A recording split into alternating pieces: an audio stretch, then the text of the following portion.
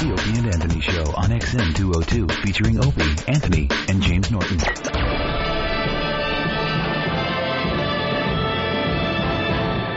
Got some bad news.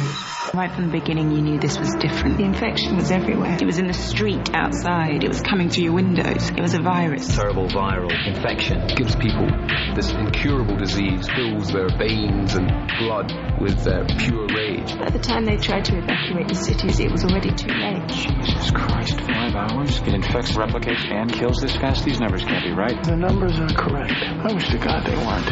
What's that one?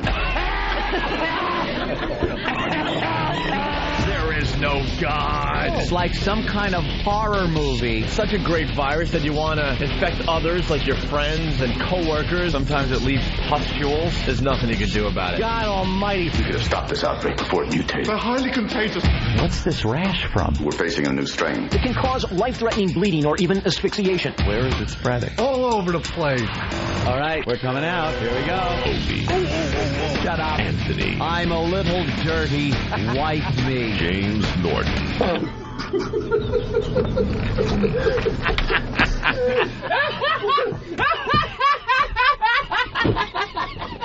But enough of this palaver. Let's get the show on the road. Hey, this is Kevin Federline. You're listening to Opie and Anthony. Hey, this is Kevin Federline chilling with Jimmy Norton. You can act like a man. What's the matter with you? Chilling. What the hell? Where did that come from? E-Rock. E-Rock got those IDs last week. I guess he did something for XM. I don't know. Did he? I don't know. It's probably gangster, whatever it was. Yeah, but it was relevant and hip. Yeah. Hey, good morning. Welcome to the Opie and Anthony Show. The O&A virus spreading across America. Our phone number, 1-866-313-FREE. That's 1-866-313-FREE. If you're going to check us out on the internet today, opieandanthony.com. I think you know by now we're in Grand Theft Auto, the latest game. Yeah. For the PSP. We all did voice work for the game. Voice work. And our characters are now up on opieandanthony.com. They are. Yeah, absolutely. You got Club Soda Kenny as a cop. You got Foundry Music Danny up there.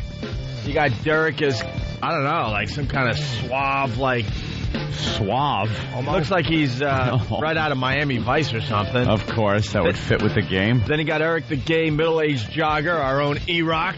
Yeah. Plays a gay jogger in Grand Theft Auto Vice City Stories. Also, myself as a cop.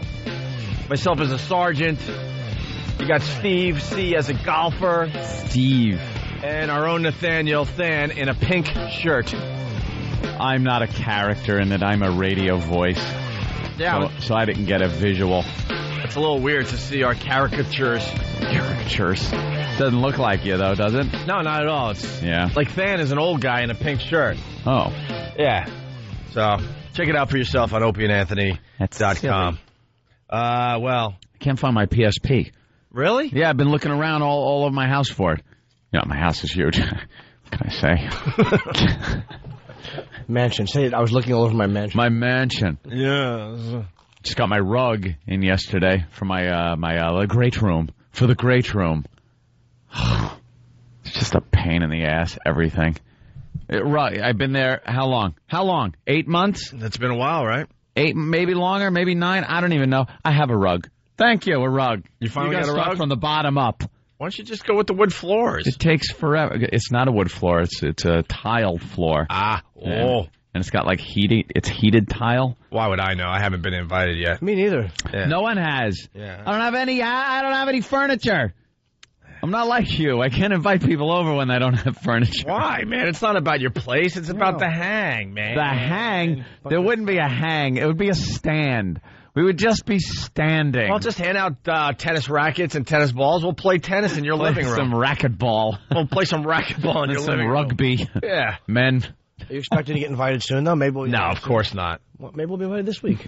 Maybe this week? I look at my mailbox every week hoping for an invitation. For an invite? For housewarming. Well, let me tell you something. Living room furniture is coming soon. And the second I have a living room, where people can sit. Yeah, all right, whatever. Then you will all be invited over. I'm sure we will.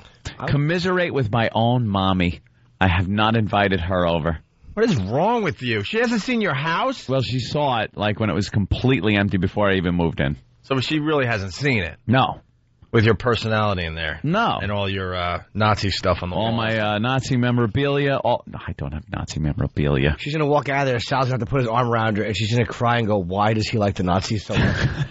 No, Ro, he just collects stuff. It's okay, Ro. As long as the checks come in, Ro. I have a feeling we haven't been invited to Anthony's mansion because he's got stuff hanging on the walls and stuff, and it's just too much of a hassle to hide the stuff just for an afternoon to have us over. So instead, he comes up with all these excuses why we can't be there. I wish. Anthony likes boy art. Boy art. Like Mapplethorpe stuff. Boy art like Pee Wee Herman. No.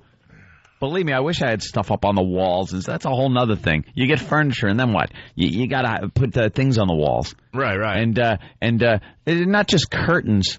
They're called window treatments. Are they? I have to put up window treatments. Since when did that happen? Where curtains or blinds all of a sudden turn into window treatments so they could jack the price up tenfold. I went to the same place that did XM's, those little things in the room they took. It was good. Oh, yeah?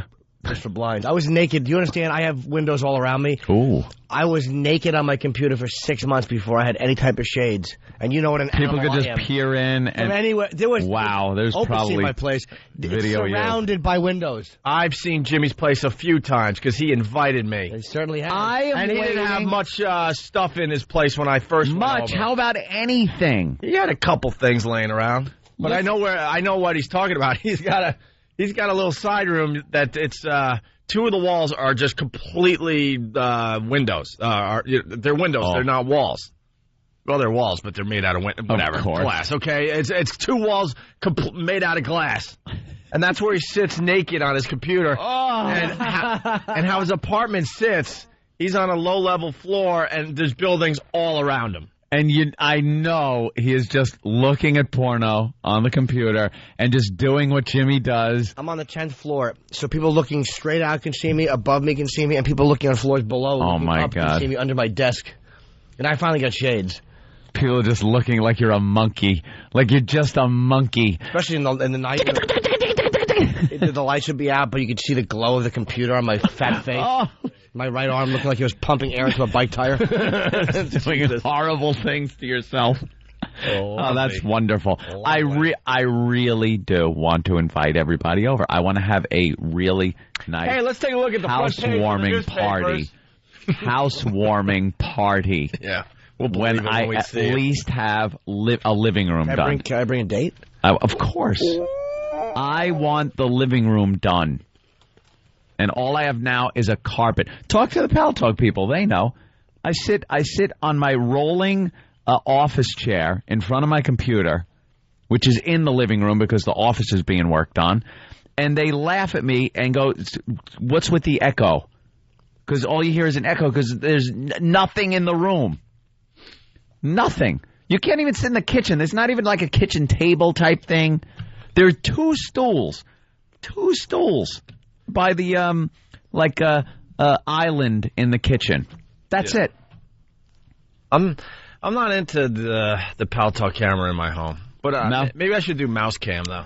You should do mouse cam. That would be hilarious. That would be funny. Just put it on the mouse trap. Right. Leave it rolling and see if somebody can catch the mouse getting slammed in action. That would be awesome. Mouse cam, Opie's house. I haven't seen any mice in a while, which is good. Good news. Hey, Rummy's out. Rummy's out. Big news. Man, I think we talked about this on the XM show, how bad Bush effed up. For the selection to go this way for the Democrats. Everybody just bailed. It is now official. The Democrats run the House, and breaking news, officially, they now run the Senate. Yep.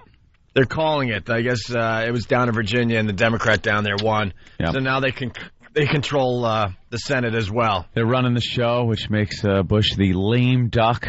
But wouldn't you say it was so bad that they elected... what were you saying? I forgot. A Muslim.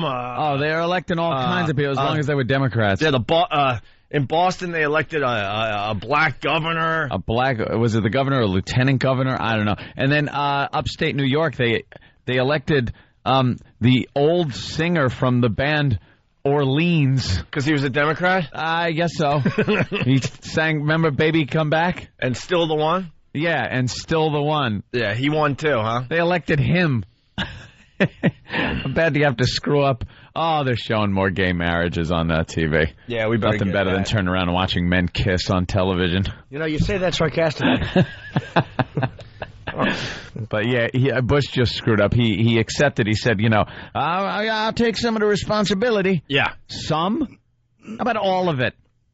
The guy screwed up. All you really had to do after 9/11 was make the country feel safe. Yep. That's it.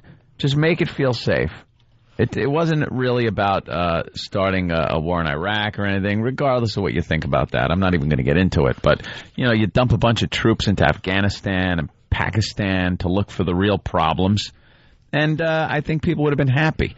You do things around this country to make things safer, which I think he was doing and caught a lot of flack from it because a lot of the ACLU and civil rights groups and stuff come out and say, well, this is bad. The torture stuff, the alleged torture of detainees at Guantanamo. I think that's just the other side bashing them to try to make points. I think that stuff is good. Yep. I like that. Right after 9/11, people were all about Rumsfeld and all about torture and all about that stuff. And then as the years went by, people forget. They get a little complacent, and they don't want to see those things anymore. Nothing wrong with torture, though. Let's be honest. Nothing wrong with torture. Nothing wrong with torture. I can rest assured. Let me. I'm not going to say 100% because you never know what's going to happen. But I can pretty much say my own government is not going to torture me for things I do. That's just go out on a limb. I'll say 99%. 1% chance because you just never know. You never know. Who are they torturing? I call them riffraff.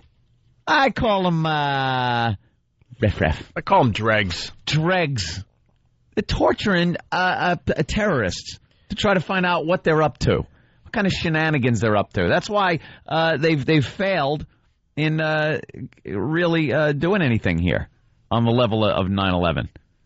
Because we're doing things, and that kind of stuff I like.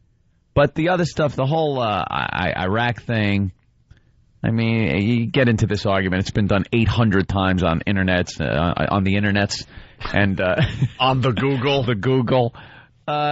That's just getting a little silly and out of hand. Yeah. If I could really put them in strong terms. That's silly and out of hand. That's amazing. I don't need to listen to Sean Hannity anumore. No. Because you just nailed it. I nailed it right there. Silly and just out of hand. You're just brilliant. The New York Post. Rummy had to go. Rumsfeld.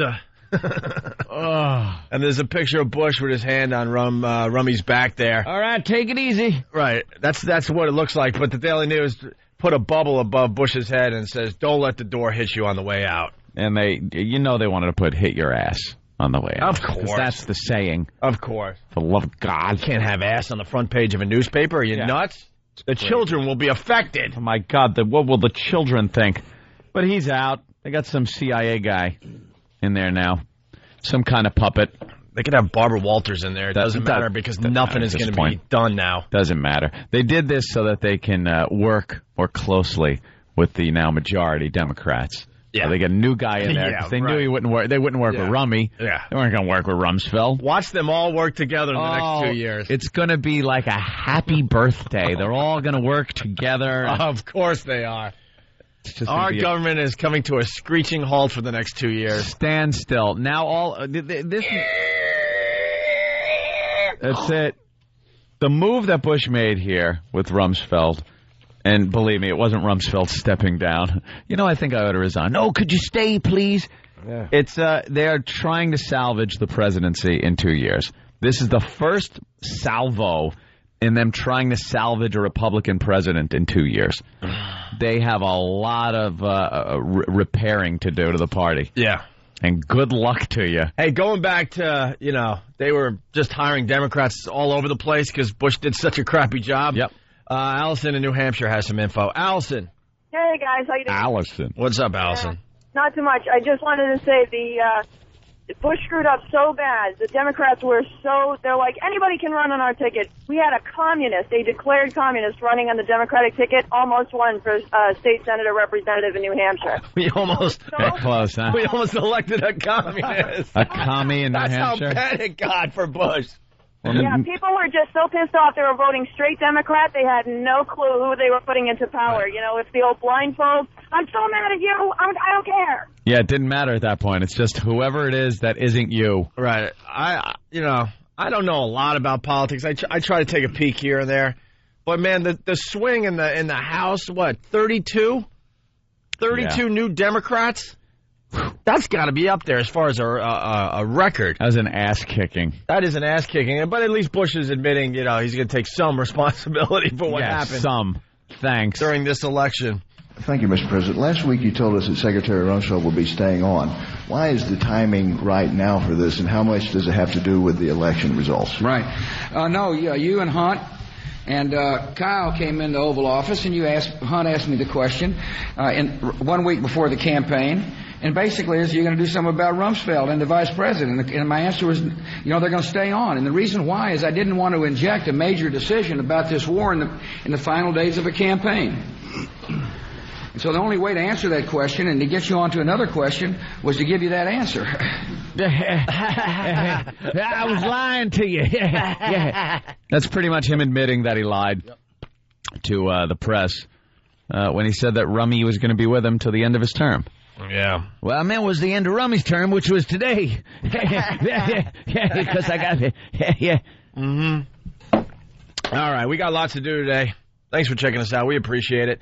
We have in front of us, we have that too, Jimmy. That's very exciting. That's better.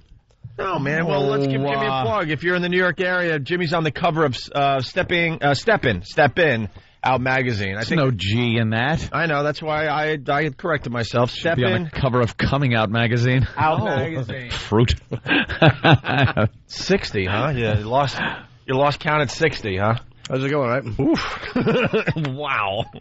No, it's a good article. Check it out. It's on newsstands now. A few exclamation points I don't care for. Yeah. And if you're reading the article, Jimmy had nothing to do with the exclamation point. Yeah, wherever you see exclamation points, put a period there. I never write exclamation points unless I absolutely need it. Jimmy hates exclamation points for the new listeners, and this article is just filled with them, and it had nothing to do with Jimmy. It had something to do with the writer. There were more of them, but some got taken out, but they should have all been taken out. Yeah, because you didn't talk. You just don't talk like that. Hey! But front page is stepping out. That's very cool. And, of course, the big show tomorrow night, right, Jimmy? Hammerstein, yeah. A bunch of us are all going to check out Jimmy. Hammerstein Ballroom here in New York. Oh, I hope my jokes are well received. And also, I think we got to do this right away. Uncle Willie's Tickles. Uncle Willie rules. Uncle Willie Tickles? Uncle Willie's Tickles? Well, yesterday we were talking about kids' songs and how they're inappropriate. We don't think they're inappropriate, but some do-gooder out there. Well, that Ladybug song was a bit much. You think? That was a little bit much. Let me play this really fast. Because this led to Uncle Willie's Tickles. There was an album that was put out for kids to fall asleep to, I guess, little lullabies or just have fun in their little rooms with. And a lot of parents weren't checking this out because it's a kid's record. Yeah. And when they finally listened to some of the words, they were a little horrific. And one of these little children had trouble sleeping at night. And correct. The parents listened to the record and realized perhaps this was it. Well, here's the grandma, the do-gooder. Yeah. Shouldn't she just be making sauce somewhere? But she's protecting all our children out there. We got a call from an irate grandmother who was so upset over an innocent gift she bought her grandson, she never thought it would affect him so badly. You may even own one yourself and not realize what it is. Debbie Jurgensen is a wonderful grandmother, but she's feeling awfully guilty these days because of a gift she gave her grandson. To think that I gave this to him, thinking it was going to soothe him to sleep, and then to find out that he went through 4 days of pure horror and was hysterical crying every time he went in his happy little room, and it was my doing. Believe it or not, the gift Debbie bought was this stack of children's CDs called 101 Toddler Tunes. We started playing the CDs and putting them on at night for the little guy, and he wasn't sleeping too well, and then my husband thought it might be the music, and I thought he was crazy. until one afternoon I put it on to play with him in his room, and there was a Ladybug song. He was right. This is just one of the songs little Michael had been forced to listen to while he tried to fall asleep. Ladybug, ladybug, fly away home. Your house is on fire and your children will burn. I can't believe this is what they say. On fire and your children will burn. Isn't that nice?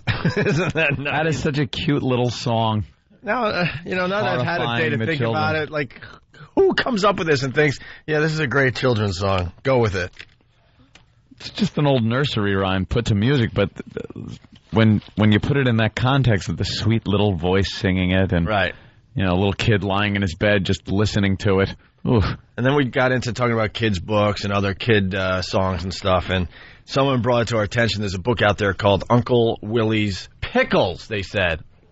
Yeah. But it's actually titled Uncle Willie's Tickles. Tickles. Can I just read the back before we go to break? Oh, yeah, you turn that thing over. This is what this book is about. Uncle Willie tickles Kyle until his insides feel like they're splitting apart. Aw. Kyle loves Uncle Willie, but not those tickles. He wants to hide when Uncle Willie visits. He'll put spots all over his face so Uncle Willie will think he has chicken pox and leave him alone. All right, look at what Uncle Willie's got. Not chicken pox. Chicken pox. He'll tell his mom he's sick so he can stay in his room. But instead he tells her about Uncle Willie's tickles, and then he tells Uncle Willie too. Ooh. This Kyle sounds like a snot-nosed tattletale. Right. Ungrateful nephew. And that's what just tickling him, right? All Uncle Willie wants is to tickle a boy. And that's what the book's about. Can we have, like, people playing the parts here? I would hope so. You want Steve to play Uncle Willie? Yes, of course. Why?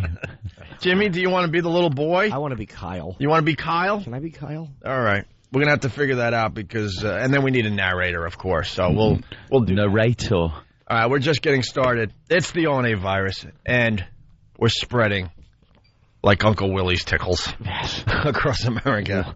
Hear what everyone else is talking about. ONA Uncut and Live, continuing the show on XM Satellite Radio starting at 9 a.m. Eastern. Visit xmradio.com to subscribe. It's the Opie and Anthony Show.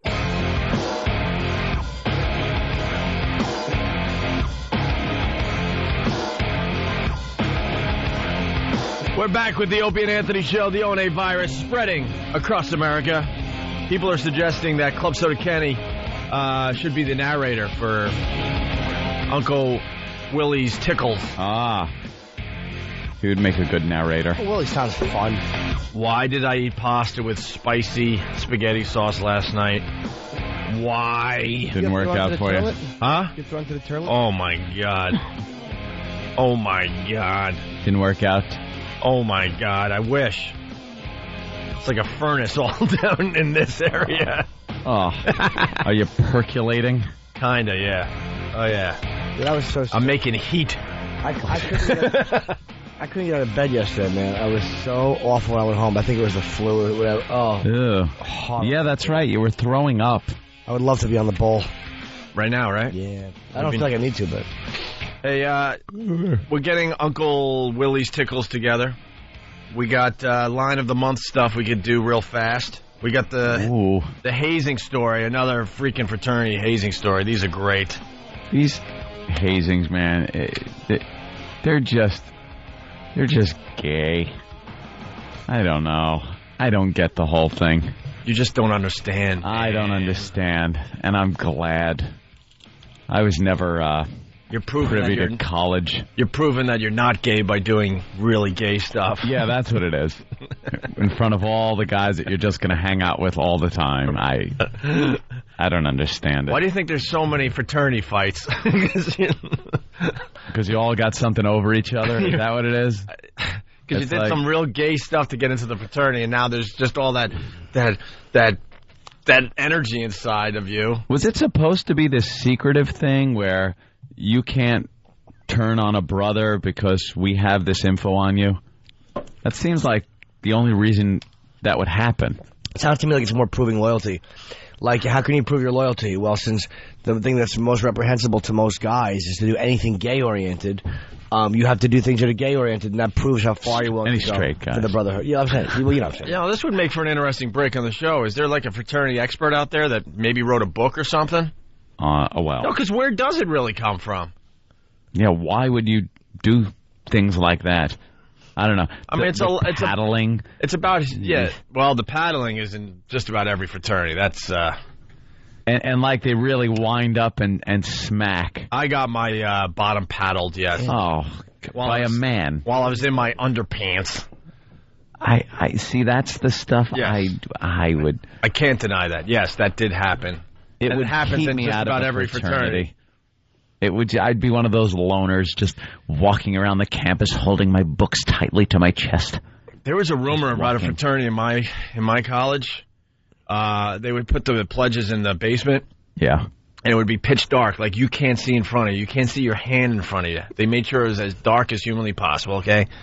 And then they would release kittens. And the brothers weren't allowed upstairs again until all the kittens were dead. Why would you want to kill little kittens? To show that you're a man. And then the same fraternity, the rumor, it's never been proven... But, and I swear to God, because I know how our listeners are. I know how our listeners are. They're gonna say I'm talking about my fraternity. Absolutely not. This fraternity, the pledges would have to put like wax lips on. Wax lips. And then they would have to do something with the brothers. Oh boy. All blindfolded. Oh boy. What kind of wax lips? I don't know. Because the wax lips that you used to buy in the store, remember the big red wax lips?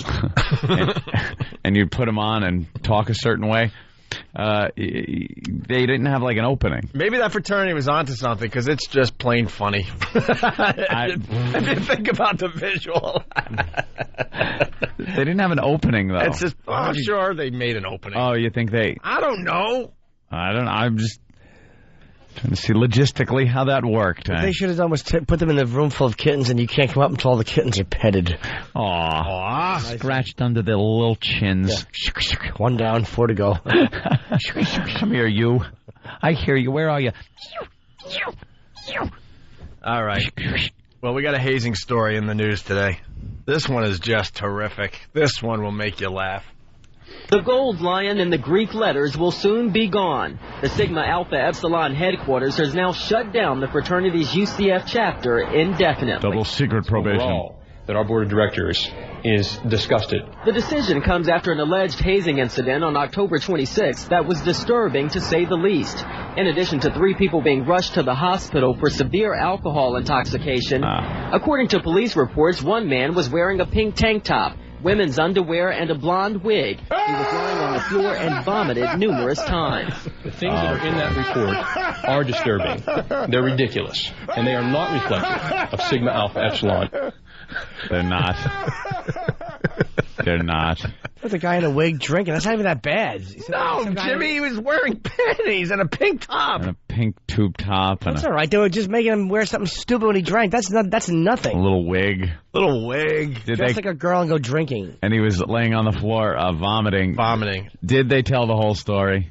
What do you mean? Because a lot of times the newspapers will leave out things that the sexy stuff. May be shocking. They'll always leave out the hot stuff. Maybe he was vomiting, and then there were other things going on. Who knows?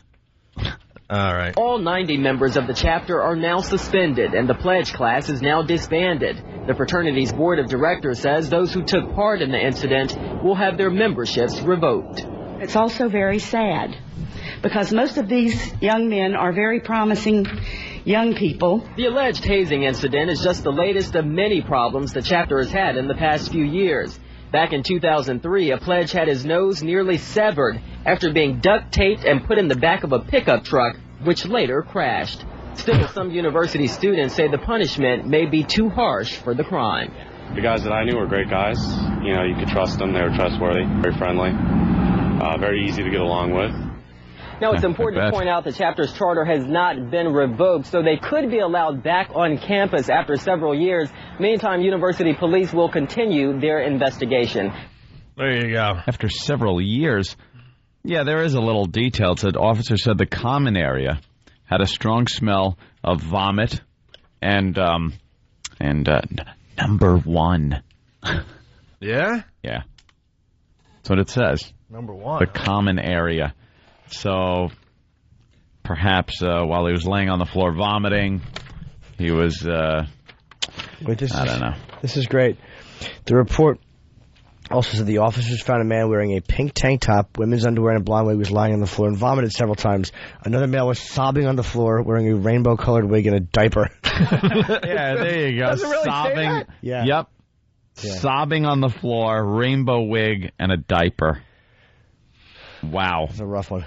Let's say hi to Eric in Long Beach. Eric, what's up? How you doing, guys? Hey. I got a story about a fraternity from College of Oneonta. Yeah. They used to do what's called an elephant train. We know the elephant heard about walk. that. We've Thank all you. heard about the elephant walk. Yeah. Just use your imagination. The pledges are nude, and they have to, do the elephant walk like the elephants walk in the circus together. I could, trunk to tail. I never did that, sir. Why is Stan leaning toward a microphone? He wants the elephant walk with you. Dan? No, I've just heard a couple other hearsay things. Hearsay, of course. It's always hearsay. An event called the Pickle Run. The Pickle Run. That's where the pledges have to transfer a pickle to one another free of hands. Oh, yeah.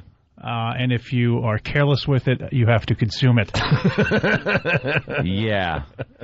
Yeah. I've heard about that. We're forgetting another guy here. It said at first these students wouldn't let the police into the fraternity house because they were performing a ritual, they said. The police went in. Apparently the ritual included males dressing up like women, drinking till they had to be hospitalized.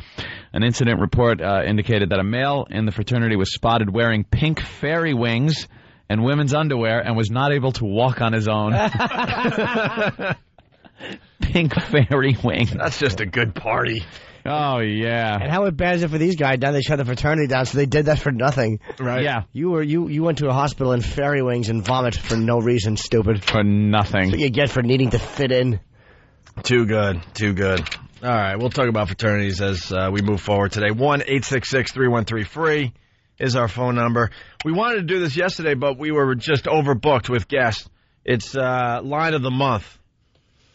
The boys behind the scenes keep track of all the great lines on the Opie and Anthony show, and then they compile a nice list of the best lines of the month with great one lines. winner. The great lines. The great ones. Of course. By the way, there's something going on Pal Talk today. Is Pal Talk exploding? Are more and more people joining the Pal Talk community, Anthony? Yeah, I think so. Yeah, it's getting huge. For the new listeners, we got cameras in here every single morning, and you can check us out as we do our radio show. Yeah. And then we can check out the listeners as they listen to the show. It's just a bizarre thing. And then most of the time, unless we're talking about something really secret, right? You could look and hear what we're talking about during the commercial breaks and stuff. Well, I'm getting word that there's a girl on Pal Talk today.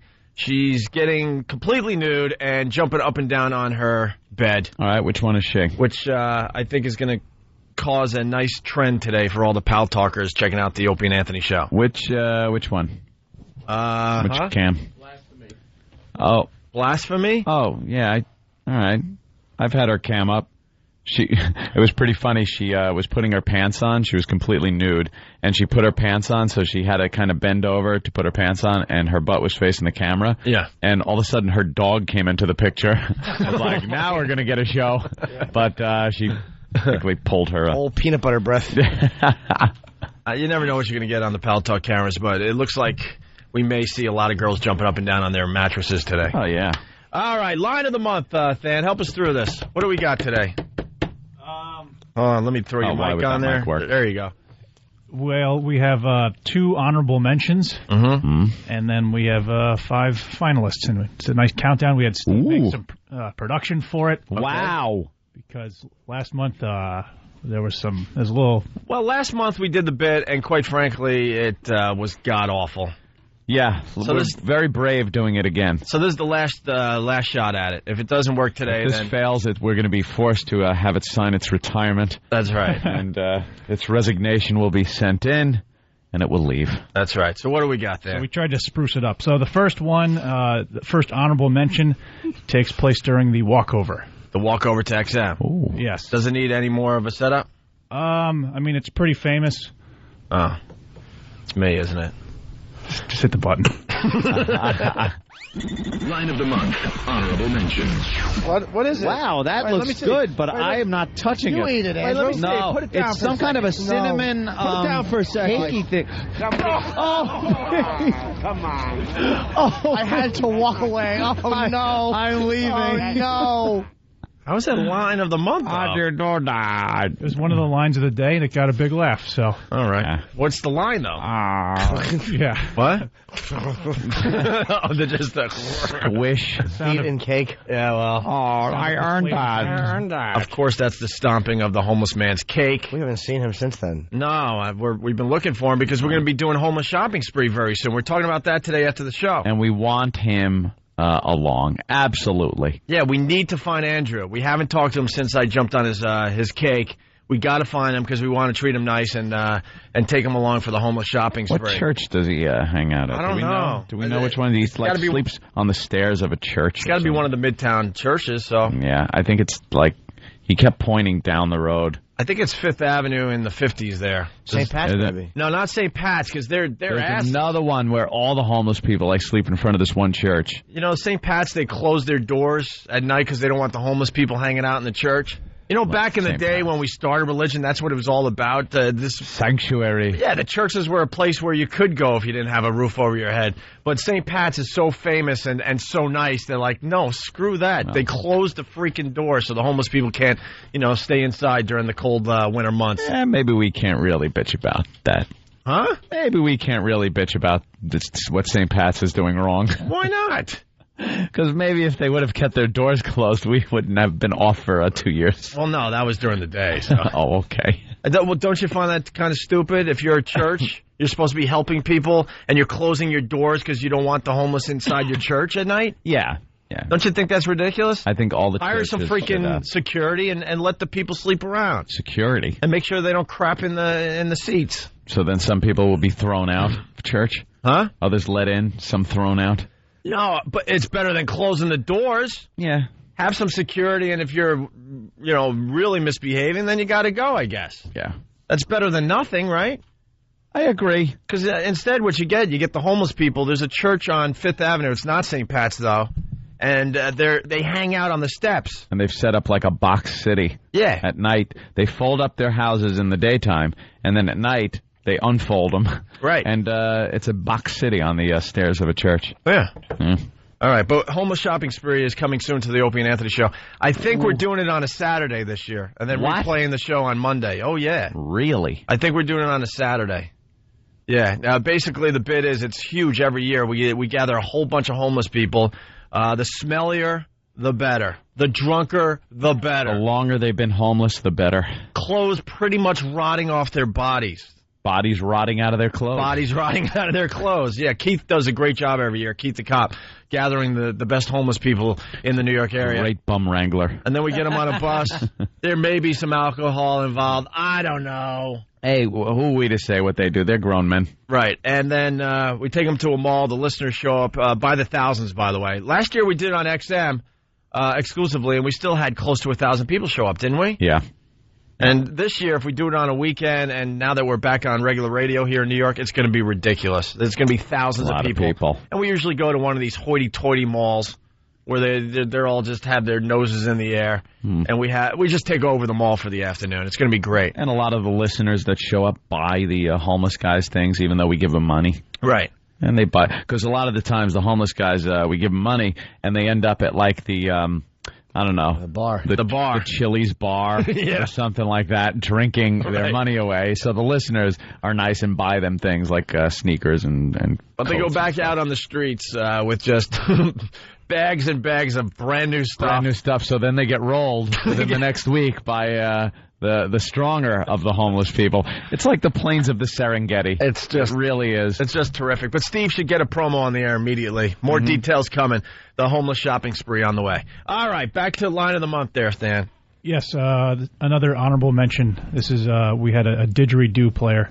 Oh yeah, in the XM studio. Of course we did. All right. By the way, the cake stomping is on YouTube if you want to check it out. I'm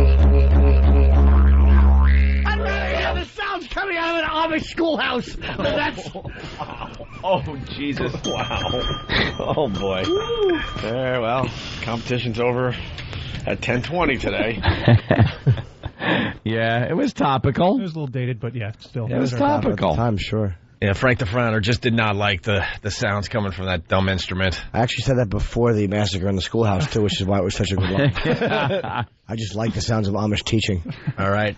What else we got here? And now here's the official countdown begins with an even more exciting piece of production from Steve. This is one of our comedian guests talking about the lows he hit during his heroin addiction. And we'll hear that after we take a break. Oh, wow, what a tease. It's the ONA virus spreading across America. Opie, Anthony, Jim Norton, and the comedians of the Opie and Anthony Show are appearing in a special holiday edition of FHM. On sale now. It's the Opie and Anthony Show. Back with the Opie and Anthony Show, the ONA virus spreading across America. We're in the middle of Line of the Month. Yes. This is our second shot at this bit. We'll see how it works today. We're up to what, the top 5 there, Sam? That is correct. All right, why don't you give the setup once again that you did before the break. This is one of the comedian friends of the show talking about the lows he sank to during his heroin addiction. All right. Opie and Anthony's top 5 lines of the month begins now. Number 5. Ah, there you go. Okay, so he was selling his manhood. Yeah. And, yeah, I was real bad at giving... well, there's really no way to say all that. I ever heard was, get up, I'll do you, you're worse than my wife. An actual story. You're worse than my wife. Because Rick Shapiro. Oh, God, that was funny. I forgot about that. That's terrific. That was the 5th best line of the month? Yes. All right, moving on to number 4. Next up, this is the... you guys were talking to an overweight female caller. Okay. Fat broad. Yeah. All right. Number 4. When your husband goes food shopping and puts the groceries away, does he have to hire a rodeo clown to distract you? Oh, he's been feeding all in coffee. And the stupid fatty, tries to answer the question. No. He really doesn't? What an idiot. He didn't want to know the answer, lady. Yeah. That's very good. All right, we're up to number 3. Yes. Lines of the month for October, even though we're in the middle of November now. A little behind, huh? All right. This is when you guys were playing Picking Up Girls Made Easy from the 70s. That sort of documentary on how to pick up girls. Yeah, groovy. Number 3. So he's just trying to get some He's trying to get some action. All right. That's why but the way he complimented her hair out of nowhere. This is when in '75 when a condom was he was uncircumcised. Oh,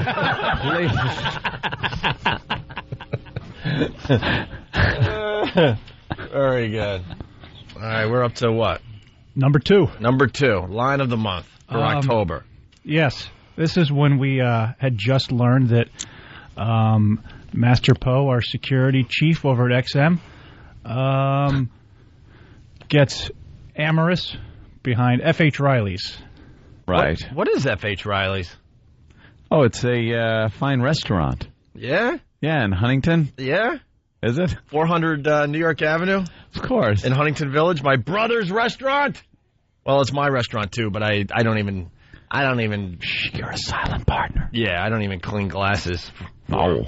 All right, this is the runner-up line of the month for October. That's correct. And it's Master Poe, and we found that he does stuff behind the restaurant, right? Okay. Number 2. Yeah, Poe. The FH doesn't mean here. No, you didn't! No, you didn't! Anthony, runner-up line of the month for October. Nice. Yeah, very good. Well, there were rumors that his car was a rockin' in the back of F.H. Riley's. Allegations. We don't know. Cheaper than a motel, gentlemen. Yeah, and the next up is the winner. Wow. Line of the month. Where's the fanfare? Well, Steve does the fanfare. Hopefully Steve does it. All right, here is the line of the month for October. Yes, Dan. Just so you know what talking about, you guys are talking about children with Tourette's. Okay. And the #1 line of the month from the Opie and Anthony Show. You go to, all the other guys have their kids playing T-ball. Look at my son, he hit a base hit. Really? Mine's over there yelling the C word, eating dirt.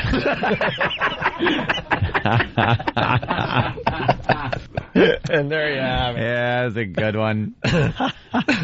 All right. The bit's a little better. A little smoother. A little smoother than like last with the month. production, it's a countdown-based thing. Yeah. You got to do it right in the beginning of the month, though. This way we don't lose the focus of where the lines came from. Yeah. Okay. Yeah, well, all right. We're on to something. Next month it'll be even better. All right, moving on to other things. Chris Hansen is doing the whole Thailand sex trade thing. We got Uncle Willie's Tickles. We're getting that together still. Chris Hansen, they're kind of tying that whole Dateline thing into a suicide. Yeah, that happened. He says that they're not connected or something? Well, the guy never went to the house, but the perverted Can you explain the justice- story? Because I don't even really know. Yeah, there's some some government official. I'm not sure of his exact title, but he was involved in the public eye, and apparently he had gotten caught up in a sting operation with Perverted Justice, who works with Dateline during those pedophile. Dateline exposés uses they do. Perverted Justice. Yeah, they're separate entities that work together. But they were setting him up to come to one of the houses. Okay. So they were using Perverted Justice to communicate with this guy online as a child, to have him show up at the Dateline house with all the cameras. Apparently, the guy wasn't going to show up at the house. He was a little gun shy. But now this is something I didn't know, and I don't think anybody else knows. Even if you don't show up at the house, they're coming to get you. They're coming to get you. I guess he said enough online that led the police to believe that he was going to attempt to meet with one of these people at some point. Now, the last thing I want to do is, defend these perverts. Yeah. But how is that legal? Because you're not officially talking to an underage kid. Yeah, I'm not sure how far this guy went, if it went on to phone conversations. Conversations with a fake underage person. Yeah, but what kind of photos he sent? He may have sent photos. It could have been sending pictures. I'm not sure either. It could have been the whoever's on the phone, even though they're of age, saying that they are a kid, and then this guy. But that's the only part I don't understand. Go after these guys, of course. Lock them up, of course. Do what you have to do. But it just doesn't seem legal if the guy officially is not having a conversation with an underage person. It's got something to do with intent, because it's like that with drugs, too. Like, I don't know the exact law, but if you are selling soap as drugs, you're still going to get busted. You're still going to get busted for drugs. And you're going to go to jail for selling soap. I don't know, but they can still bust you. I mean, I know if you go to buy from a federal agent and it's like really, say it's baby powder. Right. You meant to buy cocaine, but it was like baby powder. You can't argue, well, it was baby powder I was buying, because you thought you were buying cocaine. So if you think if the intent is there that you're it's all about the intent. Go to have sex with an underage person, then they can bust you for it. So this guy apparently had done enough where they were serving the warrant and they were going to arrest him, and they heard a pop from upstairs, and there he was, dead. Obviously. So they came to his house. Yeah, they went to his house to serve a warrant. Dateline wasn't there at that time or anything. But I guess the information they had gotten was part of that Dateline Perverted Justice thing where they wanted this guy to show up at the house. He just never showed up. Right. So they're kind of peripherally involved. I guess Fark.com put something up there like Dateline kills its first pedophile. It's great, good. Pretty funny. The more of them that do that, the better. Yeah, go ahead. Guy just talking saucy, though. I don't know why you're all... get yourself all... saucy. Don't get your panties in a bunch, fella. You were just having a little saucy talk. People don't seem to understand. You cannot talk with underage people on the internet. Yes, you can. You really can. It's fun.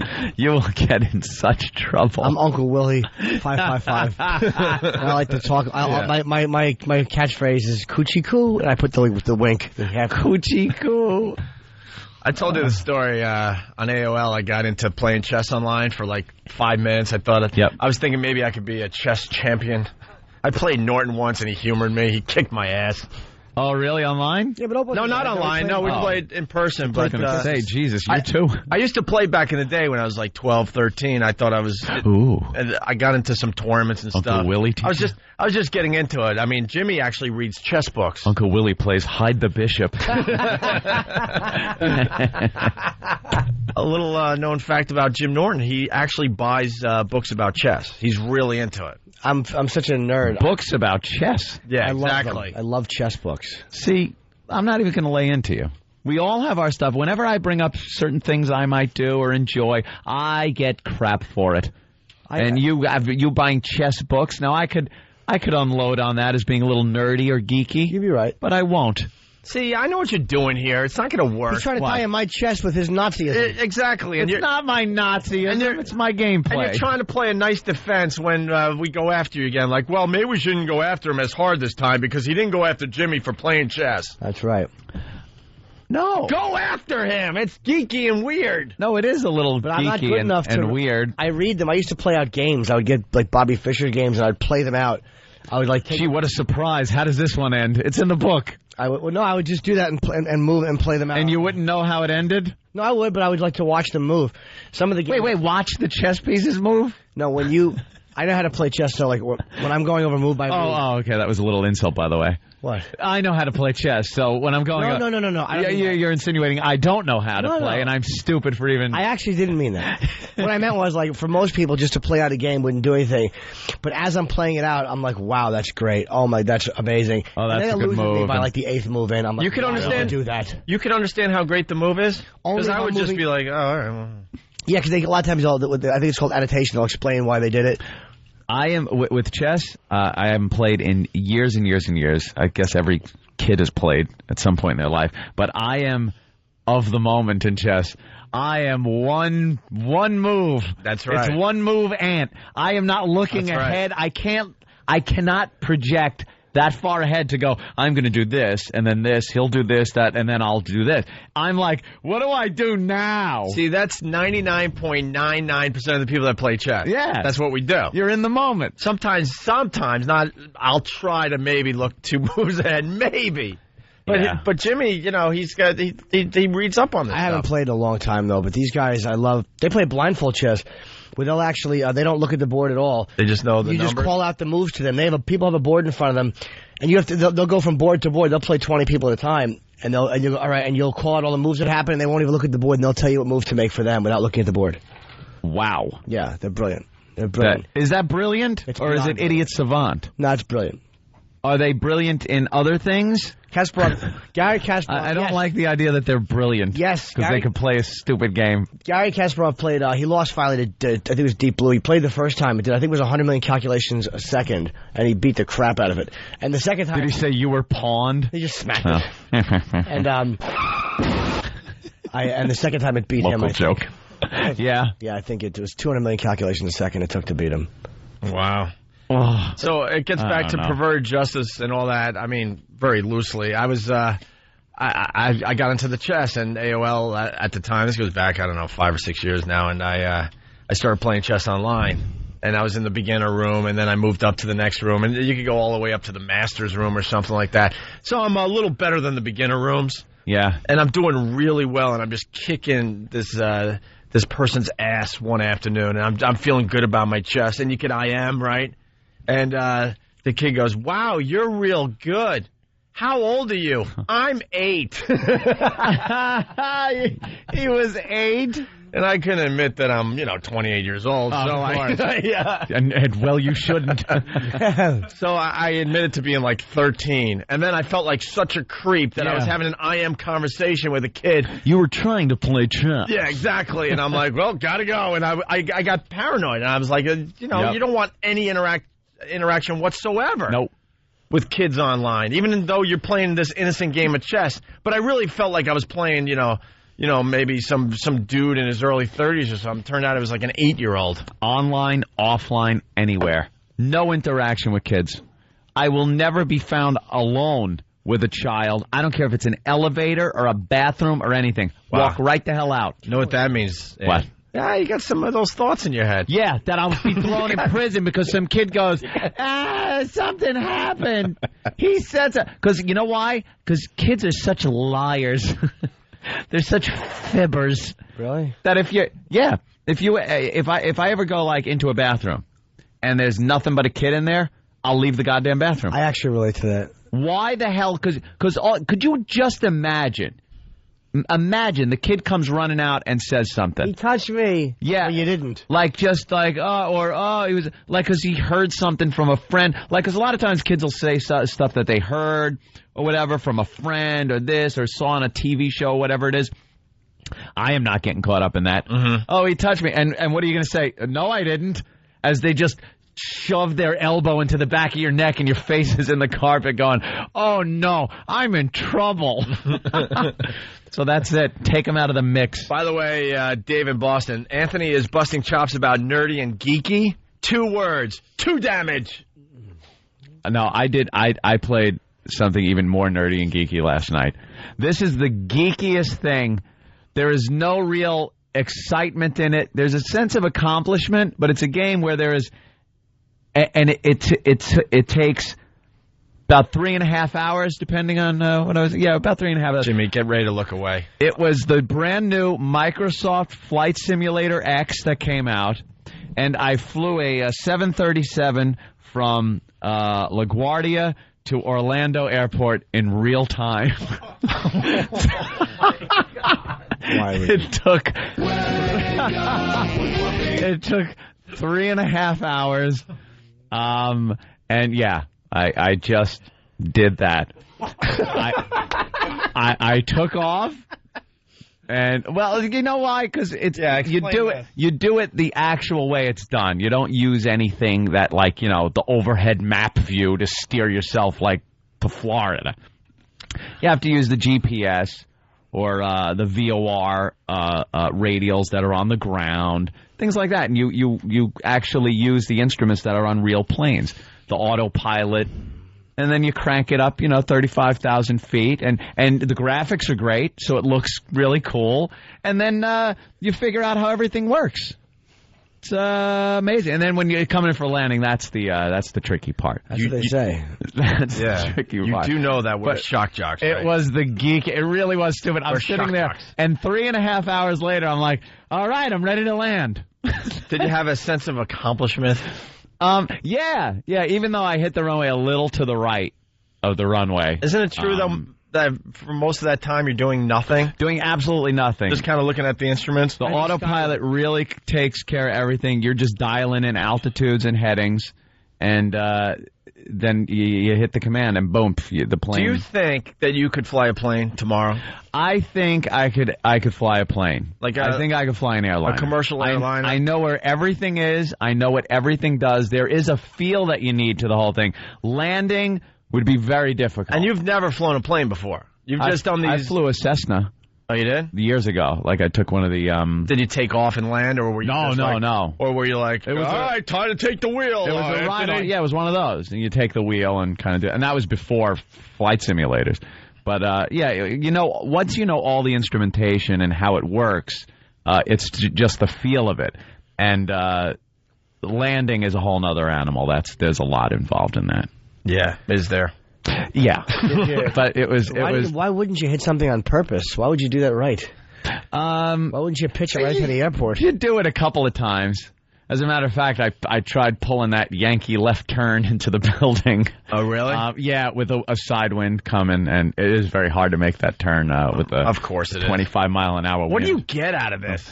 It's actually you something about aviation. The graphics are great, so you can look at places and landmarks and stuff like that all over the globe. There's 25,000 airports all around the world that are really detailed. There's air traffic control, air traffic, ground traffic. So you got to interact with air traffic control. Mm-hmm. There are missions where you actually have to obey air traffic control and go to the proper altitudes for the direction you're flying in and things like that. And it's interesting. Does it look like the sky's in front of you? Yeah, it looks really cool. Like the clouds and the weather.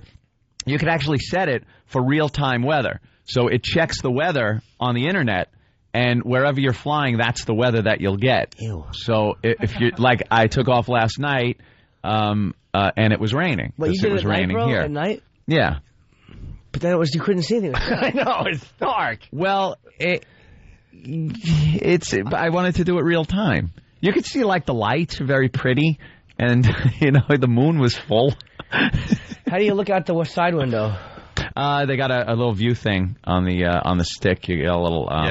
It's called a hat switch, and you could turn around. You can look at any portion of the flight deck and switches and knobs galore for everything, so you know where everything is. You need a good gaming card?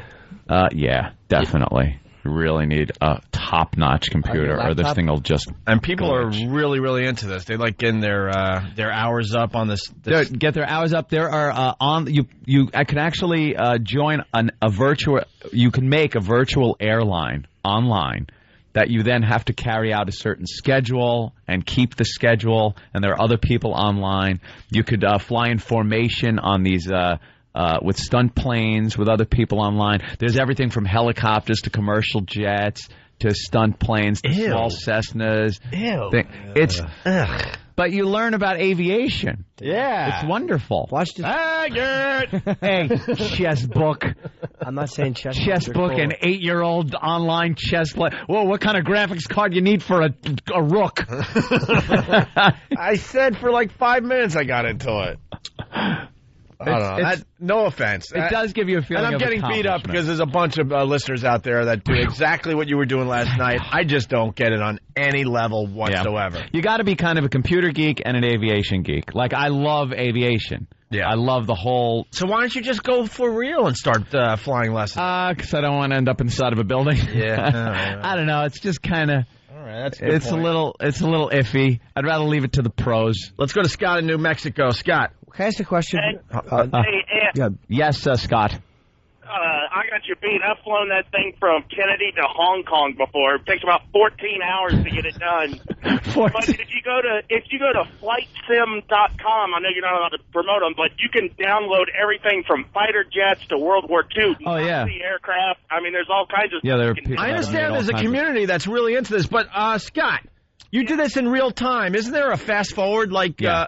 There is. How do you not hit the fast forward just to get a couple hours done, knowing for a couple hours you're going to do absolutely nothing?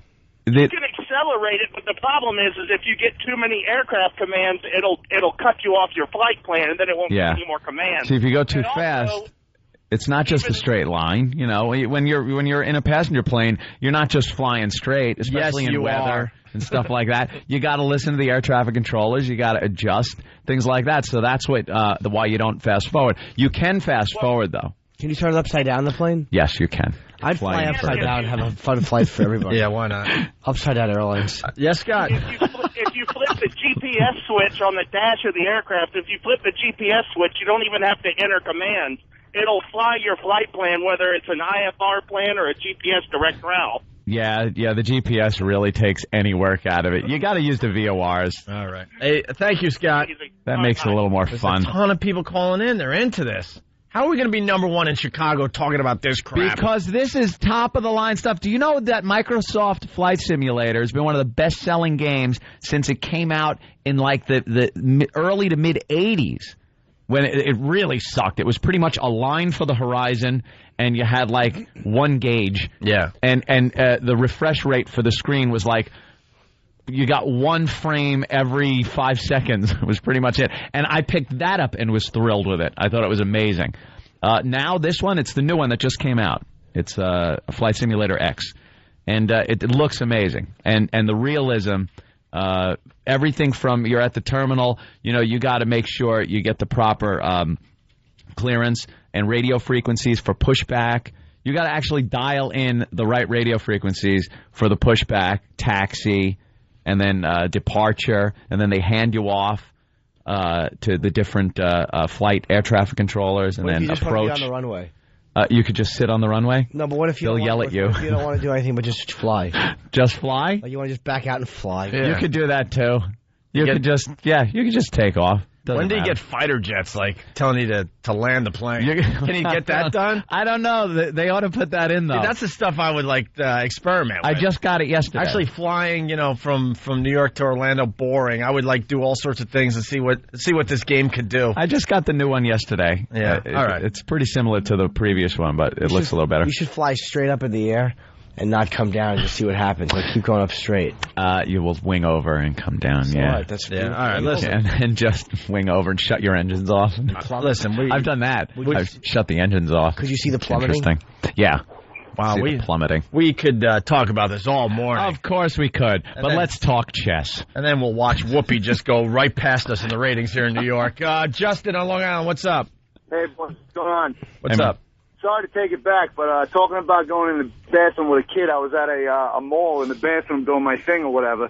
Little kid walks in there. He's going to the bathroom. He walks over to me. He's like, mister, I made a mess of myself. So I said, go wash yourself in the sink or whatever. So I walk out of the bathroom kind of the same time as him, and he goes over to his mother, and he goes, Mommy, I made a mess, but this mister helped me clean it up. Oh, brother. The face on that mother was unbelievable, man. See, that's what you don't need. See, we got to talk about this a little more after the Take break. yourself out of the whole situation immediately. Yes, my friend. I know you're an 18-level wizard. Can't you land a plane with your wand? Very good. Yes. All right. Yes, I can. Yeah, after I can the break. fly without a plane. I'm a wizard. After the break, we'll talk about how kids have gotten you in trouble when it was just an innocent situation. Let's get into that. Are we going to do Uncle Willie's tickles today? I hope so. No, I don't sit and wear a captain hat in front of my computer. Yes, you do. You probably do. The captain's hat. You probably do. Dork. Oh, my God. He makes believe he used to fly in Vietnam. I sit in my office with the door locked, and my girlfriend has to have a special knock to come in, so I know it's not terrorists. I'll bet you have a little peephole you put in the door. Yes. No, I don't. Let's take a break. We got lots to do still. Bob Saget's calling in today? All right. It's the ONA virus spreading across America. I can walk on my hands. I can fart and chew gum. I play the oboe. I can ride a unicycle. I wear a bra and laced panties. So your talent is being queer, Travis? It's the Opie and Anthony Walkover Talent Show. If you have a unique skill, talent, music group, or physical affliction, we want to exploit. You can email Steve at FoundryMusic.com with your ideas, or you can just show up during the walk to XM and start shucking and jiving. Shucking and jiving? Jesus, Danny. I don't write this. It's the Opie and Anthony Show. Opie and Anthony, XM 202. Good morning. It's the Opie and Anthony Show, the ONA virus spreading across America. Thanks for checking us out. If you like what you're hearing, maybe you can tell somebody about it. That's how we spread the virus here. John Hayden from Philly. He writes on the instant feedback, I suck on the phone, but I was on vacation with my girlfriend and her family. The 9-year-old sister was there. I was walking out of the kitchen, and the girl jumped in front of me, and I walked into her. She fell down and was going to hit her head on the table, so I grabbed her hand as she fell so she didn't get hurt. Her mom saw me grab her hand, and it was quick, so she assumed that I had hit the girl, which is why she was falling. The mother told her brother, who started giving me death threats. Ain't that great? Oh, there's more to the story. I ended up having to break up with the girl a month later because her mom made my life a living hell anytime I came around, calling me a piece of ass and the like, all because I stopped her little girl from getting hurt. I effing hate parents. Oh, it's something we're talking about today. Kids put you in these weird situations. Should let her crack a little head open. And it's something that is very innocent, but maybe the parent walks in at the wrong time and starts thinking, what the hell's going on here? Exactly. Oops. Like, it was on fire, and I had to spit on it to put it out. Let's go to Nick in Maine. Nick, what's going on? Hey. I thought a snake bit him there. I was sucking the poison out. Hey. What's up, Nick? I just wanted to call. I ended up getting a ticket for the Guns N' Roses concert. They ended up canceling on me and shit.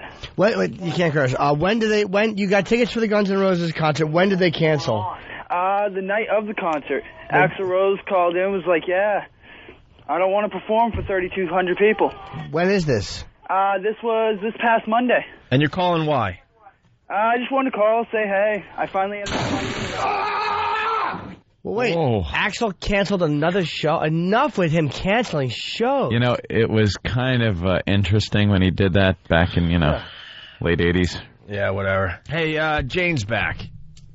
Jane? We can't get this done, though, Jane. Jane's from Chicago. Oh, right, okay. She's a deaf friend of Karen Meyer. Karen Meyer, the deaf reporter. We make fun of because it's just hilarious to see someone on TV that's deaf trying to do TV news. I'm sorry. Oh, I heard you It's a talking to freak Jane. show. I didn't think that was appropriate, actually. She does the reports on handicapped people. Right. They give her the story. She's deaf, so she can't really speak that well because she's deaf. And her friend Jane is calling to defend her. Her friend Jane, also deaf, has to use some kind of a relay thing. Right. She uses a relay service. She's going to try this again. So we talk, and then somebody types it. Right. She then sees it at her house and has to, I guess, type in what she wants to say back, and then the person, the intermediary there, talks to us. It's a nightmare. We'll try it again. All right, let's see what she has to say. Jane, welcome to the Opie and Anthony Show. This is Sprint IP Relay Operator 253, and you know how to use the relay service? I have no idea how we use the relay service. Miss, this is on the air, by the way. I'm still going to explain the relay. The person on the line is using a free internet service to communicate with you. The person's going to type their conversation, and I'm going to read it to you. Okay. When you hear the words go ahead, it means it's your turn to speak, and at that point, I ask you to speak directly to the caller, and everything that is heard will be typed to them verbatim. All right, who starts? I'm going to type that to her, and then she'll begin. One moment, please. All right. All right, you guys, let's try to talk one at a time. Maybe that'll help this whole process. And I don't appreciate the tomfoolery, by the way. That's right. No. Here's Jane. She's deaf. She's going to defend Karen Meyer. Okay. The deaf reporter out of Chicago that makes us laugh on a daily basis. She didn't hear that. Oh. Thank you for holding. Reading will begin. Me, you mean-spirited people. Go ahead. Oh, that's us? So it's our turn? Go ahead means it's your turn. We're not mean-spirited. We just... like to laugh. We like to laugh.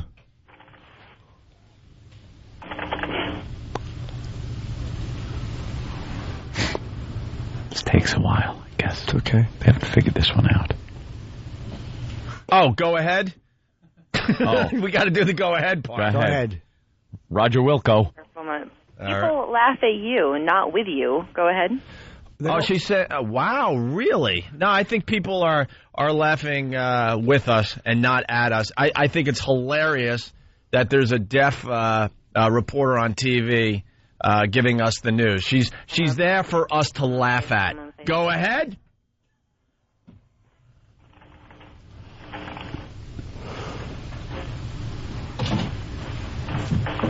Wow. What'd they do before technology? They just punch deaf people. It is not nice to make fun of people who are hearing impaired. It is not our fault. We try our best. No. She is not there to laugh at. Is trying her best. Go ahead. Mm-hmm. Well, what does it matter because you can't hear what we're saying about you? Go ahead. Is that good? That was a good one, right? Thank you. Kind of Go makes ahead. sense. I didn't even think about it like that. I thought how can the deaf get mad? The deaf and the Amish, I think, is the safe bets because they're not going to hear what we have to say. The Amish Go are ahead. safe from being moved on for like a week. Go ahead. My friends tell me Mm-hmm. you are stupid and dumb. Go ahead. Go ahead. Why are your friends listening to this show? We're despicable human beings. And how do you hear them with those two candy dishes hanging on the sides of your head? Go ahead.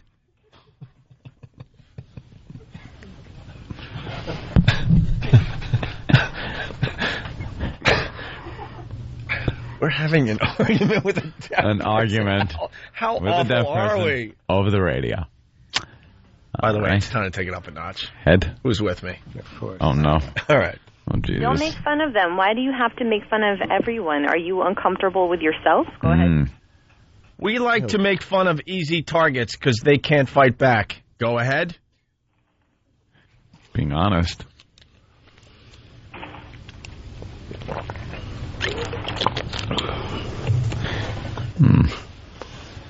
Man, this arguing with a deaf person takes a long It time. takes so long.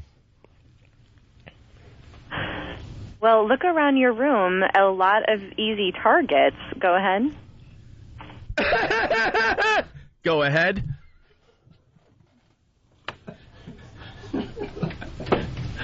Would that just be LOL? Good. It's worth it because you guys are mean people who should just leave and let Whoopi take over. Go ahead. Why don't you shut up and take your pristine iPod earplugs and throw them away? Go ahead. Let Whoopi take over. Wake up to silence. Go ahead. And you have to write that we sang it. Yeah. With musical notes around it. Mm-hmm.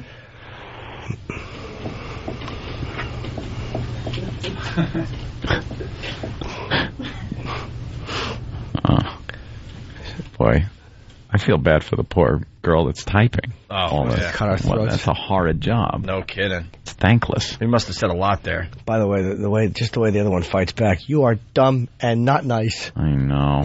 How old are you? It's like it's the least bit of information possible they put out, you know? I think we should all just get together and play Twister and have a good time. Let this all just blow over. Go ahead. Would you be comfortable drinking out of our mules? Go ahead. Oh, very good, Jimmy. By the way, operator chick, you sound really hot. That's not for her. That's for you. A lot of people checking in. A lot of people saying that. Yeah. Operator chick. She's supposed to remain neutral. I understand that. Yeah. But it's she not about knows. her. But she heard and she knows. Yeah. She knows she's sexy. She's probably wearing a little skirt. A little short skirt. Thighs are showing. Hey, everything Jimmy says, could you just type exclamation points after it? Yeah, he loves He talks like points. that. Don't talk to the operator. Talk to me. Right. Oh, right. Me. You being the deaf girl. Right. Yeah. Okay. You have to be her ear. What did she just say? What a great life that's got to be. Over. Go ahead, Roger Wilco. Hey, and do you think the operator would be up for a good shish kebabbing?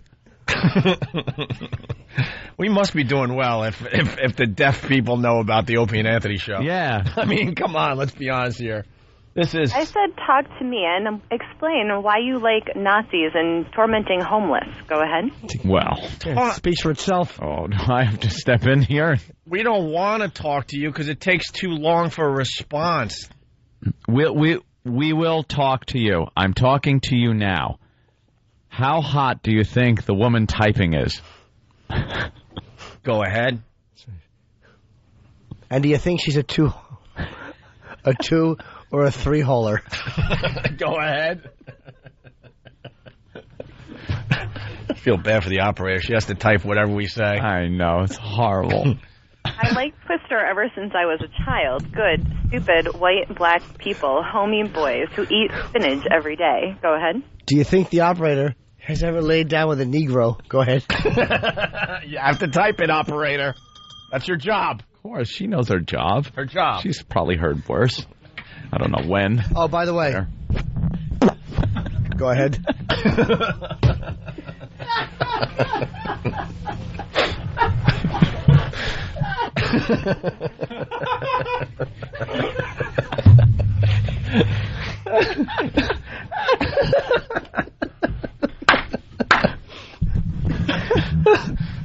Yeah, she sounds hot. I think she has nice tits. Go ahead. Oh, hey, wow. The deaf lady has a potty mouth. We just had to dump out of what she said. But Do you think she said that, or is that the operator just like pushing herself? The deaf lady probably said something else stupid like, "You're dumb, be nice." Childlike, idiotic arguing skills. The operator's all saucy.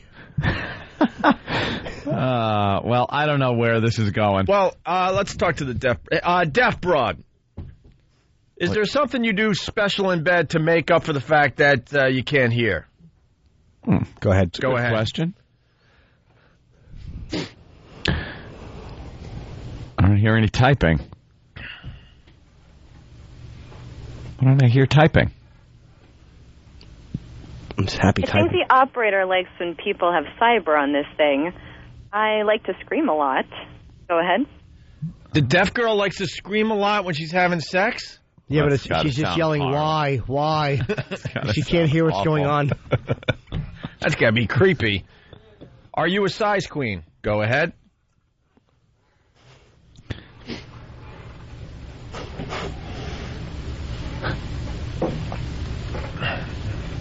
We should ask how she knows so much about the show. Yeah. I think we're on DirecTV, right? Yeah. Yeah, but you can't watch us.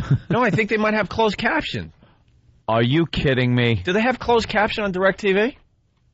That would be Because amazing. how does this deaf girl know How all does this about show us? read? Go ahead. Okay. And we got one more coming after she responds? Yes. All right. I usually call those hotlines through this thing. It is fun. Friends tell me, and can get it put into words on the internet.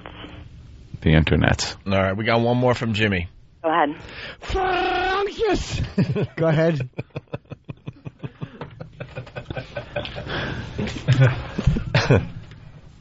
You know, this Jane girl, I think she's all right, actually. This operator's a goer. Yeah, this operator's a goer.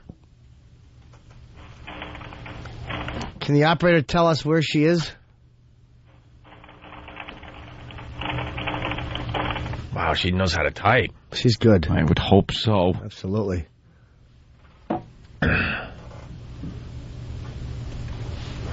We're just about done with this, Wow, right? this is hard.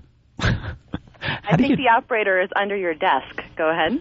Oh, very nice. All right, listen. We got to wrap up because we got to do radio for people that could hear. Yeah. Jane in Chicago, let's not forget that Karen Myers is being exploited by that TV station there in Chicago. No one is watching Karen Meyer because she's a brilliant journalist. They're watching because it's a freak show. And that's the reality of what's going on in Chicago. Go ahead. I bet you this is Karen Meyer under another name. No. You don't think so? Oh, well, wait a minute. We haven't heard her talk. Why can't we just hear her make a noise? Yeah. Well, then with that, maybe Jane could call up the show and we could just yell at her. Tell her to sing. She probably sounds like young Frankenstein. Love you guys. Punching out. Go ahead. Signing off. All right. See, she listens to listens. Thank you, hot operator Have a chick. good day. All right. Thank operator. you. Bye. All right. Oh, wow. Oh, boy, she didn't sound happy having to deal with that No. part of the conversation. Could she be? Thank you. Rich in Paramus, what's up? You know, I just drove into a pole listening to that. No. No one ever actually drives into a pole. Into a pole or a wall or an abutment. All right. You know, imagine somebody tuning in for the first time and hearing that. They're not going to know. They think it's public access or something. Yeah, no kidding. KDK1. Unbelievable. All right, thank you, sir. Let's say hi to Jack in Westchester. Jack? Best bit ever. Frankus, how'd she go spell ahead. that? I don't know. That was a fan suggestion. Yeah. She doesn't even care. Like, she just typed it up. She was miserable. How could she not be? We were asking if did the operator ever bet a Negro. Just want to hear that. Awful. We made it work finally because that Jane girl's been calling our show here and there for the last month. So apparently a friend. All right, fan of the show. Let's go to Cynthia before we take a break. Cynthia, what's up? Hey, I can't top that. I can't top that at all. Only talking to a deaf girl. Give it a try. Well, I called up to say something about things happening funny with kids, and she cut it, and that was really good, though. Okay, so what do you want to say? That there was kids in my yard swimming in my pool one time, and they'd call me, "Hey, Mrs. C, look out the window." They all had their bathing suits up in the air. Now I'm talking they're between 10 and 15. Yeah. So they're budding, and they're all holding their bathing suits up. They thought it was cool because it was getting dark out, and they could take their bathing suits off. Why'd they call you Mrs. C? Is that your name or what you act like? Cynthia's my Mrs. You're fast. So you had preteens in your pool completely naked? Oh yeah, 2 girls and 1 boy. Yeah. And the hell are you running there? A brothel? Yeah, that's what the parents thought. That's what the parents thought. Paradise, yeah. All They right. could have got me in big trouble, though. All right, we'll take more of those phone calls after the break. Thank you, Cynthia Bye-bye. from Jersey. Remember at the beach in California, I think it was? When we all went out there, laying down on the beach. And I can't stand people, if you go to the beach with your kids, I don't care how young they are or whatever, put bathing suits on them because they run around and Remember the story I told about? I rolled over, and there's this girl. She had to be maybe 2 or 3 years old, standing right next to the blanket, stark naked. And I turned around and was staring right into it, just like staring at it. And it's uncomfortable. I want to look at that. Put bathing suits on your children. Anthony, is it really uncomfortable? It really was. Is it? It really Is it was really uncomfortable? Because I couldn't get up to go into the water. I think you got some thoughts in that head, and you just want everyone to take care of it so that they don't pop out. No, it's just people don't understand. They just think it's fine and dandy to let that go on. It's not. All right, we got to take a break. High school plays Hitler's speech as pregame music. That's a huge story today. We talked about the Thailand sex trade, but we never played the clips from Chris Hansen's report, I guess. Right. He's running out of shows, isn't he, at this point? A little bit, yes. He's trying to milk that as much as possible. But he's the child advocate now. Just stick to doing what you do. He'll go to Thailand and wreck their vibe, too. Yeah, don't be a party. The tsunami couldn't clear them out. Nothing's going to. All right, why don't we take a break? It's the O&A virus spreading across America. Hear what everyone else is talking about. O&A Uncut and Live, continuing the show on XM Satellite Radio starting at 9 a.m. Eastern. Visit xmradio.com to subscribe. It's the Opie and Anthony Show. That's right. You're checking out the Opie and Anthony Show, the O&A virus spreading across America. Liz from Cape Cod, she writes on the instant feedback, when my kid was 4, she begged to stand in line to see Santa Claus, then wanted to back out when we made it to the front of the long line.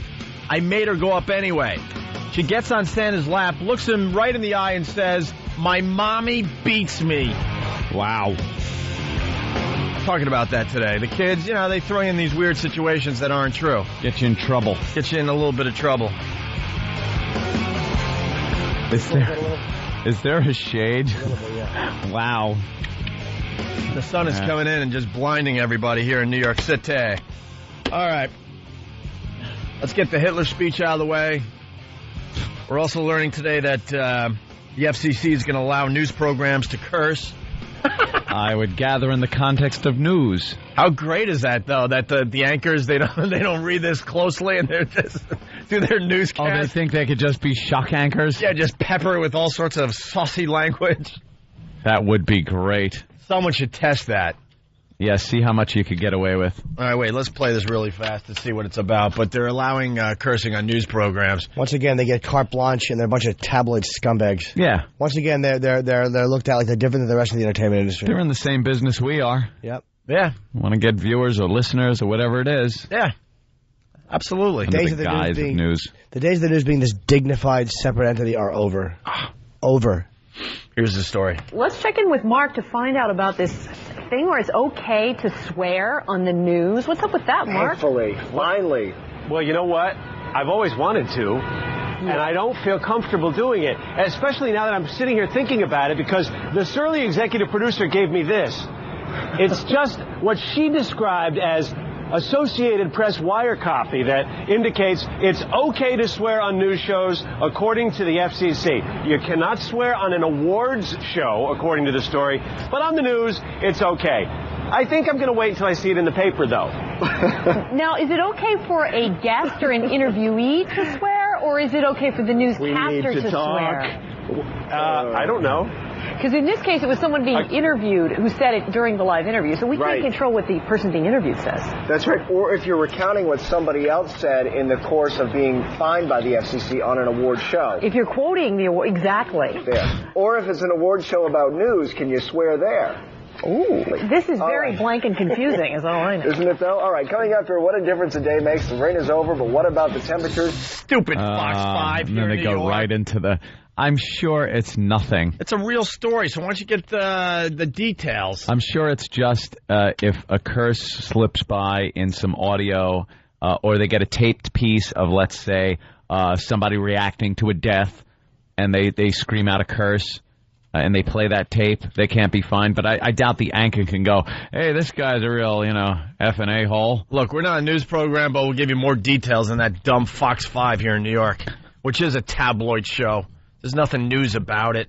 They all are now. FCC backtracks on 2 charges of indecency. It may be okay to swear on a news show, but profanities on other programs are still verboten. Verboten. The FCC announced Tuesday. The agency reversed a ruling it had made that use of the word BSer on the CBS program The Early Show was indecent. That decision in March was particularly controversial because news shows traditionally had wide leeway on language. But this week, the FCC said it was deferring to a plausible characterization by the network that the incident was a news interview, which merits a higher standard for indecency violations. Finally, the FCC upheld the main focus of the March ruling. Unscripted profanities uttered during Fox's broadcast of the Billboard Music Awards in 2002 and 2003 were indecent. In the 2002 show, Cher used the F word after accepting an award. In 2003, Nicole Richie used the F word and the S word in presenting an award. FCC Chairman Kevin Martin defended the new rulings. Yes. Hollywood continues to argue they should be able to say the F word on television whenever they want. The commission again disagrees. Although Bono cursed, and they said there was nothing offensive about him using the F word. Do you see, though, this is where these cowards, finally somebody fought these jackasses. The new ruling decided on Monday comes in the wake of a lawsuit by the 4 major broadcast TV networks challenging the March action. You see, if somebody just sues the FCC and challenges them, then they back down. They won't, though. I mean, on that one they did. Yeah, on that one they would, but the majority of them just won't. They won't challenge it. Oh, no, they'll get scared. They'll pay the fines. They'll run away. Just challenge him, yeah. Look, you might win. BSer. All right. When did that come up in the early show? Who knows? I'd love to know, because I never hear about these things. When did that come up? Why should the early show get Walter Cronkite type of respect in the news division? What's the matter with people? Yeah. Why should they have no control over what people say, but we're supposed to? Plausible characterization by the network that indecent was a news interview. So doesn't that open up radio, though? Of course. If you do an exclusive news show, let's say it's Sean Hannity, for the most part, right? Is that considered a news show? I don't know. Well, I'm thinking like let's take it like here in New York, the local 1010. Oh, okay. All right, I got you. Your local news station that's all news all the time. Blah blah blah. Are they open to cursing? Now, can they play a curse word in the line of playing a tape of a story or something? Or now Sean Hannity. Is that considered news?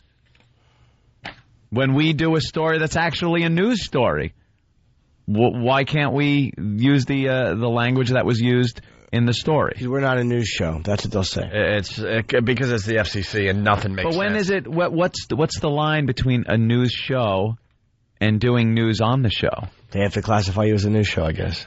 How is that done? Don't know. Where's the line? How much news has to be part of your show before you're a new show? I don't know, man. Too many questions. Everything's this gray area. Stop. I hate the fact that the media gets that special privilege. B from South Carolina. Today in the effing news. Can you imagine, Anchor? I would watch Today that in the effing all news. the time. I would watch every day. It's hysterical. Talk about this girl's cans on Channel 11 here in New York. In the helicopter. In the helicopter. Well, it's a non-story, to be honest with you. Who gives a crap? Let's go to Ryan on Long Island. Ryan? Hey, what's happening, boys? What's up, Ryan? My friend was walking across the street, and his daughter was pitching a fit. She didn't want to go, and he's kind of half dragging her. You know how parents do that. And Hey, I know what you're going to say. I don't want them to dump out. Well, how are you going to do this? I'm going to say it like this. All right, go ahead. Don't touch my Vozuisi. All right. The girl yelled, "Don't touch my cold potato soup." The girl yelled, "Don't touch my," and just imagine the, Yeah. All right, but all of a sudden, out of nowhere, she yells that as you're that across area. the street. That could be a very embarrassing situation. Let's go to Tom in New York City. Tom.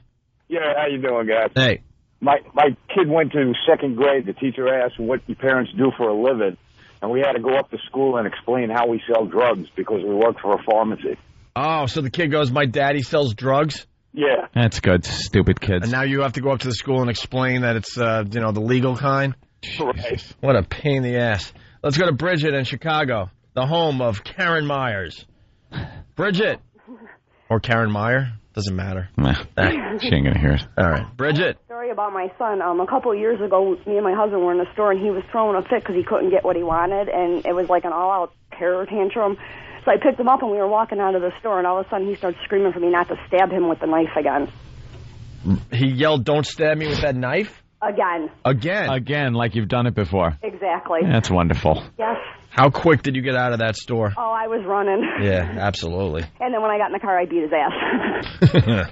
All right, thank you, Bridget. Thank you.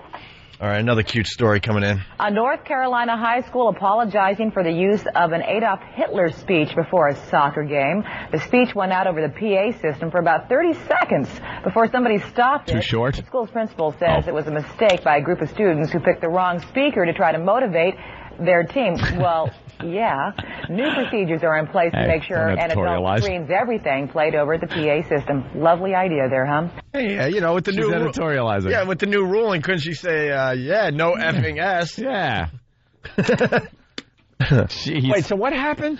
Apparently, there's a Hitler speech being played over the PA to motivate, get the students pumped up for the game, I guess. I guess he yells, "Go team," at the end of it. Yeah, something like that. What was he saying? Part of the Nazi leader's speech, public address, high school soccer game. Said neither the team's coach knew about the speech before the 90-second excerpt was played. The speech by Nazi propaganda minister Josef Goebbels was in German. Of course it was. Carpenter said in the letter the team had adopted the slogan, "On to victory." And a German exchange student who plays on the team had taught other students how to say the phrase in German. Oh, man. Some of our more zealous students sought to capture the slogan in German and to play it on the PA. So it wasn't Hitler, it was Goebbels? No. They got the name wrong. See? This says Goebbels. Was it Hitler or Goebbels? That says Goebbels. It says Goebbels. Let me hear a piece of the speech. I'll tell you. Yeah. We have any? Oh, hey. You don't have some of that? Oh, you go home and listen to that. Time. Catholic coach. The Catholic coach said his squad was just real shocked. All of us stopped and looked up at the booth. That's great. Oh, Catholic. I mean, that's wrong. That's wrong. Could have been worse. No one's really taken credit for this one. Forest View won the playoff game 1-0. All right, there you go. So the students decided to take it upon themselves to just play that over the PA? Yeah, play that over the PA. Guess it gets them all revved up. Yep. All right, let's say hi to Jason in Pennsylvania. Jason. Hey, guys. How you doing? Good. I was shopping with my wife at Walmart, and I noticed this woman wasn't paying attention to her kid, and next thing I know, I see this little 3 to 4-year-old running across the parking lot as a car is barreling through, so I do what I think is right, run and grab them right before the car, and next thing I know, I hear her screaming, "My kid's being kidnapped." Luckily, on my case, there happened to be an off-duty cop standing right there, but that could have really been pretty messed up. So she thought you were kidnapping the kid even though you were saving the kid's life there? Yep. See, the kids do it to you. Yeah, you don't save them. You just leave them. Yep, let them run right into traffic. It's too risky, right? Yep. Thin the herd. All right, thank you, sir. No problem. All right, let's... What about that story where that guy killed the neighbor? Because his daughter said that the guy comes in the moonlight and touches me and does inappropriate, and kind of got a little graphic about what he does. And the father goes, all right, went next door and stabbed the guy to death. And then it turns out, oops, it didn't happen. Oh, it didn't happen? Yeah. Really? I didn't hear that update on that story. That's the update. How did they find out that it didn't happen? I guess through interviewing the kid and finding out, like, time and who was where, when, that it just didn't happen. So now the father's up on murder charges. The girl wasn't abused. See, it's one of those things. It's like, oh, Jesus. Oh, you get in that situation. Guy's coming at you with a knife. You're like, what? What happened? What'd I do? You touched my daughter. No, I did not. I didn't. Could you didn't, take that out of my chest? Stupid kids. All right, MSNBC reports on underage Thailand sex trade. We started this before the flight simulator thing. Let's see, look, we're bringing it right back around here. So Chris Hansen reports in Thailand. Oh, he went to Thailand? Of course he did. Old Chris Hansen. I'm getting myself in all these situations. In Thailand on young girls being sold for sex. All right, here we go. A 15-year-old hustler named Paul is taking us to meet young girls who he says are available for sex. Are available for sex. This young hustler. Wow. I can't help but think that he's got a little too into it? Well, just a little bit. Not a lot, just a little. I want to do this segment without the cameras and microphones. Could I just do it with me and a pad and a pencil? Oh, I'll write down everything that happens. Who he says are available for sex. Along with a human rights investigator, we follow Paul through some alleys into a ramshackle house. We think we've already seen it all, but who could be prepared for this? The Thai version of me. Girls, some so young they could be in kindergarten, all for sale.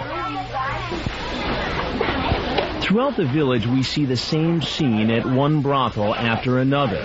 Everyone here seems to know a little English. When they talk about sex, they use simple, childlike terms anyone can understand.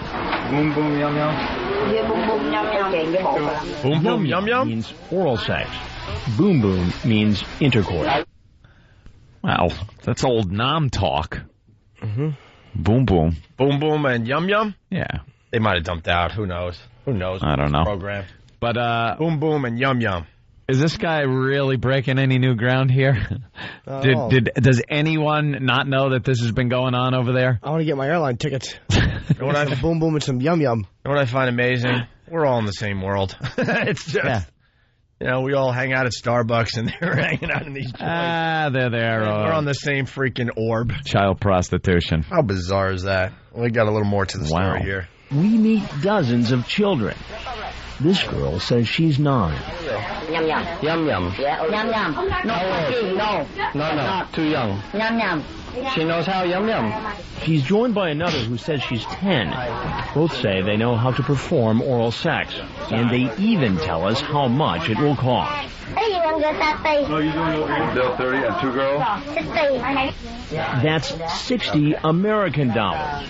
Pimp says if 2 girls aren't enough, how about 3? 3 girls. Happy New Year. Happy. How much 3 girls? 3 girls 90. This girl promises we'll be happy. Our team then leaves, saying we may come back later. In the car, the grim reality has set in for human rights investigator Bob Mosier. In 20 years as a cop, he says he's never seen anything like this. Ever been there? Liar, liar. Seen your show, Hanson. Yeah, exactly. Hanson's a water walker.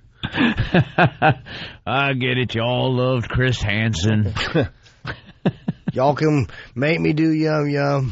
Only one of me. I love how he goes, we may be back, and then there's like a pause. Yeah. Like he was going to add, when the cameras are off. Maybe back later. For Shaq. When the cameras for some boom boom. Stop filming. Or some yum yum. Man, that is just... It's all, but who didn't know this was going on? It's Thailand. It's an epidemic too, right? They got everybody. They got pedophiles flying over there like crazy. Germans and all that stuff. Now they look. Do you think the government in general looks the other way because it's bringing in a ton of money to their government awful does. Country? This government doesn't. Apparently, yeah, but businessman just got nailed for taking too many trips to Thailand. So they were actually able to get a warrant off of that. And look at his computer. Yeah. Took too many trips to Thailand for no reason. Didn't have a good enough reason. They were able to get a warrant to look into his computer, and what they found was sex. There must have been other reasons, though. Yeah, there's probably something else. Has to be other reasons. It's just whatever I read. But that was part of it, was, if you're flying off to Thailand, here's what it was. Customs. He got caught in customs, and customs was able to go through his computer. Because he had made too many trips to Thailand. So customs pulled him aside because they know that that's an epidemic over there. If you make, if you're making all kinds of trips to Colombia and you have no business to be going to Colombia, they're going to look in your luggage and say, look for coke. So if you're going to Thailand, they're going to look in your computer and your laptop and see if there's any you pornography in there. You gotta love the Patriot Act. You know how much he must have been sweating when they open that computer? What's the music when your computer turns on? Do. Oh, when you think when he heard Boots that? up. Yeah, bring that little sound it makes. Bring. Just naked kids running. And he's out of just the computer. sweating like, oh, it's so close. Maybe the file's corrupted. Maybe they won't. Bing, there it is. But he knows the file name is like August 2005 trip. It's just right there on the desktop.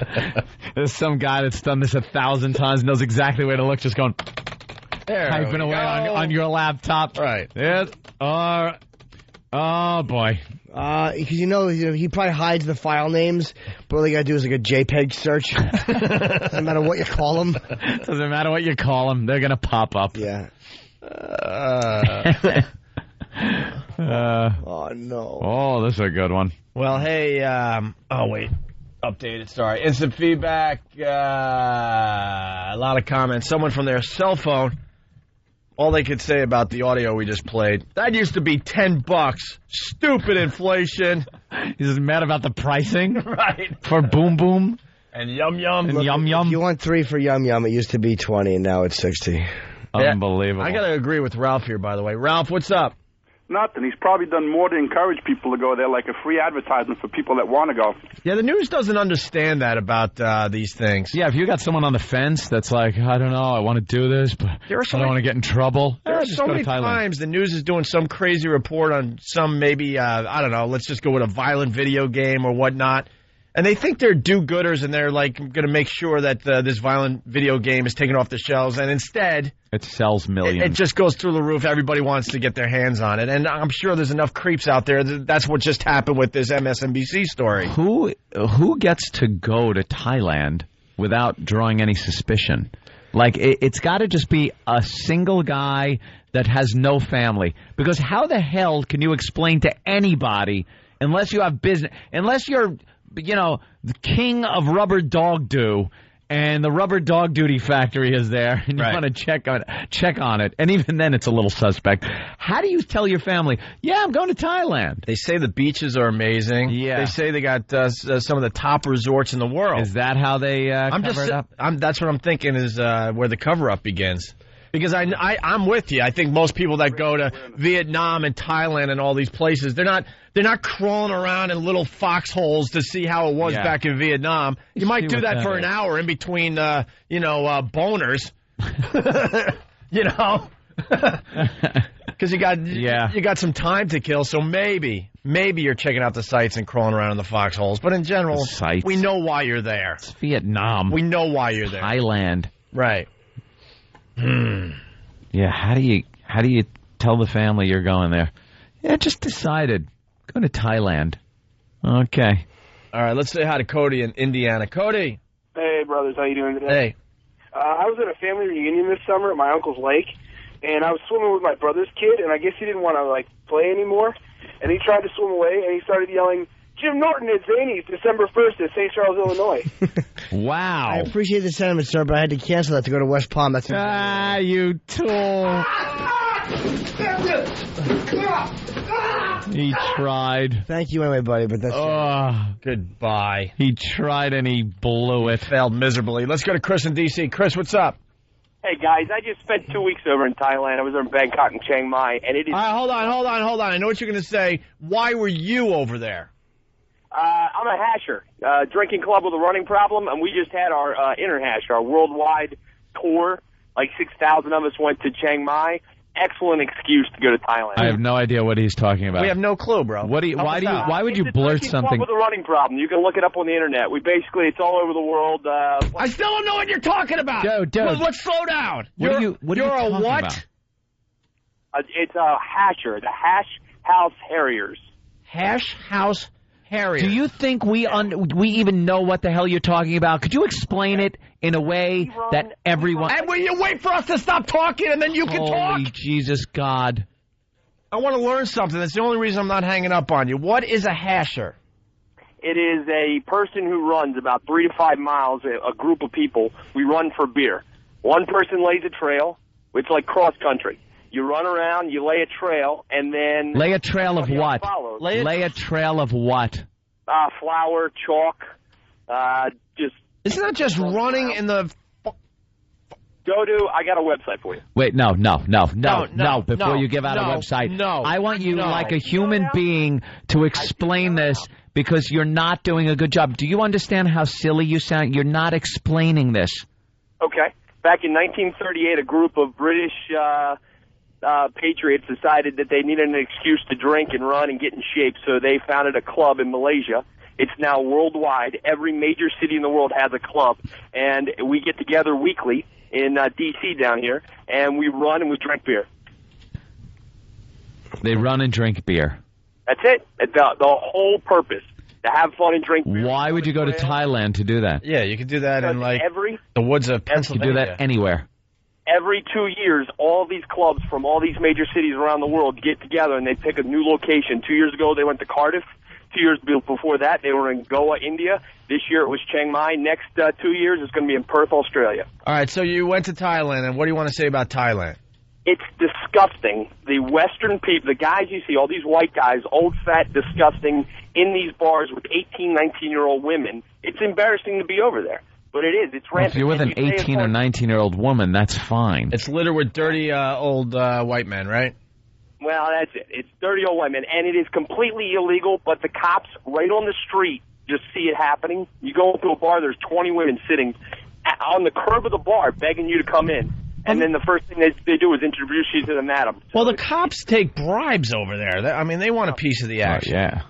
It's illegal, but it happens left and right, and they all know about it. In one of the magazines I was reading, it might have been, I think it might have been FHM or Maxim, they were talking about the BJ bar.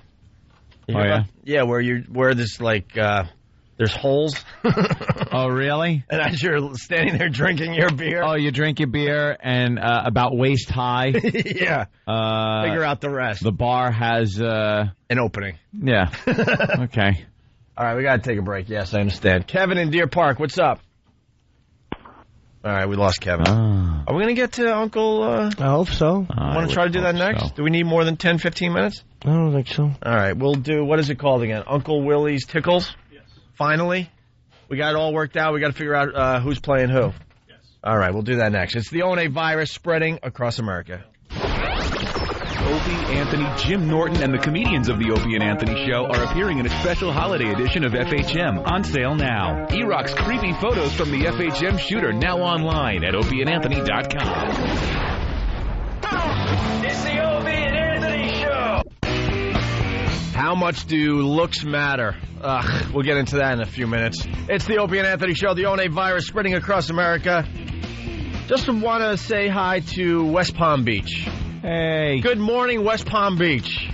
We're going to be broadcasting live from West Palm Beach on December 4th and 5th. We're going to be appearing at the Buzz Bake Sale on December 2nd. That would be a Saturday, I believe. We're flying down on a Friday. We're doing the bake sale on Saturday. And then our show will be live from West Palm Beach on December 4th and 5th. Hoping a lot of the fans in that area stop on by the station and hang with us for those 2 days. Should be a really, really good time. We got to get to Pittsburgh. We got to get to Buffalo, although Buffalo's going to have to wait until the spring now because, although it's really nice in Buffalo and Rochester today. Pittsburgh, Buffalo, they're on our radar screen. Dallas, we haven't been in Dallas in a while. Chicago, I think Chicago needs a little more time to develop, but we're paying attention to Chicago as well. But definitely West Palm Beach, December 4th and 5th, broadcasting live on this fine radio station, and we'll be appearing at the Buzz Bake Sale on December 2nd, okay? Okay. Right. Let's go to Crystal in Connecticut. Oh, we got all right. We got a lot to do in the next 10, 15 minutes. Yes, Crystal, go ahead. Well, no, I've just been to Thailand. How are you guys, by the way? Good. Why did you go? Well, some of Thailand is really, really beautiful, and other parts are just really disgustingly nasty. So, I mean, it's kind of like a double-edged sword when it comes down to it. All right, here's the question we're asking everybody. Why did you go to Thailand? Well, my best friend is Thai. Right. So, like, she, her mother actually has a company down here, in Bridgeport, Connecticut. And then, she also owns a construction company down there. So they live a very good life over there. See, you're being a little more accurate than some of the other callers. There is, there's a really, really nice... Let's face it. Like, I don't know if you're on the air. I don't want to swear, but... they're actual perverts. That's why that guy that runs for beer, that's bullshit. Come on, man. Nobody runs for beer to Thailand. I'm sorry. Yeah, you can do that all over America. Why do you have to go to Thailand to run through the woods as people are marking the path and then you end with drinking beer at some pub in Thailand? On regular radio or no? They're probably drinking beer from you. Yes, we're on regular radio. They're probably picking up a kid and drinking beer a different way. Yeah, you know what it is also when you go there, there's even Bangkok is beautiful, but there's parts of it that are great. Like the beaches are fantastic, but yeah, you go to Boys Town, and Boys Town is like little 13-year-old boys that. Well, it's Boys Town. Yeah, what'd you expect to be in Boys Town, miss? It's fantastic, but whatever. That's where, and it's a lot of German people. Lots of Germans go there to go and get their shit off. Absolutely. Jeez, you're a potty mouth. I'm so sorry. You are all right, Crystal. Yeah, and I told you, and you didn't listen. All right, we gotta let you go, Crystal. Thank you. She's cursing a little too much. Yeah, someone on their cell phone. Bake sale, faggots. Johnny from Kansas. Maybe we should explain the bake sale is a. Oh my God, a massive you idiot! A massive all-day concert with bands like My Chemical Romance, Taking Back Sunday, Papa Roach, 3 Days Grace, 30 Seconds to Mars, Buck Cherry, Flyleaf. Then you got the second stage. Did this moron actually think we were going to a bake sale? I actually did when I first heard it. A bake sale. And Jimmy canceled the Chicago gig to come with us because people are asking on the instant feedback. Yeah, that's why I canceled Chicago. Believe me, I'm not happy about it, and neither was the club, but it had to be done just because Kenny wouldn't have been there, and I would have had to fly in. It might have been screwed up. All right. Couple things with Jim Norton. Don't forget, if you weren't listening earlier, Jimmy's on the cover of Steppin' Out magazine here in New York City. If you're in the New York area, you can pick this up right on the front page, the front cover. Great picture, by the way, Jimmy. Thank you. And it says, The Sweet Smell of Success. Yes, has me and a stripper. It's Jimmy with his Ozzy shirt holding his nose, and the stripper is bent all the way over. You figure out the rest. And the article's pretty good there, Jimmy. Too many exclamation points. Yeah. Jimmy has nothing to do with the exclamation points if you read the article in Steppin' Out magazine. And Jimmy's playing the Hammerstein Ballroom tomorrow night. A bunch of us are going to check out Jimmy and support the little fella. Count up all the exclamation points. Count them. See how many you got. I bet there's hundreds. Dude, there's too many. Let's see. Okay, here we go. Hello, this is a complaint email that just came in to Danny from Rebecca. Hello. I woke up on Thursday a.m. to your show. I just want to let you know that I've listened to you on XM before, and you were funny there. However, the stuff you were talking about on Thursday morning was not funny. How can you make fun of the deaf community? Oh, boy. It is not their fault they cannot hear. That's the beauty of it. Oh, this coming. Why are you protecting the deaf? They don't know any better. They don't know what we're saying about them. Them and the Amish. Those should be the two groups that we could openly make fun of, and no one should have to write a letter in their defense. They can't hear. Amish can't listen. That's right. Put yourself in their shoes, or better yet, what if your brother or sister was deaf? Who cares? Listen, you selfish tool. What if our brother, sister, or other relatives has other kinds of ailments that we do goof on on this show on a daily basis? How do you know we don't? How do you know that our family members, haven't died of cancer or heart disease or anything else? How do you know we're not directly affected by those things that we make fun of also?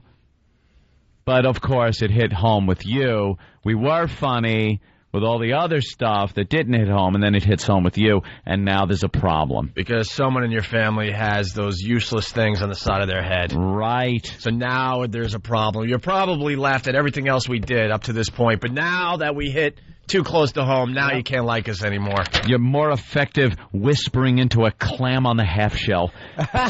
Let me tell you a secret. That's right. Every time they fall asleep, somebody puts lemon in their ears, and they don't know why. And by the way, I'm the deaf one in my family, so this affects me personally. Put yourself in their shoes, or better yet, what if your brother or sister was deaf? I don't mind putting myself in their shoes as long as I have to put myself in their earmuffs. Hey, man, you don't have to share your iPod. What about that? Exactly. How do you like them apples? Exactly. You don't have to share any of the music with your brother or sister. Never ask you to turn up the volume on the TV or turn it down or anything. It's just there, whatever it is. It could be blasting. They're happy as a clam. They just walk around. Sitting there. Yeah. Planes fly over the house. You're trying to hear what's happening. They don't care. Nah. They read that closed captioning like it's some kind of foreign movie. They could care less. It doesn't matter to them. They play with blocks. They just sit in the living room looking at pretty pictures, and there in the background, They don't even know. That's what deaf people do. They play with colored blocks. Smoke detector goes off. Nothing. Yeah. They just sit there. They and just burn. sit there. Sit there and burn. They take 2 red blocks and they bang them together. They go. That's what the deaf do. They bang colored blocks and make noises that they can't hear. That's right. We're saying it. If you're deaf, you're also dumb. That's right. You're as dumb as the day is long. She gives us a reading suggestion. Oh, yeah, well, here we go. Okay, put yourself in their shoes, or better yet, what if your brother or sister was deaf? How would that make you feel? Could you believe your ears if your family member was deaf and you woke up to the Thursday AM show? She keeps calling it the Thursday AM show. Yeah. I'm just in shock over what I heard on Thursday AM. You need to take people into consideration before you target a group of people. There's a book you should read, and God, if we don't have this book by tomorrow, people are fired. What books are called? It's called Deaf Like Me. Ew. Written by Eric Logan. No, it's actually about a black rapper. It's DEF Like Me. Oh, he's deaf. Thanks for your time, Rebecca. You know what deaf people do for fun? They pick up Play-Doh and they eat it. I think you're confusing the deaf with the retarded. They don't know no better. You know what deaf people do? They don't know no better. They eat with their hands and they just squish their mashed potatoes and go, gah! That's what deaf people do. I saw Helen Keller. I saw that movie. They walk around the table and just pick stuff out of other people's plates and eat it. They don't know no better. They squish their hands in their potatoes. They don't know no better. Well, Rebecca, why don't you call the show? Oh, I threw that out. We got to get that book. Deaf people just don't. They don't mean well, but they don't know no better. They don't know what's wrong. Nah. Oh, you're going to get the book? All right, maybe we'll learn something about the deaf. I don't think so. What? I can't hear very well.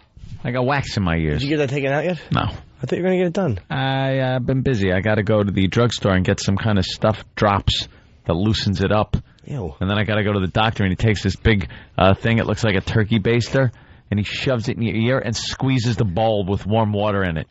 And then things come out. Things in the shape of your ear canal. Looks like one of those like pyramid incense things. I'd love to have that done. Oh, it's wonderful. Ugh. No, I don't like water in my ears at all. No one does, but it's good. It's horrible. Then once you shake it all out, then you could hear. That's all those deaf people need is a good turkey bastering. That's it. Just squeeze. You probably got a wax buildup. That's right. Evan's going to help everybody out today from West Palm Beach. The bake sale refers to how baked everyone gets listening to 15 kick-ass bands and smoking out all day, you big douche. P.S. They sell brownies. You big douche. By the way, thank you very much, Nathaniel. 38 exclamation points in my interview in Stepping Out. Are you kidding me? I told Chauncey, I said, dude, he sent me a copy first. I'm like, just take the exclamation points out. You actually said that? Yes. Oh. And he did take a lot out. But there's still 38 of them. Dude, what are you doing? Is there a reason to No. exclaim something 38 times? Yeah, well, it covers up for the fact that you don't have confidence in your writing ability. Poor writing? No, absolutely. Dude, you don't need exclamation points. It's not the way I deliver jokes or lines. No. That's going to wreck your day, right, Jimmy? You ruined it already. See? That's all it the takes. flu doesn't bother me. That bothers me. That's all it takes with Jimmy. Up. That's all it takes with Jimmy. His day is ruined. And he's not kidding, by the way. Too much punctuation. It's not necessary. Occasionally an exclamation point. You're going to die with a threat or a proclamation. Mm-hmm. I wasn't making threats and proclamations. I hate exclamation points. They ruin writing. All right, let's go to Dane in West Palm. It's all about West Palm Beach right now. Dane, what's up? 10 in a row I use. Hey, what's up, guys? Yeah? Sometimes. Yeah? Yeah, I'm here. What's up, guys? Yeah? Hey, man. Okay. Yeah? Hello. Yeah, what's up, guys? Yeah. Yeah, I just want to let you guys know that my mom is deaf and she teaches hard of hearing kids, and I have no problem with you guys, and I think it's hilarious. Yeah? Thanks. Say. Yeah? One guy. Yeah. Thank you. All right, let's say hi to Scott in Jersey. Scott, what's up? Hey, man. Hey. Hello? I got a story about deaf. Yes, and you're on the air, and we'd love to hear it, sir. Oh, nice. I was at a Christmas party last year, and there was a girl. I thought her accent was a little weird, but she was pretty hot, you know. And I ended up hooking up with her that night. I thought she was English, and she went with it. She just told me she just went along. She told me she was English. I was drunk, real drunk. I didn't really know what was going on. And I wake up the next morning. She starts talking to me, and I realized she was deaf. Wow. And yeah, that was a night. What did the accent sound like when she was talking? Size 5. You probably thought it was like kind of like regal. It was on the verge of retarded. I want to go to the. Right. Wow, she's smart. Let's go to Richard. Richard in St. Louis. What's going on, boys? I was wondering, could you ask the deaf community why they even have names, since they're never going to come to you if you call them? That is a good point. Shouldn't they be named after, like, symbols? just you have to hold up an octagon or something. Yeah, and then they know, oh, he's calling me. I'm octagon. My name is triangle. Yeah. Triangle shape. They don't care if we make fun of them. You know what deaf people do? They like pudding. They like to take pudding, throw it on the walls, and go, "Grrr!" Bunch of pudding throwers. I think you're mistaking deaf for retarded. Yeah, but after you get past Helen Keller, let's be honest. Yeah. Name one more deaf person that did anything. Including her. She did nothing. Let's go. Thomas Alva Edison was deaf in one ear. One ear, though. That would explain why he put out a lot of garbage products. I'm talking about Guy couldn't invent crap. I'm talking about the sound of silence. Complete silence. Give me one more. One more. Famous deaf person that has contributed to society. Ashley Simpson. Not tone deaf. Oh. Like, that looks funny. What? Cameron Diaz slipped in Jack Black. It's a movie. That's funny. It looks funny. Oh, is it another Christmas movie? All right. Jack Black does funny movies. He's going to be on the show soon. No, I know. I'll tell him he does funny movies. He's going to be on the show with that Tenacious D movie that's coming out, I think.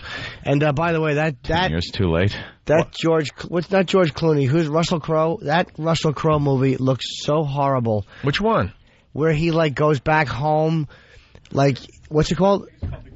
One Good Year or A Good Year. It looks so horrid. One Good Year. I didn't even hear about it. He goes like he's a big businessman and he goes to a small town where he grew up or something and he falls in love. It's just garbage. Oh boy, this could be a problem. Birdman, what's up? Oh boy. I wish I was deaf so I don't have to hear Jimmy Norton's stupid mouth. Why? What's wrong with Jimmy? I'm just kidding. I love you guys. Oh, thank you. All right. It was a great article, dude. Thanks, man. Too many exclamation points. I got a text message. Beethoven? Ludwig van. Yeah, I thought Beethoven, too. Beethoven, he was deaf. And was he completely deaf? He might have contributed a few things. He went deaf. He did the Ninth, I think. One of his most famous ones, he was totally deaf. Yeah. But again, by then he knew the notes. Bunch of crap. You know what, though? Jimmy simplifies everything. Beethoven short? No, because he's going back. Ludwig van. He's going back to that whole chess thing. Yeah. Where you can play blind and stuff, because you know the moves. You know the moves. You know the moves or you know the notes. I'm with Jimmy on this. At that point, he knew the notes. All right, Dave from Indiana. Who cares? What did he contribute? Let's go to Dave that's the guy. in Indiana. I thought he was the deaf example. Dave? Good morning, boys. Yeah. Hi. Lou Ferrigno. He's a famous deaf person. Lou Ferrigno? Exactly. He's a green ass in a bad wig. Exactly. Yeah, Lou didn't contribute much. Nah, not really. He contributed nothing. He had muscles and went a lot. Big and Jesse on line 3, I was going to call Jimmy out on that, but why call a cute little Jimmy out? What? Jesse. Hey, what's up, boys? What's up, Jesse? Hey, Jimmy, when the guy just called talking about the deaf girl who sounded English, Yeah. Yeah, 407 years ago. Oh, I know it was Lincoln, right? That's by Lincoln. Yeah, no, I know it was. Not by an English guy. No, I actually knew it was, but I just did it because it said 4 I did know that was Lincoln. All right. I couldn't think of a British speech. Let's go to Lana. Hi. Hi. I know a famous deaf person. She's an actress. Yeah? Molly Matlin. Yeah, she stinks. She was famous for like 2 movies. And by the way, deaf people don't even type well on the computer. You know what they do when you give them a keyboard? They go, blah, and they hit it with their palms. If you're deaf, you're dumb. That's what I learned on the show today. I don't know if they do. You try to email a deaf person, they just go, blah. Oh, no. Club Soda Kenny. They'll This make us better all be wish good. we were deaf. Pablo Picasso got 1 ear. What? Wasn't that Vinnie Van Gogh? Yeah, you idiot. It was Pablo Vince Picasso. Van Gogh there. And, and Club Soda Kenny has 1 brain cell. And very dry hair. All right, that's how we end today, unfortunately. I bet you Kenny has good hearing, and because whenever the wind blows his hair, he hears like wheat. I use conditioner. Yeah. Let's make a crop circle in his hair. Acetone. All right, hey guys, thanks. We had a lot of fun today. If you're not joining us over at XM, well, you know what you can do. Oh, come on. Go after yourself. That's beautiful. Have a great day.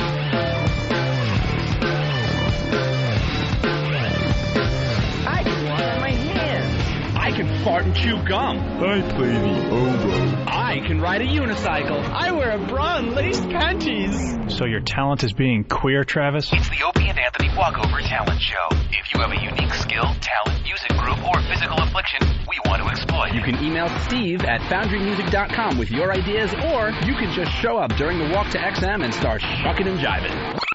Shucking and jiving? Jesus, Danny. I don't write this. It's the Opie and Anthony Show. The Opie and Anthony XM Walkover begins now. Got a lot of people out here today because, you know, the weather's nice. Where are these people when it's cold and rainy? Yeah. They abandon us, Opie. They really do. I'm Look gonna go at fuck this this lady. gaggle of shopping broads. I want to fuck the one in the middle. Yeah, I want the You're one in the old. end. She's already bent over. You're old. What a dick. He is a creep. Oh, and she was, too. She was all bent and being held up. Hunched over. You're old. I'll knock that out of the guy's hand. And he'll beat you up. She's got to be sick of looking at her own feet. That hunched over thing what has a really pain got in to the ass. stink. You're fucking ancient and you're just bent over like you're going to get fucked in the ass. Oh, it's awful. And life does. It's awful as you laugh, Jimmy. Oh, it was really What is wrong with you? New homeless guy, maybe? Who wants Can to we ask him where Andrew is? Who wants to approach? I'll ask him. I think he just pissed. Did he? Oh, boy, he's Hi, talking sir. to Do you know himself. Andrew? We're looking for Andrew. He's a guy that used to hang out here. Do you know Andrew? Nah, you never heard of him? What's your name? He used to sit right there. Hi, Philip. What's your situation? We always talk to the guys along the road as we walk back to XM. No situation. No. Are you a homeless fella? That's a drag. What are you going to do? How long you been homeless?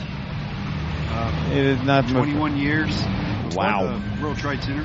Hold on, move that a little closer, Dad, so the guy can talk. About 21 years before the World Trade Center. 21 years before the World Trade Center? Yeah. But wouldn't you just take the time and add it? So like the Trade Center? What do you mean? Age 21. Why were you homeless? At actors. At a sailor school to actor schools. I'm not sure what you're saying. You're an actor? No, sailor schools to actor schools. Oh, I don't know what that is. Yeah. Sailor schools to actor schools. I graduated on September 11th. He's And, crazy. Holy I shit. was got kicked out. I got kicked out for drinking. Okay. About the other school, one school to the other. Where do you sleep? Homeless. Just find a place to sleep? What's the worst part of being homeless? Like when you take dumps, where do you take dumps? You just find a place to go or you find a public bathroom? We got the whole country listening to you. What do you want to say about the homeless? His pants. Oh, about the homeless? Yeah.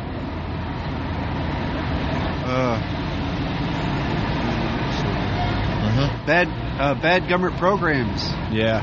That's what it is. Absolutely. Yep. What could the government do to help? What could the government do to help? I don't know if you heard that question.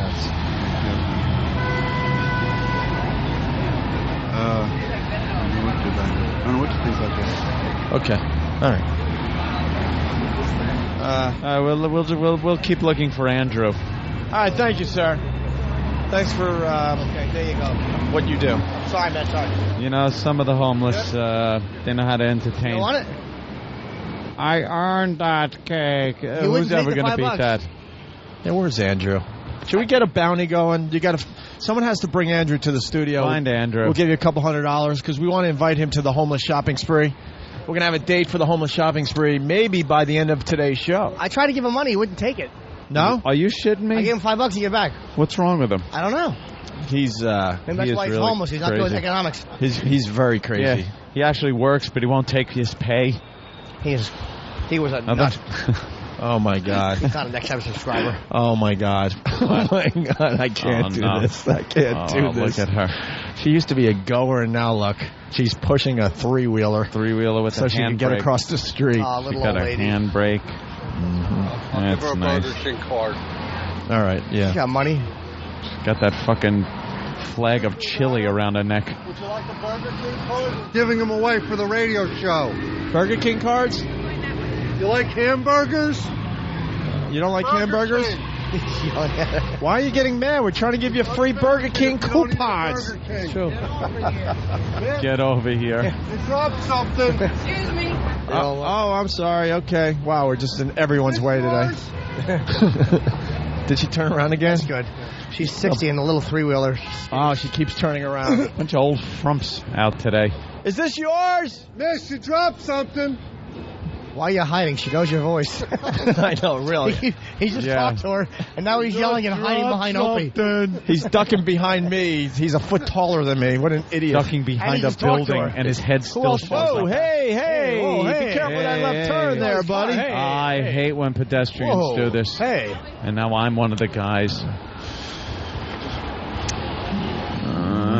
Nothing else going on out here Call. today, huh? Nah. It's nice, People though. just kind of creeping out after that shitty weather we had yesterday. Yeah. How you doing? Great. Yeah, someone's got him. Wonderful. What happened? Wait, miss? Here's annoying. I'm going to stand in the middle of Hi, the sir. road until the light turns green, Oh, guys. please walk in Good. front of Beat my that. Oh, he almost See, got hit by the I train. hate those motherfuckers. I hate them. Oh. People Royce stand in Shiner the middle over of the road while they're crossing.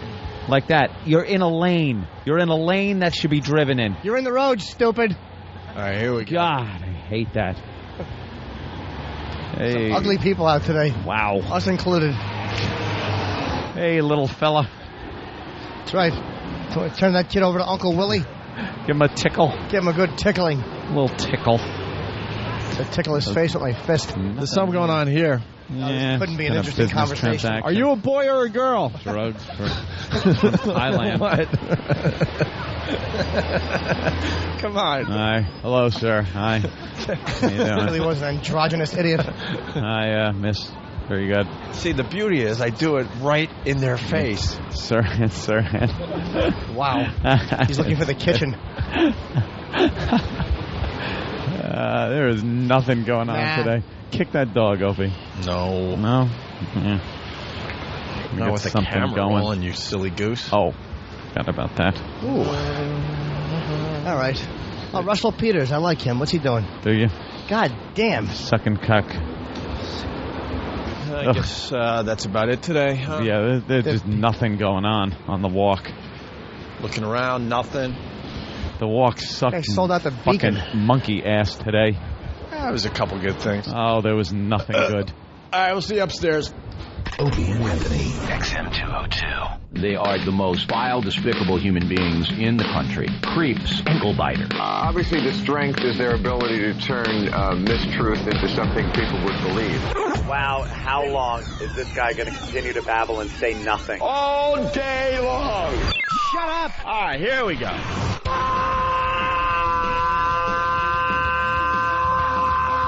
Welcome to the Opie and Anthony Show. It's worse than I imagined. That's terrible. I'm sorry. We are a bunch of dopes. I think we're lewd. And we're probably pushing 20 arrests because of this radio show. Out of touch cornballs. 3 retards. We have the effect of Tylenol PM.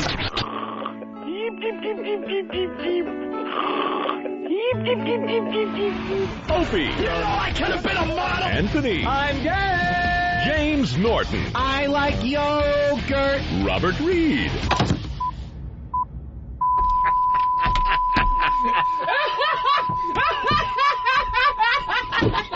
But enough of this palaver. Let's get the show on the road.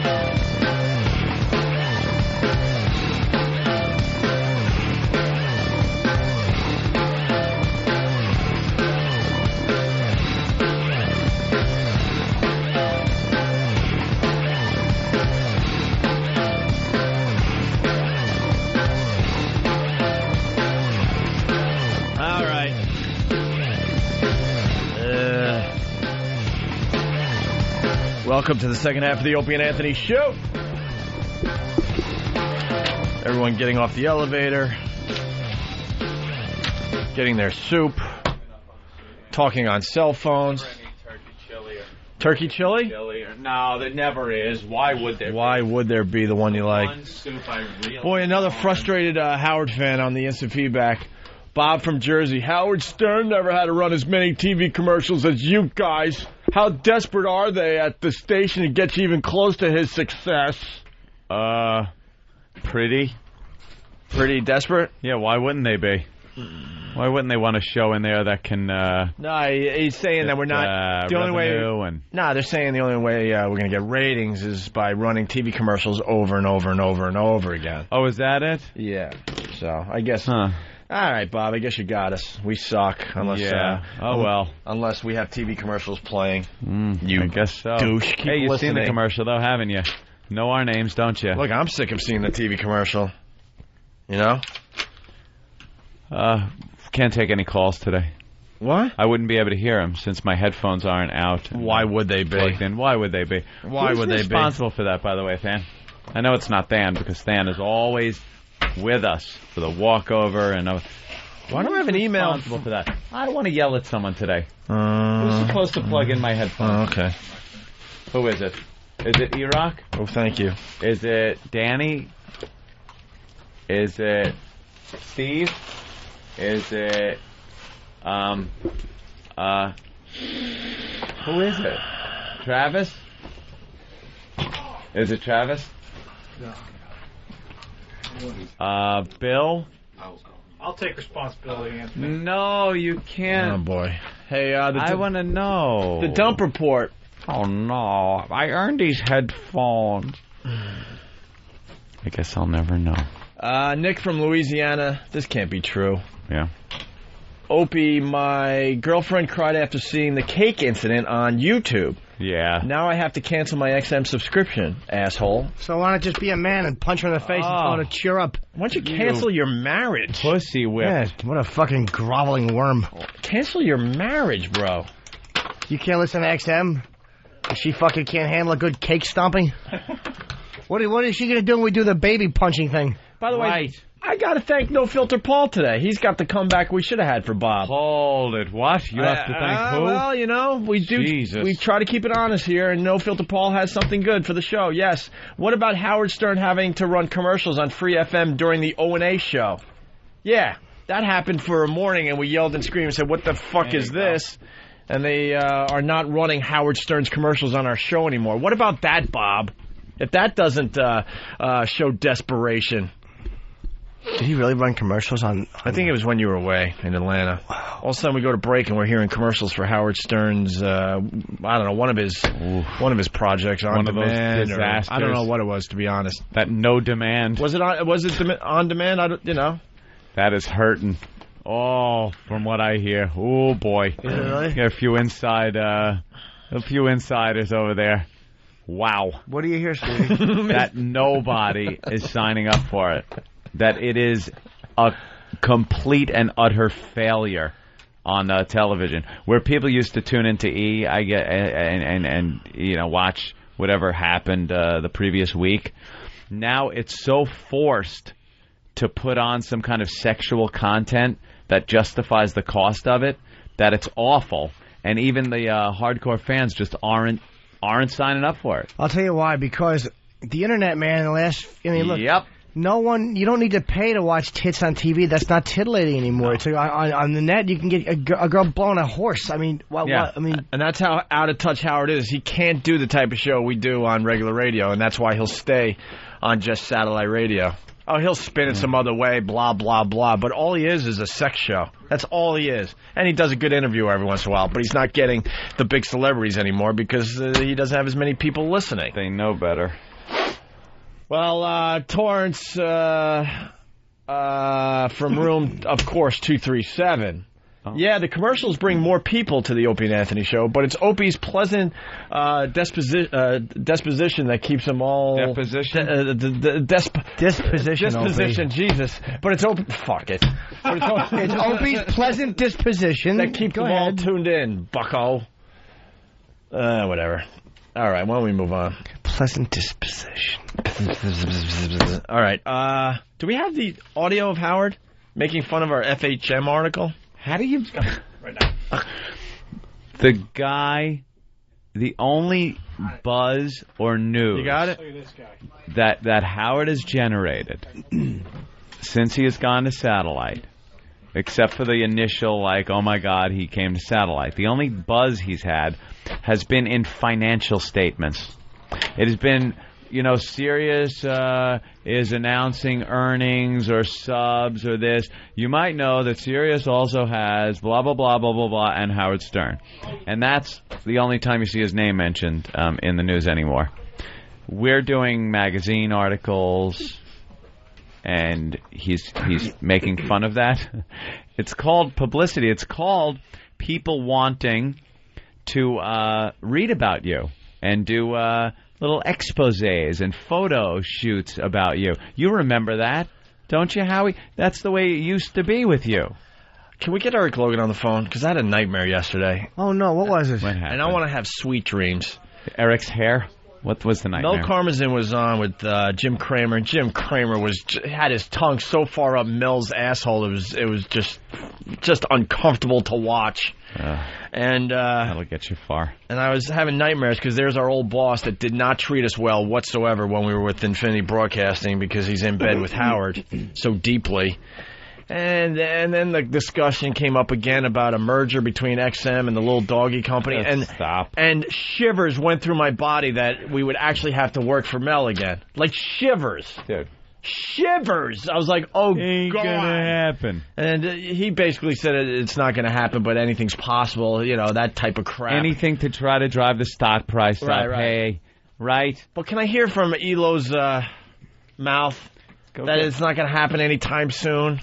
Go sit in your fucking tanning booth. Because I was thinking about, going back and having to work under him again, and I was shivering because we're having so much fun now. We'd sooner work for fucking CBS than... Oh, sorry. No, at that point, we'd probably have to beg XM to let us go. God, because he just did not treat us right whatsoever. I don't want you having nightmares. I had nightmares because this is coming up from time to time. And night terrors. You know what would help if I maybe I'll come over, and this is not to be gay, but while you're laying there in your nightshirt, I would rub scented oils on your chest. Oh, only on my chest, though, Jimmy. Oh, yeah, not even on your whole chest, not your nipples, just on the V where your shirt is open. I would have a V. I would put scented oils. No, your shirt V. Your shirt would be like in your night shirt. All right. You'd have your stocking cap on, and I would rub scented oils. What year is this? You fucked me over so bad because you talk about this V, and now that we do the walkover, these listeners are taking pictures of my gut, going, "What happened to the V?" He did I have never a V. had a V. It turned into an O. I never had this so-called V. You did. Everyone saw it. It was the envy of all. When I was down to 145 pounds, I almost had a V, but I had to lose at least another 15 to get it. You can't get a V. Dude, I'm awful. I'm doing a lot of excises. Now that I'm in my early 30s, it's impossible to get a V. Yeah, it's impossible, all right. Fresh out of college. They're looking at me like, who is this kid in 8th grade? What? Who is? That was one of the best ones ever. Oh, see, someone else saw the piece Kramer did on TV yesterday. I was just, and the horse shit coming out of his mouth about that company. Well, that's his whole thing. Anything Mel says now, he's got quite the vested interest in Sirius, is going to be cheerleader stuff, you know? It's not going to be honest, fact-based information. It's going to be pumping up the company so the stock goes up. And anything that he can spread any rumors about, like a merger between the two companies, just ain't going to happen. There's federal regulations, first of all. Monopoly and all that crap. You can't have one satellite company. They won't allow it. Unless they see both companies going down the shitter, then they might have to change regulations. But right now, as of right now, the government will not allow a single satellite radio company. Well, won't allow it. I would rather hear it from ELO. Yeah, well, no one knows who that idiot is. He's right here. ELO. ELO. Hi, guys. Hi, Eric. Did you see our old boss on Mad Money or whatever the hell that show is? Yeah, where that guy was giving him a knob job? Yeah, he was licking his anus. Yes, he was. Ooh. And by the way, for the first time, I got to tell you, I was in Rochester, New York, getting ready for Brother Weeze's roast, and I decided to listen to the earnings report on the internet. To ours or theirs? XM, the first one I ever listened in on. What a bore fest! Well, I wasn't on it this time. Can't there be like a 5-minute version where it gives all the highlights? Like a Cliff Notes version? Yeah, you get... No, that's what the analysts love this stuff. They love it long and drawn out. That way they could pick apart every little word that was said or wasn't said. Or I'm like thinking to myself, I want to start to, give myself a little more knowledge as far as the company I work for, and I decided to sit through that. Wow. People are getting scolded because they're asking 2 questions and you're only allowed to ask 1, and all sorts of stuff was going on. And you're not tied into the all the reports. I mean, as the conference call is going on, all these people who cover our stock and Sirius's and the industry, they start writing reports and send them out to all their clients to buy or sell or upgrade or downgrade. I mean, it's all happening in real time, so it lasts an hour and it fills up the entire hour. Yeesh. All right, so what's going on? What's going on with the merger? There is no merger. What merger? Right. All right. Good. No what? merger. No. It's not going to happen. I'm not kidding. I saw Mel on Mad Money with Kramer, and I was getting just the shivers because... yeah, we've seen that movie before, haven't we? Of course. Well, I mean, Aunt and I, our careers just skyrocketed, working for Infinity. So in a way, I guess we got to thank him. But we were miserable. Well, you got to remember, too, I mean, I came into Mel when we had 30 stations, and I've seen the movie. I've been on the other side when he starts doing all this. But, I mean, look, here's the reality. I mean, if you sat through the call and got through everything, you realize that, we have one of the best fiscal quarters we've ever had. Our losses narrow. We're going to turn free cash positive in 2004 and sustain free cash positive in 2007. And we're proving to Wall Street that this is a business. I mean, this is a very, very big business that's going to generate, millions and millions of cash flow. So it's... there's no merger. If there was going to be a merger, it should have already happened. And we're talking about positive cash flow by the end of the year?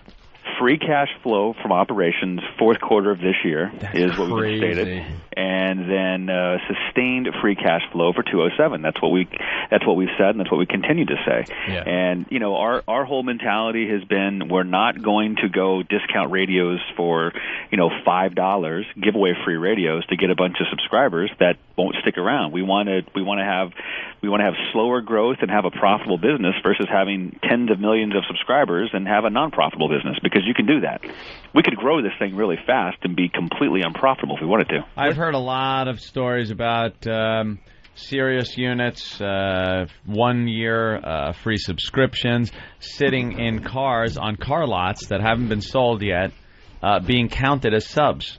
That is a very true statement. How the hell do they get away with that? Because the way they're for that particular automotive segment for their business, I think it's actually Chrysler, some of the other ones, when they take delivery of the car, they're actually paying for that radio. So when a consumer buys it, it's already hot. That's the reason why. But they're actually getting paid for it. It's not like they're illegally counting. They're actually paid for it.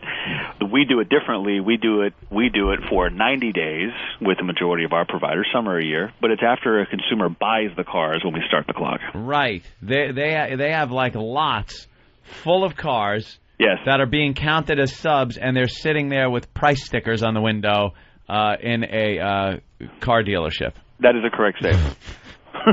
Being counted as a sub. Unbelievable. There you go.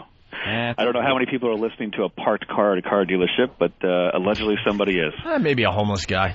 Hey, you never know. That's where your guy went with the cake. He went there. So I earned that Sirius unit. I live in it now. Hey, Elo, how good is this show today? It was great. I dumped out of it toward the end of the CBS show. I haven't heard I didn't hear the walkover today, though. Did you hear, Elo? Even he knows that by the time we get to XM, the show is officially over. He said it was great, meaning we're done. Was great. We're done with our broadcast for today. Oh, no, Elo. It's like the exciting part of the shuttle, and the XM show is like re-entry. You glide on it. Yeah. Glide on it.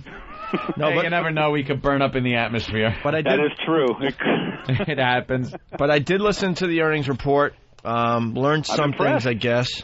And no Anytime merger. If you want to learn about churn or non-pay churn, let me know. And Mad Money. When are you going to go on and punch Jim Cramer in the face? I would love to go on with Jim Cramer and just take him on toe-to-toe and just call him out for everything that he is, because I get so annoyed with that whole thing. I really do. He's just happy to have Mel there. He looks at Mel and he just gets goo-goo gaga. He published a report earlier this week that said, Mel, you better hurry. And then he was on the next night. It's like, stop it. Yeah. Well, let's book it. Let's get you on there. Let's do it. Well, I got to go through the IR people here. They get all jammed up when the content guy gets up there. I start announcing big deals that I shouldn't be or something. How is this program doing, though, as far as the XM Nation is concerned? Go. Well, Jimmy. Go ahead. Did you like the deaf thing today? I love the deaf. That's how you ended the show. I remember. Well, no. We did more after that there. No, that's when I ended. Well, we revisited. I don't even like to eat with deaf people anymore, because, last time I ate with deaf people, I served goulash, and they just took their shoes off and picked it up with their toes and went, yeah! I've never seen that, Jimmy, but... Just Jimmy, were you in Atlanta last week or 2 weeks ago? I was there last week. Yeah, I had a pest call me on my cell phone and said you called me a inconsolable, neurotic douche. I think.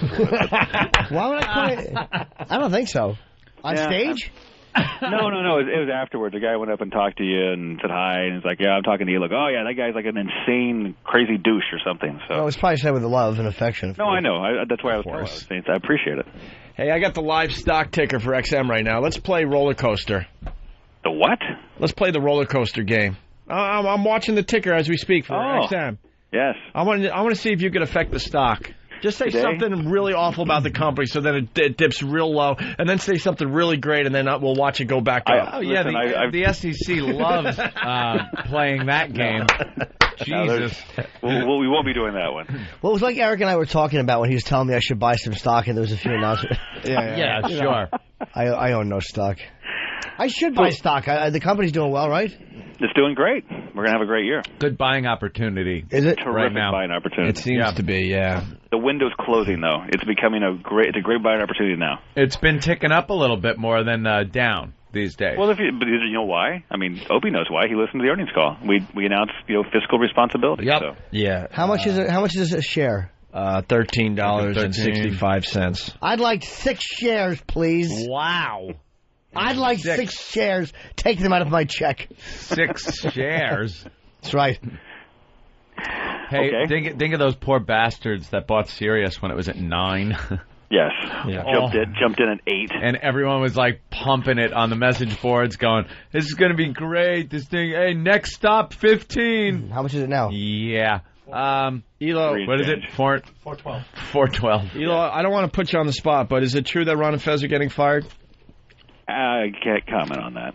Oh, boy. All right. Well, thank you, Elo. I can't comment on that. You know, I don't know why you bring I've been talking to Super Agent Bob Eatman, but we're trying to figure it out. We try to keep the show up and happy. All and right, you gotta thanks, bring. But back to Jimmy, to your question, the XM Nation loves the Opie and Anthony show. When can we come down to D.C.? I thought we were going recently.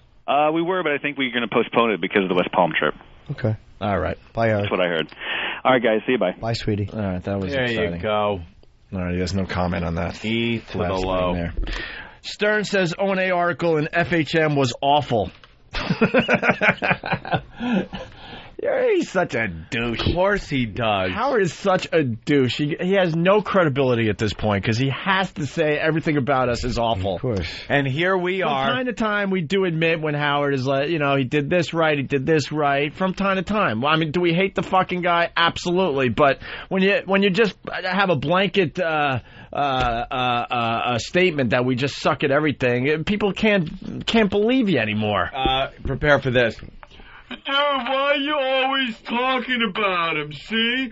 You're talking about him again. What? We don't always. Only when he talks about us. That's right. We haven't talked about him in a while. This is him talking about us and us responding to that. Right. Asshole. I was wondering if you also in that same FHM article, did you see that? Oh, it's got to kill him, by the way, because his chick, his horse-faced chick is in the same magazine as us. Yeah. So he can't really promote the magazine. Yeah. Ain't that great? His chick is doing something in there, and he'd love to promote it, but we're in there ruining it for him. Yeah. Good. All right, here we go. I was wondering if you also in that same FHM article, did you see that god-awful piece on Opie and Anthony in there? Yeah, that kind of ruined it for me. It did for Bet it did. I bet it did. Kind of ruined it for you. Yeah, it did. Well, no shit. He's just a little fucking menace. Kind of ruined it a little bit. Why? What happened? Aww. Would have been nice if your girlfriend, and then maybe they decided to do a story about you. And had, the crew from your show and people that had come on your show in that same article, same magazine. Well, would have been great. He could have plugged the girlfriend and your show, but no one gives a flying fuck about you, Howard. And I'm sure he would have did the article if FHM paid probably the $100,000 because it's all about money with this ass.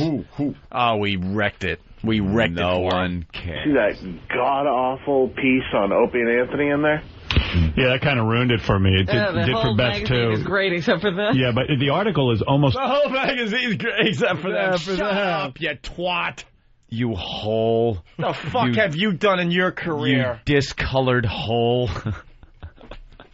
What have you done with your career except being the darky on his show so he could do racial humor back in the day when it wasn't acceptable? Just lapped you his black ass. hole. Lapped his ass. What the fuck have you done with your career?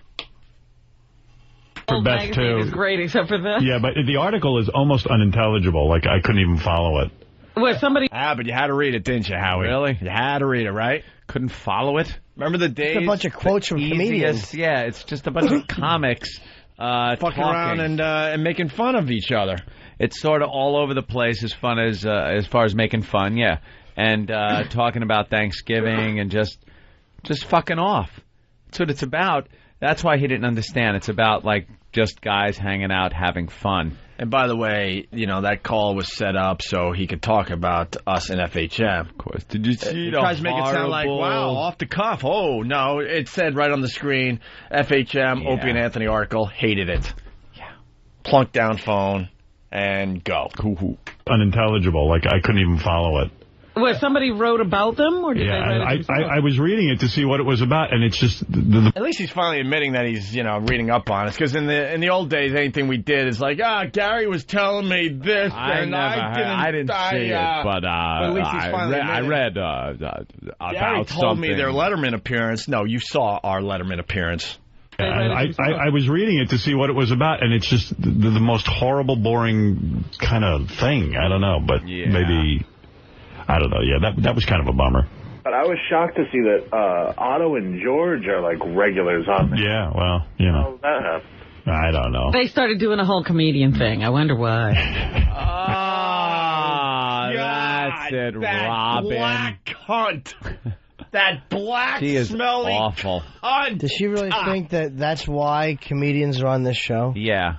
What a dope. Yeah, because, What a dope. If you really want to get into it, Jackie wasn't allowed to talk much on the old version of the show.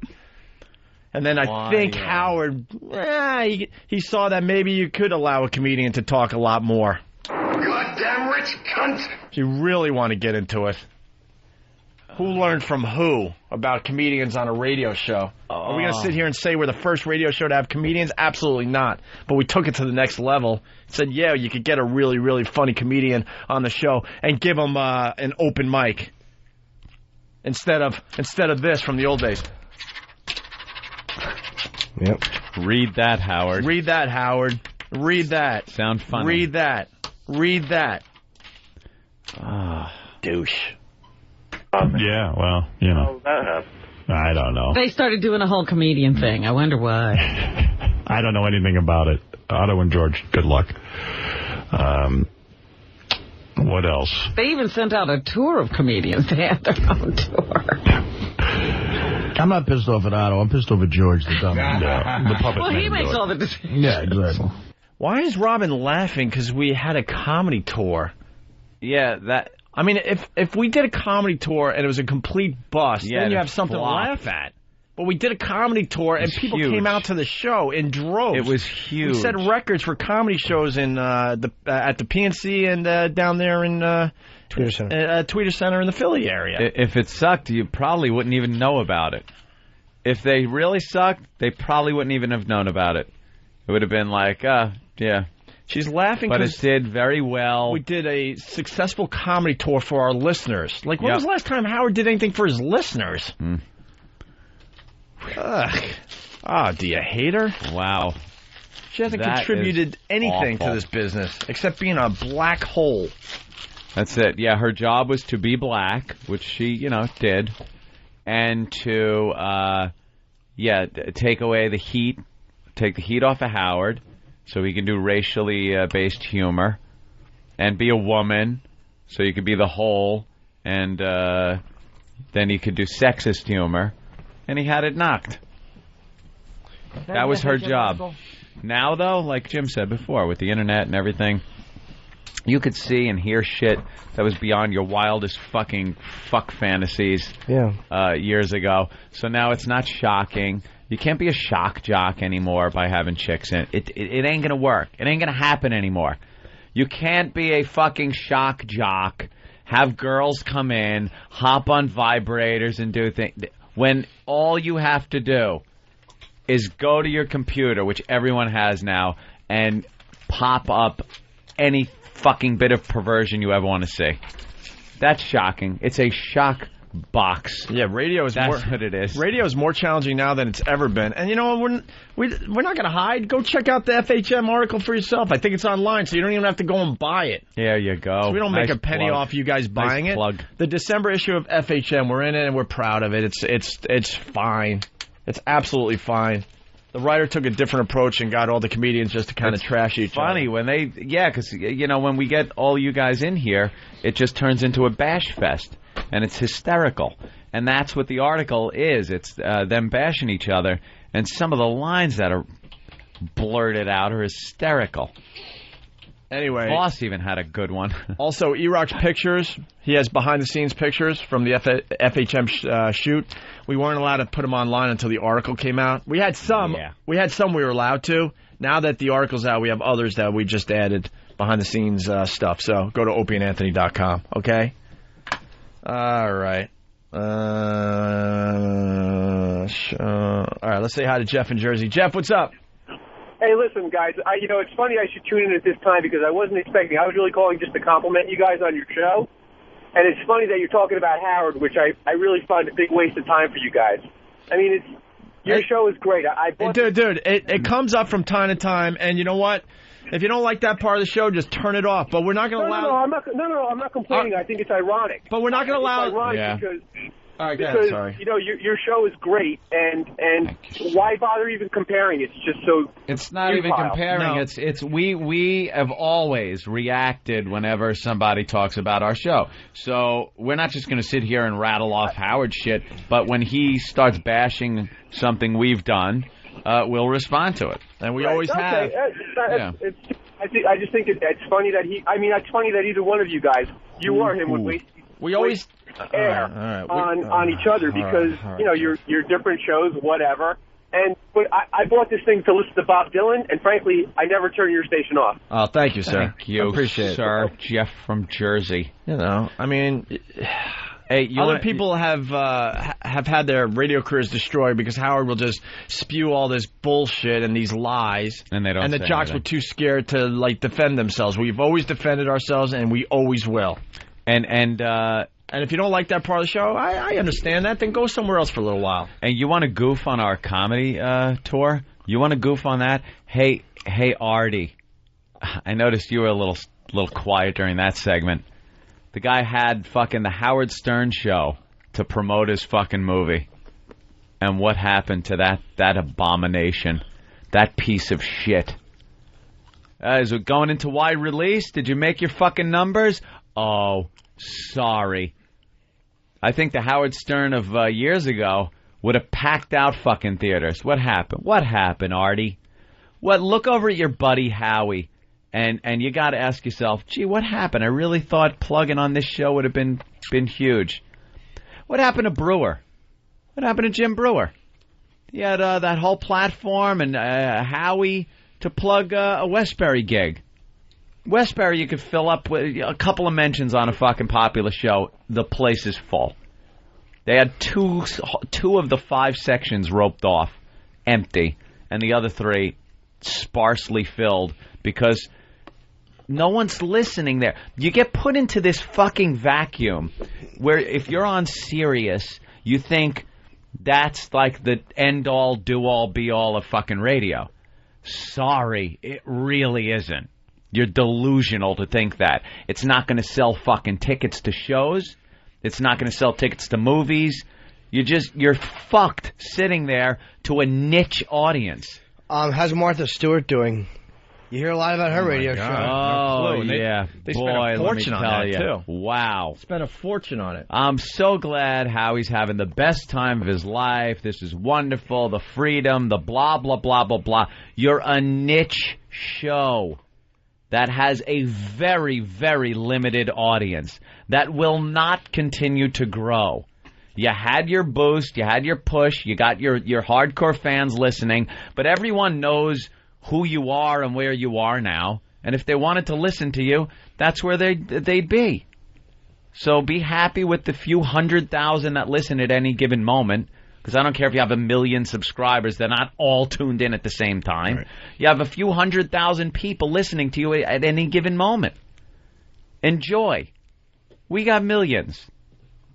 They used to listen to you. And we're going to be adding a couple markets. And we keep adding markets, adding listeners. Are we? Yep. Yeah. Is that good? Yeah. Very good. That's very good. Are they good markets? Will I be happy? Yeah. You'll be happy. Am I going to be happy? You'll be happy. They all have comedy clubs. Skin back to me! Hey, dare to dream. That's a little too big for us. We're a little lower than that. Dare to dream.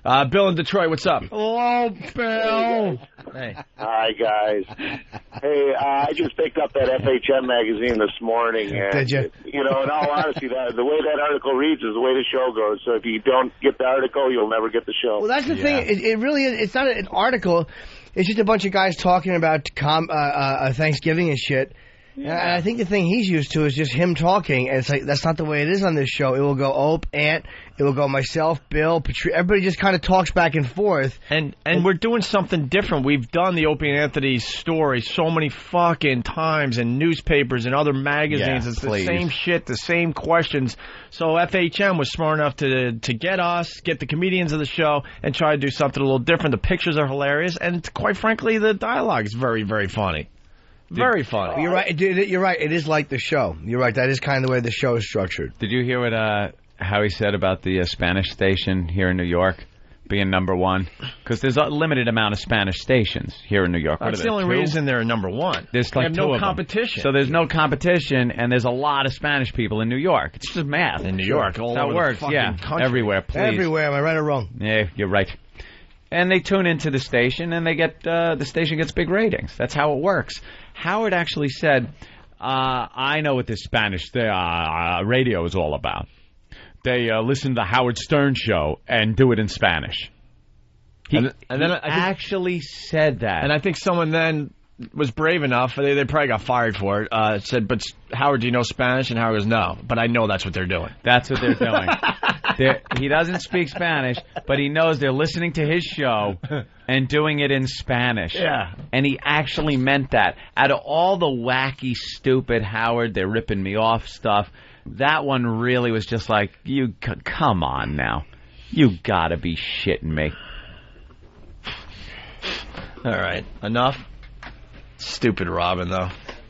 Yeah. You gotta be honest, and yes, Howard did a lot of amazing things for radio, but what the fuck did she actually do? Seriously. She wrote a book about someone in her family sticking a thumb up her ass. Who gives a Nice. Nice. Like you're the only one. You pull out a plum.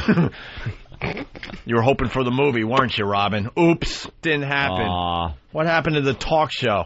Oops, didn't happen. Yeah, what happened to that? What the fuck have you done in this business, really? If you think about it. You're a lackey.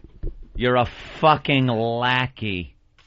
And you've been one for years. I hope you at least get paid.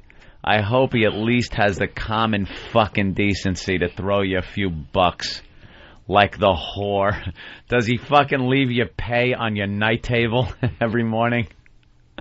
John in Chicago. John. New markets? Yeah. John. Stay tuned. When? La la. La la. What are the markets? La la. Tomorrow? John, Chicago, what's up? Hey there, Jan. Come on, Jan, speak up. Is he even plunked down? He wasn't, I guess. No. Sorry. John, hey there, Chicago. Jan. Chicago. Hey, guys, how you doing? Hey, man. So, I have really no payoff for this phone call, other than if you notice, like, back in the day, Howard used to always say that he never would stop fans or anyone from coming on your show or any other show. Which was a lie, by the way. We have so many stories of people not coming on our show because they were told, you go on the Opie and Anthony show, and this is another reason why we hate his fucking guts, that they couldn't do Howard's show anymore. Cock blocked. The old cock block. A little paranoid, Howard, are you? But right there during that little clip you played, you can tell exactly what he used to do. Because they were talking about Otto and George being on your show, and he's like, all right, good luck, Otto and George. Yeah, he'll never be on Howard's show now because, why? He can't be on both shows? I think Otto and George did Howard's show back in the day, then did our show for a number of years, and then we got fired. Then he did Howard's show for a little bit, and lately he's been killing on our show. He used to make fun of, and if he wants to go back on Howard's show, we'd be the ones to say go for it if it helps your career, I can't do both. Who cares? We would say it tomorrow. Why can't you do both? And Howard used to bitch about Leno and Letterman. Like, they'd get into fights over which guest could do, and he's like, so stupid. Why can't they just do both shows? Well, hypocrite, now what? They recently went to war over me at late night. Yes, they did. It was a war. Yeah, sure was, Jimmy. And Letterman lost, so I did his show. All right. See what I did there? Yeah. Yes, you turned it around. That's right. Everybody thought it was going one way. Funny guy. And I go, bada bing. You're a funny guy. All right. All right. The rest of the calls or whatever for now. Dump report real fast because there's a couple issues here. Dump report, hit it. Oh, boy. Jesus, that's the only thing you needed to do in this hour. I don't get to read it. Live from the Opie and Anthony Show studios, the Daily Dump Report. I used to get one. I could read along. Yeah, why didn't I used to actually read it? Maybe I'll just make it up as I go along. Why would I have a dump report? Hey, you're more of an expert so she on took the one in the shitter. You're more of an expert on the FCC than I. I pride myself in knowing the general rules, so I'm going to read these and you tell me what's going on here. Okay? All right. 7:37 a.m. They ended up canceling on me and shit. Caller about Guns N' Roses show. Well, shit. 7:47 a.m. I think she has nice tits. Deaf relay operator on the phone. Well, tits. That could be the best dump ever right there, by the way. Can't say tits. Of course. 8:18 a.m. Yum Yum is oral sex. Now, this is... Didn't we... News. Didn't we have Al listen to the Chris Hansen stuff ahead of... No. What? No. No. Oh, boy. No. Oral sex or descriptions. Yeah, but it was on NBC, actually. It was Chris Hansen from Dateline NBC talking about child sex trade in Thailand. You could say it on NBC, but you can't say it on the radio. Yum Yum is oral sex. I don't think CBS would mind if NBC got their license pulled. Put it that way. They don't care that it was on NBC. Any talk about oral sex and any description of it. We're just playing audio from a news program. That's what drives us nuts in radio. And I know what happened after that. I know exactly what happened too. It was then put in a context and bye-bye to a lot of material. Well, that's what I'm getting at. 8:19, both know how to perform oral sex. Chris Hansen from Dateline NBC talking about child sex trade in Thailand. 8:24, you might do that in between boners. Yeah. Opie during discussion of child sex trade in Thailand. Boner is okay during a non-sexual discussion. Yep. How do you use boner in a non-sexual discussion? Was a boner a mistake? Boner's a mistake. Nah, you could say boner. You just can't say what it's doing. Use it or anything in a like non-sexual sense. Boner pill. I took a boner pill. I was bouncing a child on my lap, and I got a boner and came in my pants. Another acceptable usage. Thank you, Jimmy. All right. I'm an FCC expert, too. Boner pill. I got a boner. Can you even say that? Yeah. You just can't say, anything about using that boner for anything. How about... even like searching for coins on the beach with it. Nothing. And nothing. I gotta tell you. Let's see. 8:29 a.m. The BJ bar. Yep, BJ, blowjob, anything like that will not be allowed. BJ is okay during a non-sexual discussion as well. How do you use BJ in a non-sexual... Talking about an old sitcom of a trucker and a monkey. That's right. That was the funniest one ever. All right. My name is B.J. McKay, and this is my best friend, Bear. Is it? Oh. You know it. It's like Howard and Robin.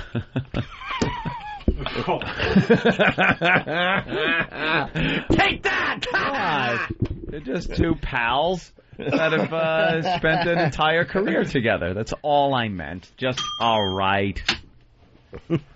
That's what we say to the shock jock today. You love how I ring the bell and get mad at myself for doing it like someone else rang it.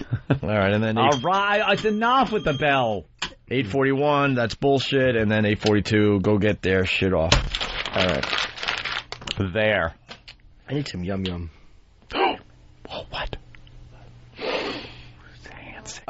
Jim in Virginia, what's going on? Hey. Hey, how's it going, guys? Hey.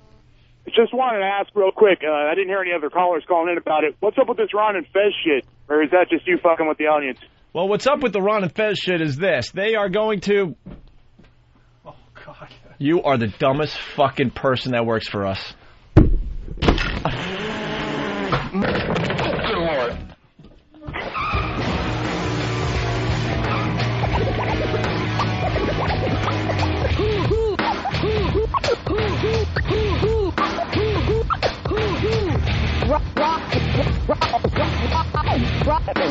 Rob,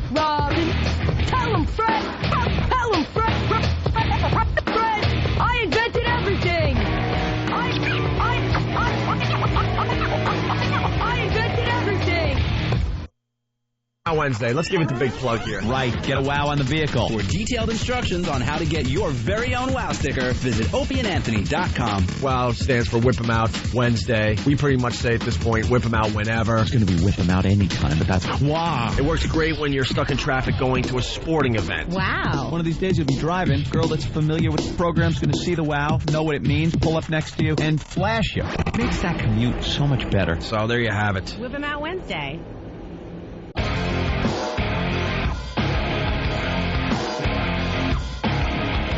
We're back.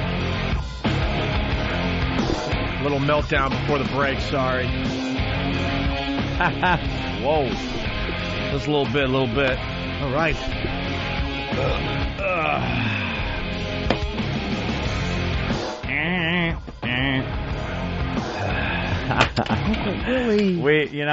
We had a really good laugh, though. After you left the studio. Yeah. We had a good laugh and a nice uncomfortable stare at Bill in the control room, but he wouldn't look back at anybody. Oh, poor Bill's shy. He stared at the computer monitor, twitched, and touched his beard a lot. And it was a scream. He had the look on his face when you're babysitting and you walk in and the child is dead. Yeah, how do you explain it? Well, then I thought it was me, so when I came back from the bathroom, I asked everybody, I'm like, please tell me it wasn't me. Did everyone see how obvious that was? And not one person even was on the fence. I'll be Even Anthony. I'll be the first one to call you out, because sometimes in the heat of the show, wanting to put on a good show, Opie will insist that the staff be mind readers. Yeah, well, you're right. And there are times where it is obvious, like, all right, that should be obvious. But other times, I think it's just a passion for the show. You're absolutely right, by That the way. time, though, I could you deny walked that. in and questioned, and it was like, dude, no, you gave him such a heads up. You could have held up a sign that you just wrote in his own blood, carved from his chest. And he still fucking missed it. And he nodded. That's the weird part. Of course I'm he like, nodded. I think this is obvious what we want to do here, but all right, I'm going to make sure. And I looked, and I got a nod. There was hand signals going on. I got a nod like, I'm with you. I'm with you. I'm here. I'm with you. You fucking give me the word. Right. Yeah. What about, how come E-Rock doesn't sit in here anymore? He used to always catch the brunt of it. E-Rock's very busy. Doing what? He reads his email and scrolls and highlights it and does that over and over. Oh, wait. Wait a minute. No. Hey, we should have E-Rock do a request hour, by the way. I see E-Rock with a audio wave form in front of him. I'm sure it's some wrestler. Where's E-Rock? You want E-Rock to take requests today? I would love that. Because we got a couple instant feedbacks coming in. Someone wants to hear shit dick. Someone wants to hear put the lotion in the basket. And maybe it's time... Are you crying? Are you sleepy? Why are you crying, Eric? What's wrong? Nothing. My contacts all... Did you finally just realize that men aren't supposed to do things with other men that you've been doing? Yeah. Was someone touching you with your bathing suit covers? Does Uncle Willie tickle you? What are you doing out there? What do you do on a daily basis like that in here? Walkover audio, worst of the week, worst of audio, a lot of that stuff. I just know what you do over there at CBS. Can I do a request hour for us today to get us to noon? Sure, if you want. How come Than sits here but stands over at CBS? Just don't have a stool. Don't have a stool over there? Yeah. They haven't requisitioned one for you? Yeah. All right, we're going to do a request hour with E-Rock at 11 o'clock. I thought right now I was ready to leave. I know, kid. You request all those things you haven't heard in a while. Maybe some of the stuff that has fallen through the cracks. E-Rock will play it for you today starting at 11. Sam, what are you filming? Just in case there's radio gold that happens. I'm with Never Sam. know. You never know. Whenever E-Rock comes in the studio, I like to have a camera ready. Yeah. Okay, fair enough. Camera. A camera. Like having a camera. Where are you from again? Where are you from? New York. Yeah, New York, of course. I like having a camera. A camera. Take photographs and video on my camera. Camera ready. Keith E-Rock comes in. His stupid rosacea. I like to redden his cheeks with a harder slap. He's got Sterling Hitchcock cheeks. That stupid Yankees pitcher. Stupid rosacea face. I hate Prince William or Prince Harry. Which one of them always had rosy cheeks? A couple from DJ Anal Lightbulb. Full score in 7 years ago. Sorry, just a little callback to your fuck up. I'll take this. Good for it. It's just hurtful. I was trying to be hurtful. I'm sorry. I apologize. DJ Anal Lightbulb from PostHorse.net. Yes. He's crying because he heard Hellman's is going out of business. Oh. And he also writes, just heard one of the dumbest things ever on an XM spot for a program called Before the Music Dies. Some ass said, today Ray Charles or Stevie Wonder wouldn't get a chance. They're blind. To be like on the huge radio? stars on the radio in the music business. Because Do we have that maybe spot? there's attractive people that they're looking for, people with all their senses. Oh, I have no idea. Or because they're... Oh, yeah. Well, blind. that too. Because they're blind. B-L... Do we have that? I-N-D. Yes, of course. Mm-hmm. All right, that didn't justify a bell. Do we have that? We're looking for that. Oh, boy. Look at poor Bill. Oh, Bill, my please, God. you're supposed to have that in Gillette. Bill is scurrying. He's all frazzled in there. You know what Bill is? Remember what happened with the Exxon Valdez? Captain Hazelwood went to sleep, and they put like this other flunky at the helm, and he steered right into something. That's what Bill is. He's the flunky steering into things. Captain Derek is asleep. Yeah, Captain Derek is asleep. Everything should go smoothly. You can handle this. Dan, what's going on? Huh? We're looking for it. All right, if you find it, bring it to our attention. Derek's kicking back with his mandals up, crossed. Yeah, mandals. Ugh. Still trying to figure out who's supposed to plug in my headphones. All right, here we go. He's not fessing up. You're a good man. You're not a rat. I like that. Vanessa Manillo. Ugh. I'll find out, though. Hot piece of ass, but ugh. Remember she did the fat suit? It's Sweeps Week. Did Vanessa do that for MTV? She already did, right? Yeah, Once before. she used to bang Dirk Jeter, and now she's... No, I know. She's a friend. She's a friend of yours. Vanessa, yeah, I know her. Stop it. You do not. Yeah, I do. I don't care if you do. did a pilot with her, right? Just say you Did don't. 2 pilots with her. 2 pilots with Vanessa. And when we came back on, she gave me a great interview and gave us great plugs. Oh, yeah? When we came back on the air, yeah. Where? We were doing the Hammerstein back in 2004. Oh, good. Well, now we're going to bash her. She was very nice. Now we're going to tear her apart. Yeah, because she's kind of full of herself Is there, she? Jimmy. Yeah. I don't blame She her. wore the fat suit back in the day. I think that was a year ago. That was the latest rage. Was that kind of the first fat suit? Oh, I don't know. Who knows? Who did the first fat suit? I think Tyra. Oh, yeah, Tyra? Was the innovator of the fat suit? God, I hate that. Yeah. I think so. And then all the TV shows did it. Well, it's Sweeps Week, so yeah. So they're breaking out the big guns, the big stories. Pull out the fat suits out of the closet. Yeah, and, all the stories that make us watch a little longer so they get some nice ratings. Who's she doing November it for? Sweeps, it's called. Well, you know there's a show called Ugly Betty. Oh, yeah, yeah. That's all the rage, I guess. Because the girl is supposed to be ugly. Right. Is that it? And how about she someone works, that watches the show? She works in like a either the fashion industry or something in the beauty industry. Yeah, fashion industry. But she's ugly, and that's kind of the irony of the whole show. But the truth of the matter is, she's kind of funny looking, cute.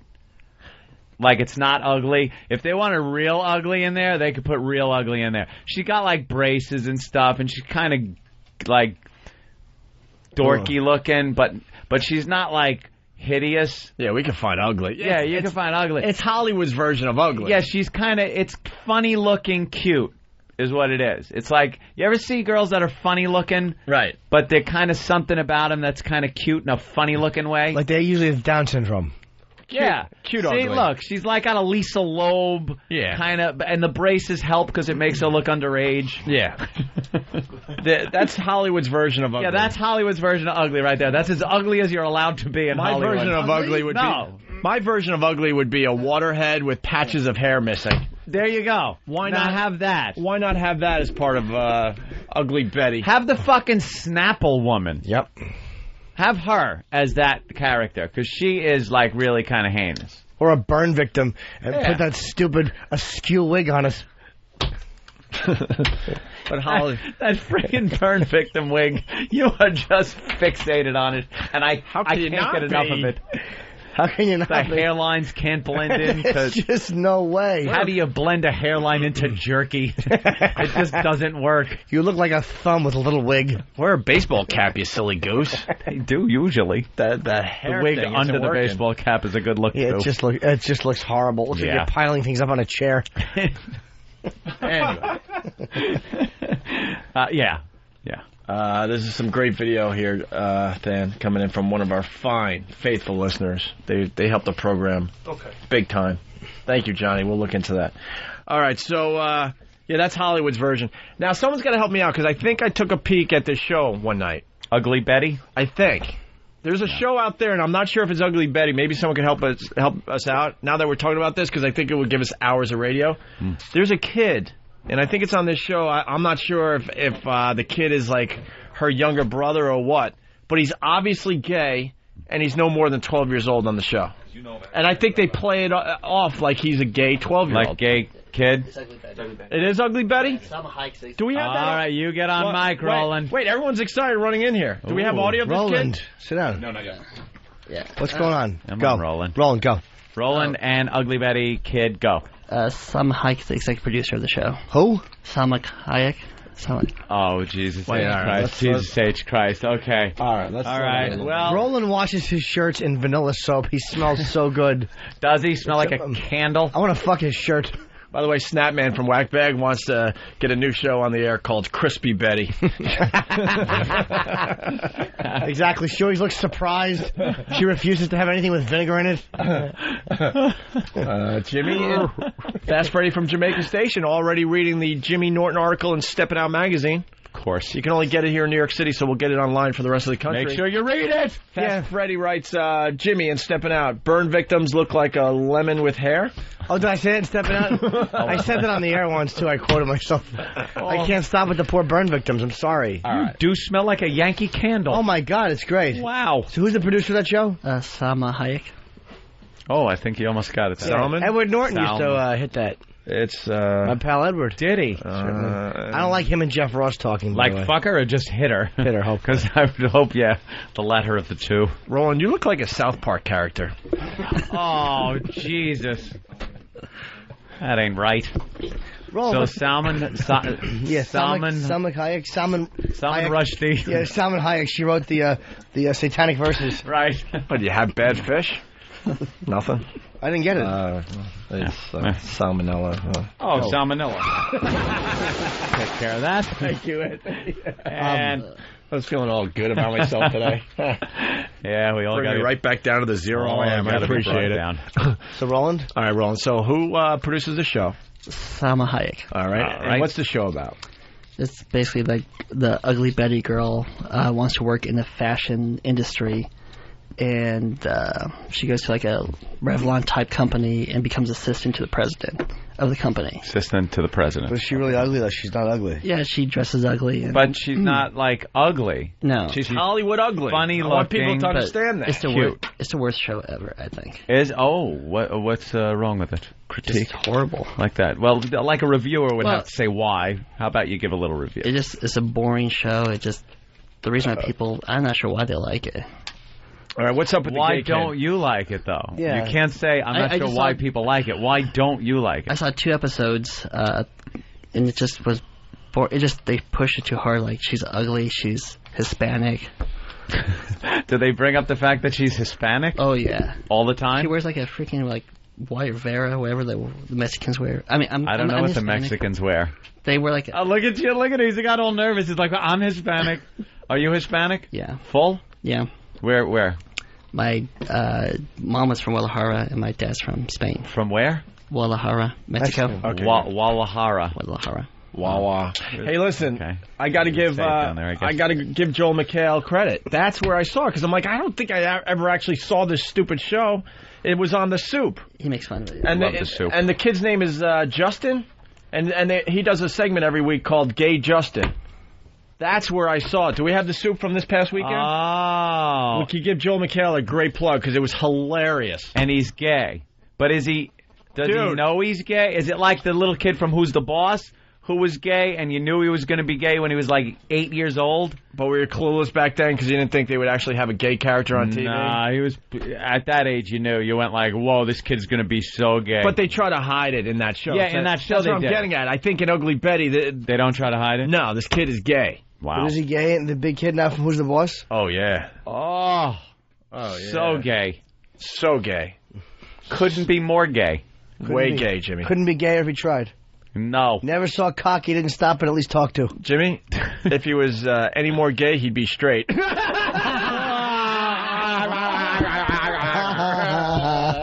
Well, yeah. Denise in Jersey. Hey, guys, how are you? Hey. Hello. Okay. That guy is totally gay. I mean, he's obviously not having sex, but the story behind the show is the girl got hired because the president of the company at the fashion magazine is a total womanizer, and his dad's grooming him to take everything over, so he needs a secretary that he won't bang, is basically the story. And the little gay kid prepped her for a job interview with, going through the magazine like, look at this designer, and he was totally telling her how to dress. I mean, he is so flaming, it's not even funny. Well, listen, we're getting gay audio. Sam's working on that right now. Okay, and Roland's review sucked, by the way. Really? Of course it did. Yes. I don't know. Yeah, Roland, he's terrible. He covered it all. Yeah. Roland, you didn't like. What do you think of the gay character? I just saw like one episode. He Ugly wasn't in the first pilot Betty. episode. Let's see. I'm trying to find other pictures of her to see if she is. Sam, you got audio ready? They gussied her up. God damn, you're that damn good. Give yourself a raise. What? No. Why not? No, she give him something Very ugly picture. It's not our money. Is that the gay kid? Yeah, it's got to be the gay kid. Is that Jesus Christ. Let me see. That's got to be the gay kid. Yeah, that's the All kid. right. Could you get the Joel McHale thing? Because that was pretty damn funny. He should get a plug for what he's doing on that soup. And then there's like Hot Chick and... Rumor has it they're working on a bit for us for the soup. Yeah, he is working on it, and then once they get a bit, they'll email to you guys and send a crew over. Yeah. Borat, funniest movie ever? Yeah, it's like the funniest movie in the past 5 years. I went and saw Borat last night. You liked it? I liked it. It can't live up to the hype that it's getting, but there were some massive laughs in it, yes. And I realized at the movie theater that I am completely out of my mind, and I got to do something about it. Wow, what's wrong? Dude, I purposely do not go to movie theaters that are filled because I can't stand one thing that happens in the movie theater. You want to guess? Talking. Cell phones. That's easy. That stuff's easy to me, believe it or not, because I know for the most part they're going to shut up when the previews start because they make the previews nice and loud. Popcorn crunching. Dude, right through me. Yeah. You know how we talked about, like, when I was growing up with the vacuum cleaner? That's something, the fans have a lot of fun with it from time to time. I go to a phone call and there's a vacuum playing, and you see me cringe. I don't know what it is, but it goes right through me. Yeah. The same thing with popcorn. There was a guy right behind me, and then you hear the whole theater. Like we've talked about this, it sounds like locusts, termites. It's so annoying to me that I can't sit in my seat. Do you I can't even block it out. I try everything. When you watch movies at home, do you have to constantly be shoving shit in your fucking mouth? No. How come when you go to the movies, everyone feels compelled to just sit there the entire time shoving nachos and pretzel bits and fucking popcorn and everything else in their face during the entire movie? And who the fuck decided that popcorn is the thing to eat at movie theaters? Why couldn't it have been something soft, like taffy? Something. Steak? Something nice and soft. Sushi. I don't give a shit. Sushi. Something that doesn't make noise, but someone invented that and decided popcorn needs to be eaten. Noisy food. So for the first half hour of the movie, all through the previews and at least a half hour of the movie, that's all you hear. And it drives me insane. Dude, insane. I didn't even notice it, to be honest with you. Lindsay was sitting next to me and she could tell, she looks at me like, you are a fucking weirdo. And I'm trying to be cool and, and I can't sit there. I can't stand the movies.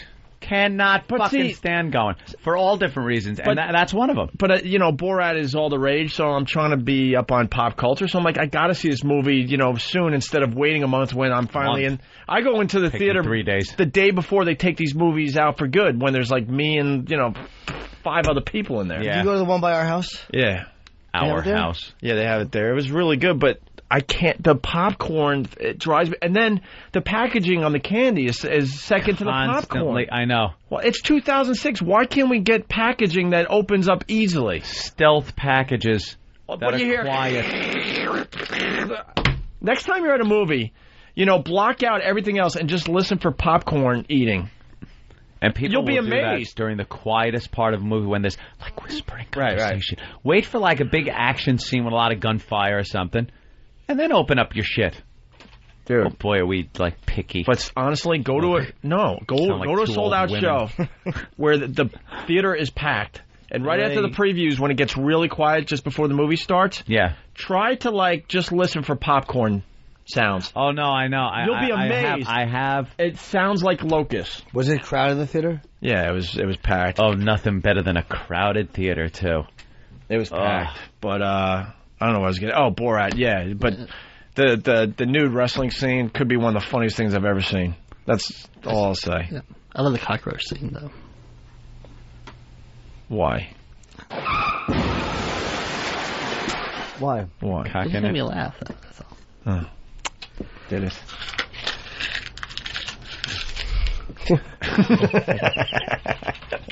All right. You saw the Will Ferrell movie? Yeah, Good? that was really good. That looks really good. It's about what? Stranger Than Fiction. Emma Thompson is an author. She's writing a book, and the character she's writing about is Will Ferrell character. Will Ferrell character. All right, let's go to Andy in New Hampshire. Andy! And, hey, so I was just calling because I'm a new listener, and I guess you guys talking about the eating in the movie theater. It's like one of the times that I turn your station off for a few minutes is when you guys are eating, and it's apparent I can hear chewing when I'm listening. Yeah, I'm trying not to eat as much on the air. Me neither. Right into Mike, because I know how annoying that really is, because I listen to it on the replay, and even though I'm listening to myself eat, it drives me nuts. Does it? Oh, yeah, and I'm like, wait, ass, it's you. That's you. You can control that part of the show. Don't do it then. Right. I'll be in the gym listening to the replay going, oh, my God, that is annoying. All right, here's the gay kid from Ugly Betty. Guess who I am? Why, you're a proud member of America's Navy, sir. No, I'm Jean Kelly from Longest Town. Yeah, but let's just tell everybody at school you're a sailor, okay? Fine, but I'm a sailor that can sing and tap. New York, New York, a hell of a sound. The Bronx is up and the battery's down. New York, New York, you're a hell of a sound.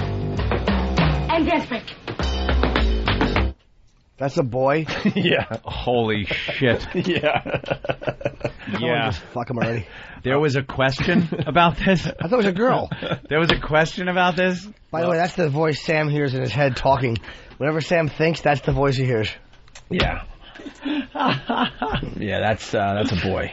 And I want to thank the Soup and Joel McHale, because that's where I was turned on to this thing. He's also our phone screener. There he is. There he is. Lovely Travis. So, Vanessa Manillo's sweeps week. See, we bring it right back around. We'll look at that. She's in the ugly suit. Yeah, why? Because, Ugly Betty is that damn popular right now. For what network is she doing it for? For MTV? Oh, boy. Entertainment Tonight. Okay. Yeah. And, of course, she gets real ugly, gets a little fatter, throws braces on, and... Of course, she walks around New York, and people are pointing and laughing. And I'm telling Aunt before the show today, no one does that in New York especially. No one turns and looks at an ugly... Well, maybe sometimes on our walkover, but we're performing for people. But in our regular lives, no one does that. No one cares. No one sees an ugly person and has something to say or a chuckle or something. We see them all the time. No one.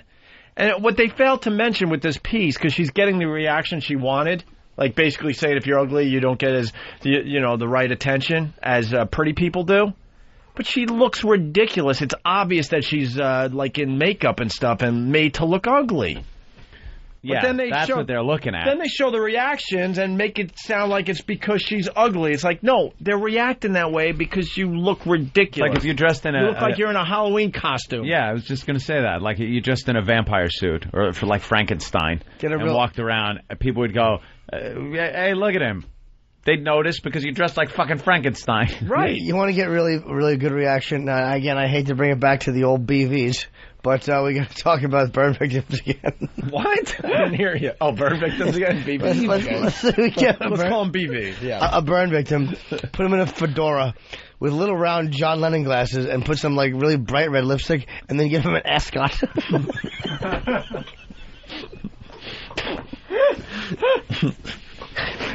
And a smoking jacket, ironically enough.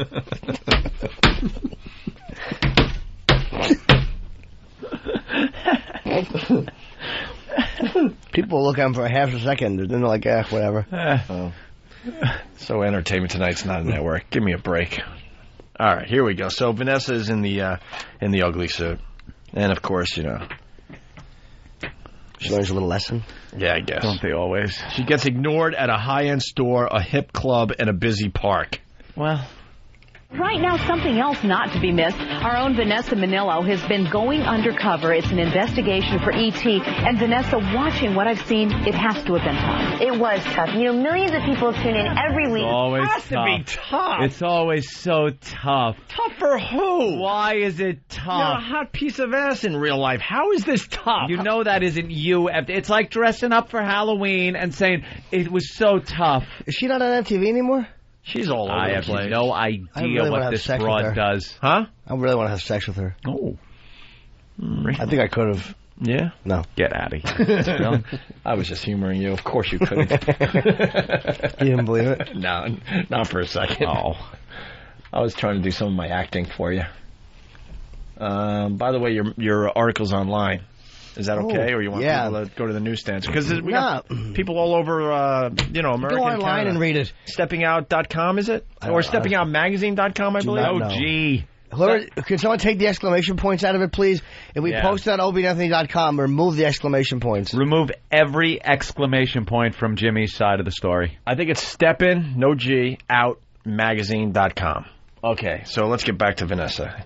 Getting ready to wear the ugly suit. It was tough. You know, millions of people tune in every week to see Ugly Betty and the Less Than Perfect Girl try to turn the tables on New York's beauty elite. But what we want to know is how could a real so-called Ugly Betty survive in the real world?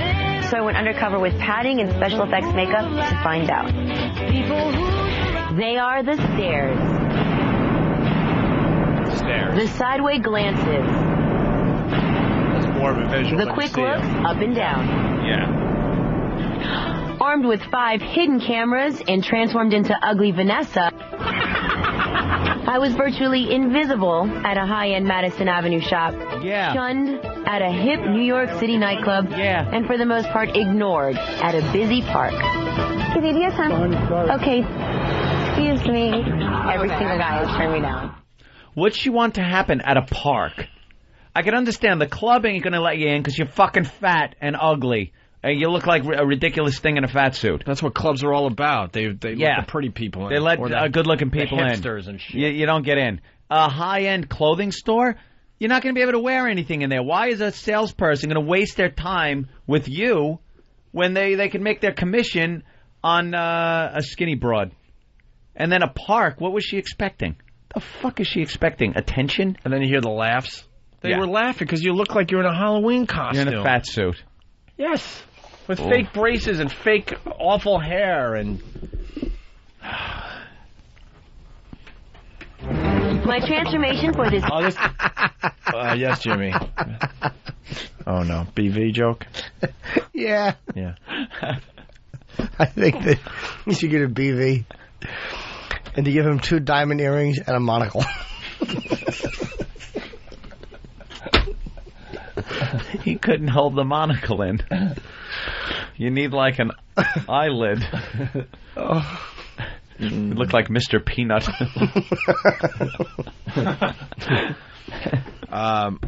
Vanessa almost cries. Vanessa almost cries in this clip, guys. All right, because why? It's so tough. Well, because she's going to wear buck teeth for the piece. Buck teeth. Yeah, and she almost cries, even though she could just take them out and pop them out. And she's you got back to being a hot piece of ass. Yeah, but she almost cries. Okay. Because that helps the story along now, doesn't it? My transformation for this expose is extensive, including a fat suit, prosthetics, braces. On another day, I also go blonde, trying to attain what some feel is the ideal of beauty, but that's another story. Black guys. Today's story begins here. It's 5:30 a.m. inside Manhattan's DV Depot.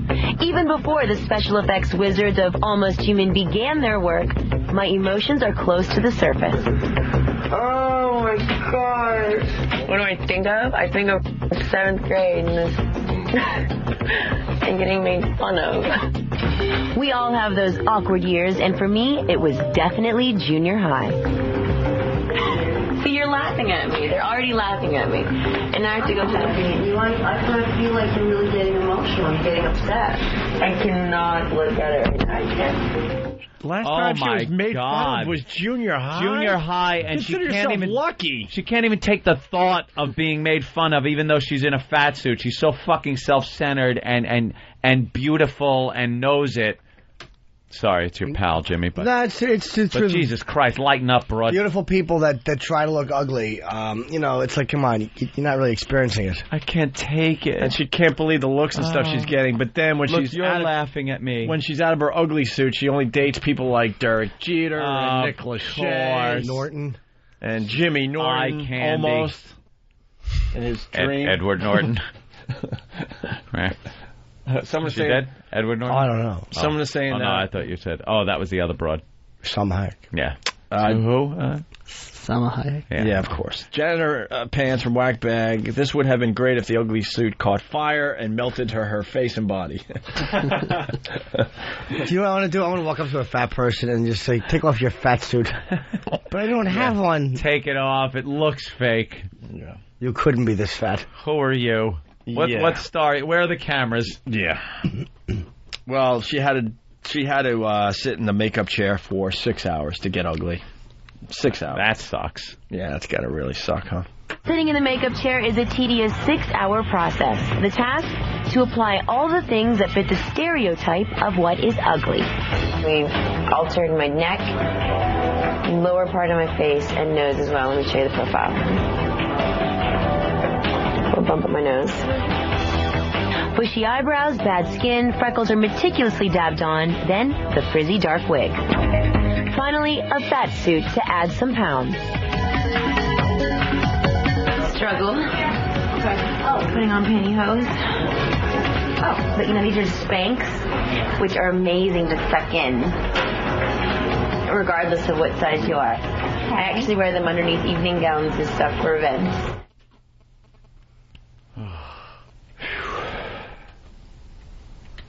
Holy shit.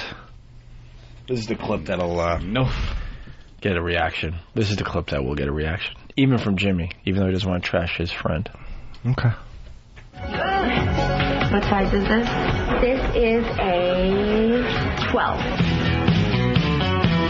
Looking at myself in the mirror, I knew I wasn't the most perfect girl, but I was still me on the inside. And I was going to protect my inner beauty and win.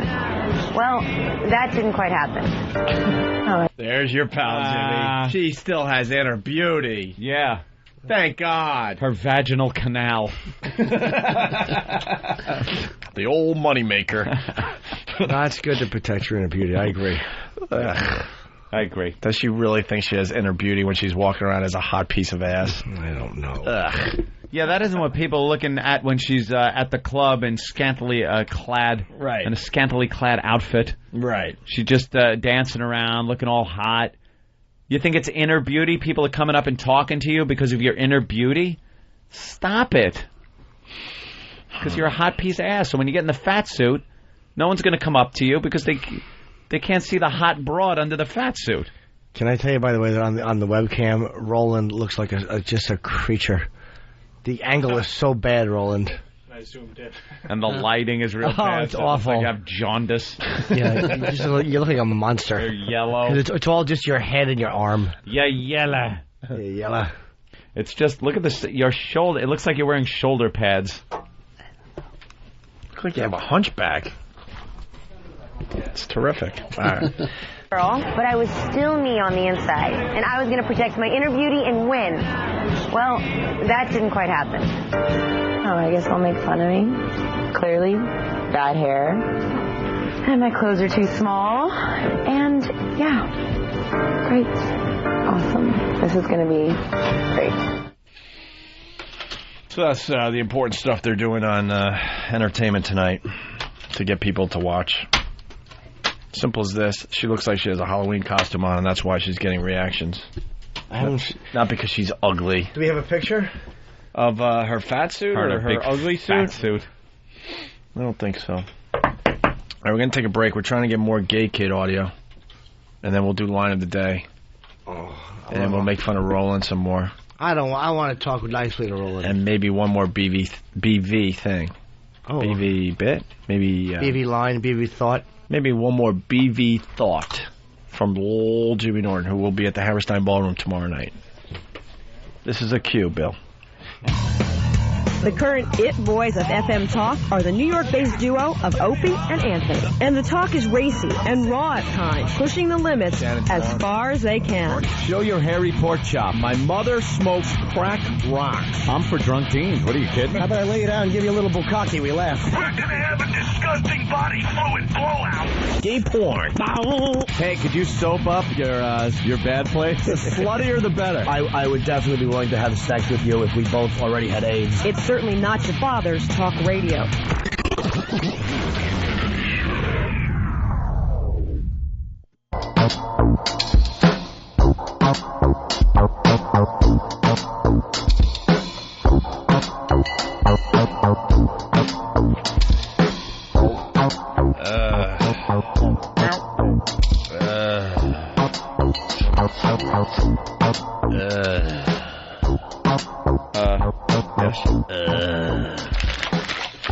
All right.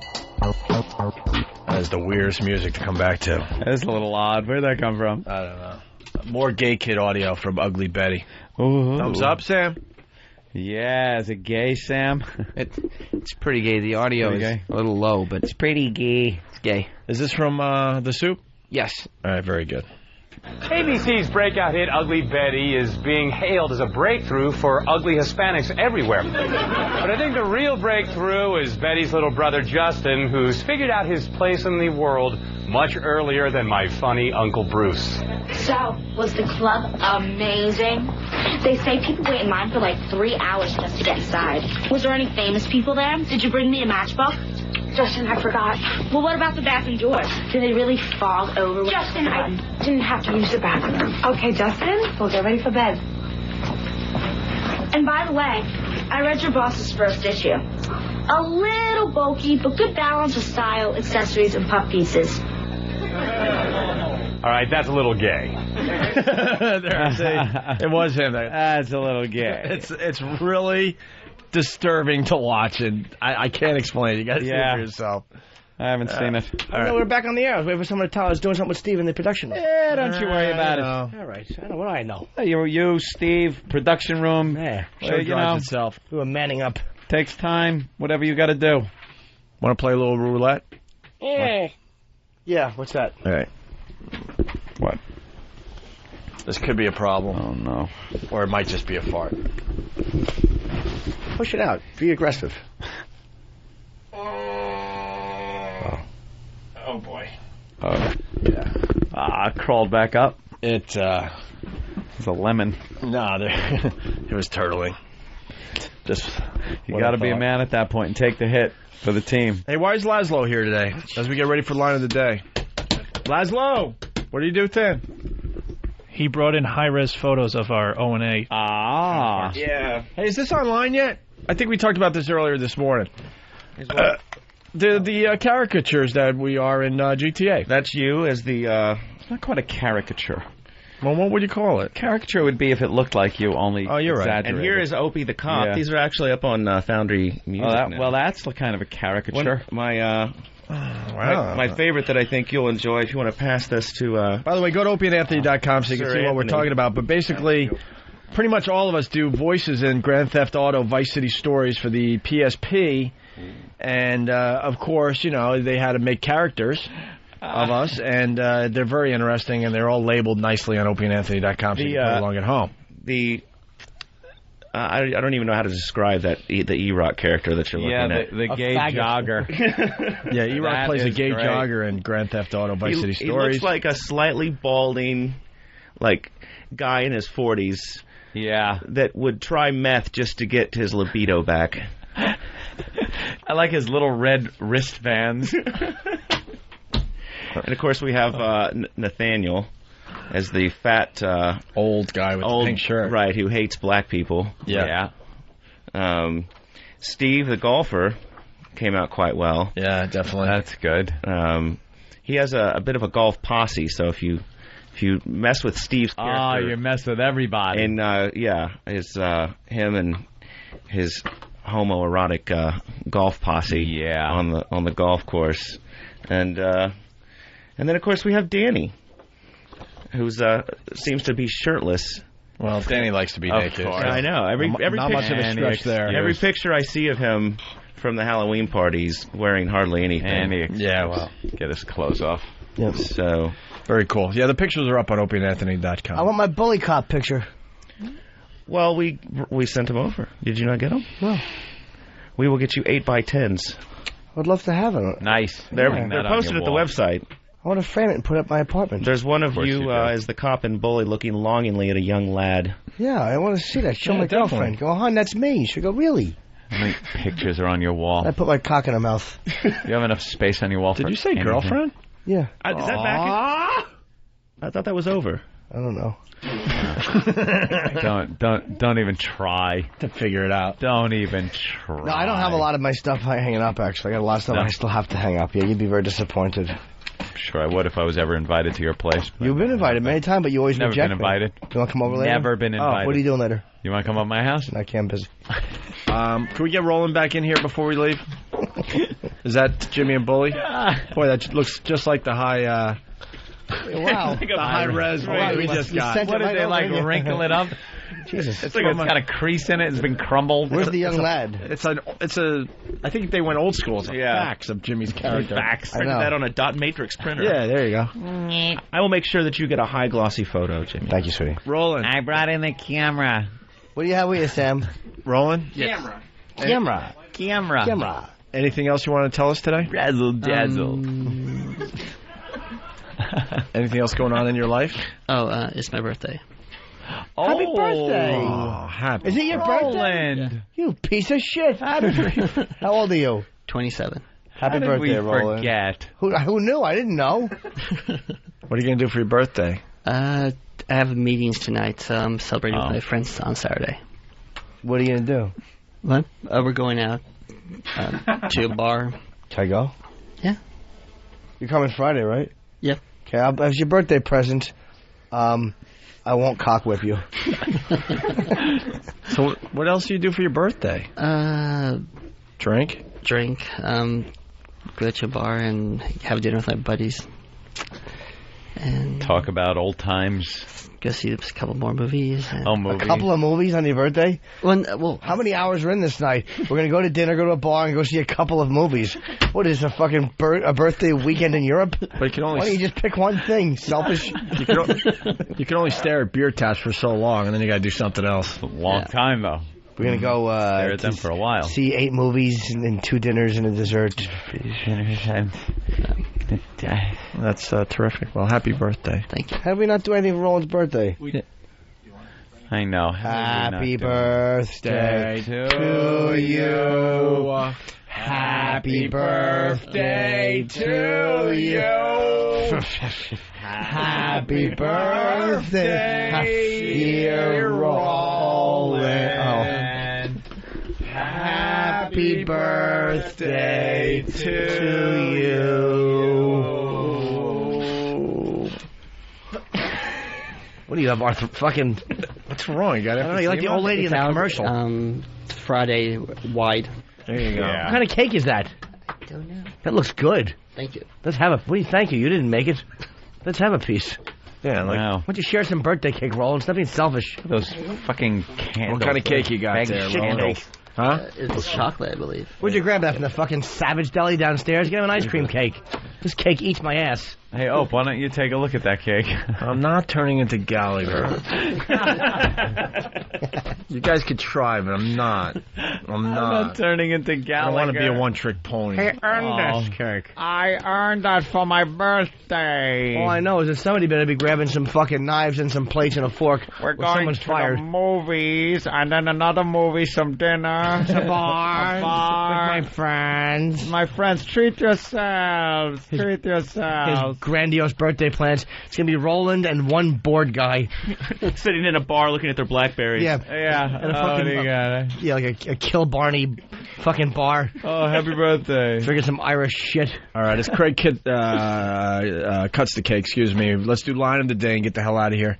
And then, today we got a treat for you. E-Rock's going to take us to noon with some live programming. Oh, what a treat. We're taking all your requests for all those little bits that might have fallen through the cracks. Wait. What was that face? That's the treat. Here's the face E-Rock just made when you said that. He went, that's not good. When you kind of clench your teeth and open your mouth a little like, It's E-Rock Radio. We have to postpone it. Why? We have a meeting right after the show. Meeting? I know we have a meeting. Could you cut a shittier piece of fucking cake? Look at this. Dude. Oh, my God. He can't even cut fucking cake. I could karate chop that nicer. Dude, this is what's going to happen. We're going to do E-Rock Radio. Oh, boy. And you're going to do it in front of us as we're doing a meeting. Okay. Oh, wow. Oh, yeah. That sucks for you, man. Yeah. Excuse me, sweetie. I'll pick up my own piece. Please. You're all cake. Hey, Line of the Day sponsored by BowDogFight.com. Log on and watch American fighters battle for the right to represent the U.S. in a bout against the Russians. It's all on BowDogFight.com. A mixed martial arts tournament and docu-reality unlike any seen before. It's Line of the Day, from BowDogFight.com. Here is today's runner-up Line of the Day. There was kids in my yard swimming in my pool one time, and they call me, hey, Mrs. C, look out the window. They all had their bathing suits up in the air. Now I'm talking they're between 10 and 15. Yeah. So they're budding, and they're all holding their bathing suits up. They thought it was cool because it was getting dark out, and they could take their bathing suits off. Why'd they call you Mrs. C? Is that your name or what you act like? Cynthia's my Mrs. C. Hey, there you go, Jimmy with runner-up Line of the Day. Mrs. C. Are you guys ready for Line of the Day? No, I have chest pain. What? No, not heart attack chest pain, but like... Holy mother. You all right? From the smoothie it happened, yeah. Oh, yeah, that happens. What is that? Cancer, usually. Indigestion. You got a little pocket of air, maybe. What are you doing on the floor, Ed? I had it. What happened? What are you doing? My headphones are so wrapped around my chair, I don't know how it happened. It's like I spun around 18 times in my chair. Thank you. Are we ready? We're supposed to be professional broadcasters. Yeah, we were supposed to be for fucking 12 years. Right, shut up. They're still buying into it, though, at least. Here is today's Line of the Day. BowDogFight.com. Thank you. Here comes Line of the Day, Line of the Day.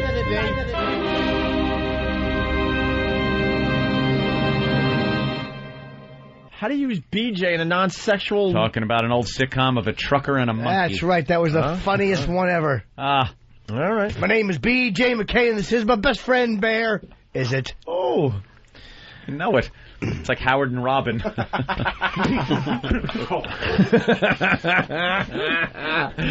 that! Ooh, Anthony, Line of the Day. Wow. A damn good one. Nice. And well deserved. Had all the elements. It sure did. All right. We don't have to break, right? Look what I do. I move my chair over here. E-Rock, come on in and do E-Rock Radio. E-Rock Radio. Laszlo, anything to plug? December 2nd, the Laszlo Show. Saturday night, right here on 202.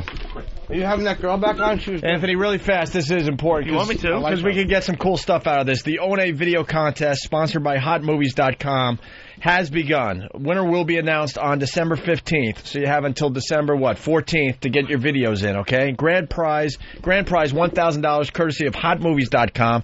It's an O&A themed video contest. This is what we're looking for. Original videos or animations, no more than 3 minutes each, submitted via email, VHS tape, DVD, that are centered around the cast and crew of the O&A show. It doesn't have to be the whole cast and crew. You can pick out your favorite member or the member you hate, whatever you want to do. Details will be on O&A's website. That's our website, opieandanthony.com, as well as an email account specific to the contest. All right, we don't have to read all that. Just go to opieandanthony.com for more details, I guess. The best videos will be hosted on opieandanthony.com. Videos will be judged on originality, humor, relevance to the O&A show. There's a really great contest for all the creative people out there. Sponsored by hotmovies.com. Get in, get off, get out, hotmovies.com. Okay? Right. More details on opieandanthony.com. E-Rock Radio. Oh, you have to use Delete on that? Just leave it on him, though. What happened? I just wanted the camera on E-Rock so that they could look at E-Rock doing his E-Rock radio. Quest Radio. So, what are you doing there, E-Rock? Can I hang out and fuck your show up like you did mine? Oh, wow. I sit there and doing nothing? Oh, shit. Fucking E-Rock's prepared for E-Rock Radio. Wow. Look at all this. All right, come on. Come on, Eric. What are you doing? There's requests pouring in over the lines. There you go. E-Rock Radio has begun.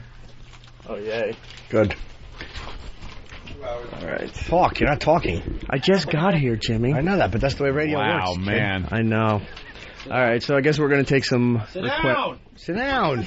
Don't act like you don't do it when the boss isn't there. Ooh, I'm in the big boy seat now. Yeah. You want some coffee? No, I'm good, thank you. Now yell at him because you wanted him to know something that you were thinking and he didn't. All right. Laszlo, move over. I gotta sit there and make fun of E-Rock. All right. Let's just stare at him uncomfortably as he does this. Okay, let's stop moving that mouse. Fucking pick it up. Let's go to Mongo, a trucker. What's up, Mongo? Hey, can I hear that Kick in the Cunt song? That's a timeless classic. Derek, we have that set? All right, here it is. Kicking the cunt. Jack Black. Jack Black. There are several ways to irritate a Black's lady. awful. You didn't mention that a rat's gone out of style. He's not putting his own... That's sure to get a nip. It's bound to cause a tip. But here's a little... You gonna keep our mics on? Extra Give her just a little kick in the cunt. A kick in the cunt? A kick in the cunt. How's about a nice kick in the cunt? You'll sure have a stump if you go for the punt with a jolly good kick in the cunt. Now a lady of grace will show utter distaste for a slur or a randy suggestion. But if you call her a whore, it may do nothing more than make a subtle change in her complexion. So give her a kick in the cunt. A kick in the cunt? Ah, kick in the cunt. How's about a lovely kick in the cunt, eh? If you aim to annoy, there's no better ploy than a rousing good kick in the cunt. Now you might want to sucker a club in the choppers, a shock up and making a grab at a knockers, but she'll pull the coppers and you'll end in jail where you eat bread and water and shit in a pail. So if you've enough of a womanly guff, no need to be rough, it'll be quite enough to call her bluff with a huff and a puff, just stuff your foot straight into her muff.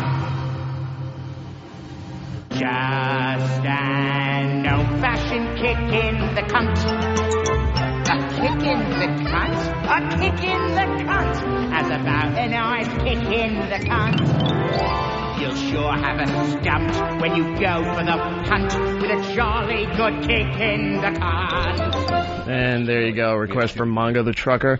We're doing E-Rock Radio, taking a request for bits that you haven't heard in a while. It's a Jack Black again. Jack Black. Mule Dick in Georgia. Hey, what's up, E-Rock Radio? What's up, man? What can I do for you? I want to hear some of the Pat O'Brien remixes, man. Anyone in particular? I miss those. My favorite one was Pat O'Brien and Dr. Phil. I only played it a couple of times, but it's badass. Stop nervously trying not to look at us. And how about talking? Yeah, how about talking? You're sorry, I have to do both. With a little enthusiasm. I do both all the time, People do man. both? Yeah. It's called being a jack. Hey, go home and get your fucking shine box, buddy.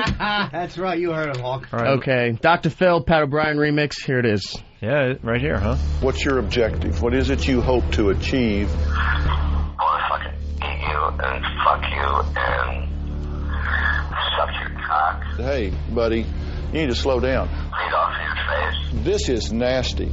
I want you badly. I know you want me. What a creep. But I want to fucking make you come so much. Any drugs involved? Let's just fucking have sex and fun, drugs. Fuck me, Okay, let's get some hookers and some coke and go crazy. Get crazy? I don't know why I'm like this. I'm worse off than you are. Looks like having sex. Okay, from behind. I want to lick your cock. Buddy, you are blowing it. I'll Yeah, never they look want us on the radio, at so Pat we'll be there. O'Brien We'll do all the that same shit. way again. We'll come to the radio. Yeah, and there it is, that's Dr. fine. Phil, Pat O'Brien remix. You guys want Dave in Kansas City, E-Rock Radio. Wait, what happened? What did I miss? Yeah. Nothing. Hello? Hey, Dave, what's going on, man? I didn't miss Hey, anything. I want to hear Anthony's Grease Man bit. All right, we can do that for you. We've got Greasola crayons for Dave. Hold on. This is E-Rock Radio. You got to inject your personality into this. You are really just going like, all right, grease my crayons for Dave. You can't wait for those mics to be off. I know. You're like you should you're like add to racing. it. Like, wow, that's a fantastic bit. What do you like Make about it the sound bit? good. Oh, Like yeah, the- that's one of my favorite bits, too. Well, Grease Man is looking for a new job, and he gets wins the lottery from Zimbabwe or something like that. No, we don't have that one. No. You like the Greasola crayons one? No, the other one is... Hey, you cocksucker. That one was brilliant. It was brilliant, you motherfucker. Hey. was good. You're not supposed to be here. Oh, sorry. Right. I was knocking my bit. All right, let's move on. Jesus. All right, well, we'll do what we got here. It's Greasola crayons for Dave. We'll do what we got. What does that mean? What does that mean? I don't mean. Does that the dog shit that we have available, which Yes. is Anthony's Brilliance? We'll do what we got here? What does that mean? What is that? So we got... We don't have the one he wanted, so... Get another bit, then. Yeah, don't let them push you around, Hawk. It's your show. Your show. All right, Ron in Wyoming. Ron, what's up? This will be good. Hey, man, I'd like to hear something I hadn't heard since, like, the first week on XM Radio. That's Drown, Cuban Drown. Oh. Then I'd also like to hear Peter from Family Guy. The what? Your last part cut up. Peter from Family Guy singing You've Got AIDS. Oh, the AIDS song. Okay, we can do that for you. Now, was this... Me. It's just your show. Just you. What do you mean? We're not helping. I can do Derek's that. helping out, too. No, he's not. Okay. It's back there. Hey, great show, guys. I love Gay it. porn. Now, Drown, Cuban Drown was a Rock Gut song, right? Drown what? I'm not here. Don't look at me. Okay. Yeah, I'm trying I'm not to. helping. Yeah, this is not the. Stop dreaming of the day where it's the Eric and Anthony show. That ain't his dream, my friend. Oh, you think he wants to be the Opie and Eric show? Please. Easy. With their Of course roommates? he does. All right, here's Drown, Cuban Drown. Cuban drown, Cuban drown, yeah, Cuban drown, drown, drown, drown, Cuban drown. Cuban drown, drown, drown, drown, Cuban drown. Cuban drown, drown, drown, drown, Cuban drown. Cuban drown, drown, drown, drown, Cuban drown. Cuban drown, drown, drown, drown, Cuban drown. Let's hear it for the refugees, give them a hand. Roll for days just to open up a taco stand. 20 Cubans float on a wine bottle cork. Guantanamo Bay is just a 5-minute walk. Turn around, Cuban drown, drown, drown, drown, Cuban drown. Cuban drown, drown, drown, drown, Cuban drown. Cuban drown, drown, drown, drown, Cuban drown. Cuban drown, drown, drown, drown, Cuban drown. We took all your relatives, stay away. Remember Ricky Ricardo, Babalu, Aye. Mamacita, she's as big as a boat. You shove a motor up her ass if you thought she'd float. Turn around, round, round, round, round, Cuban drown. Cuban drown, round, round, round, Cuban drown. Cuban drown, round, round, round, Cuban drown. Cuban drown, round, round, round, Cuban drown. Cuban drown. Drown, drown, Cuban drown, drown, Cuban drown, yeah. Cuban drown, round, round, round, Cuban drown. Drown, drown, drown, drown, Cuban drown. Cuban drown, drown, drown, drown, Cuban drown. Cuban drown, drown, drown, drown, Cuban drown. Cuban drown, drown, drown, drown, Cuban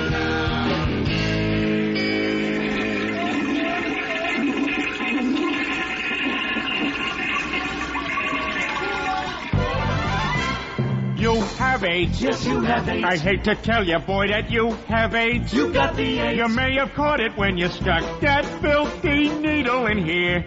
Or maybe all that unprotected sex put you here. It isn't clear, but what we're certain of is you have AIDS. Yes, you have AIDS. Not HIV, but full-blown AIDS. Be sure that you see that this is not HIV. But full-blown AIDS, not HIV, but really full-blown AIDS. I'm sorry, I wish it was something less serious. But it's AIDS, you've got the AIDS. There you go, Family Guy. You got AIDS. It's E-Rock Radio, taking requests for O&A bits that you may not have heard in a while. Hulkster in heaven. You what? I want to hear Hulkster in heaven. Okay, Jimmy. Hulkster in heaven for little Jimmy.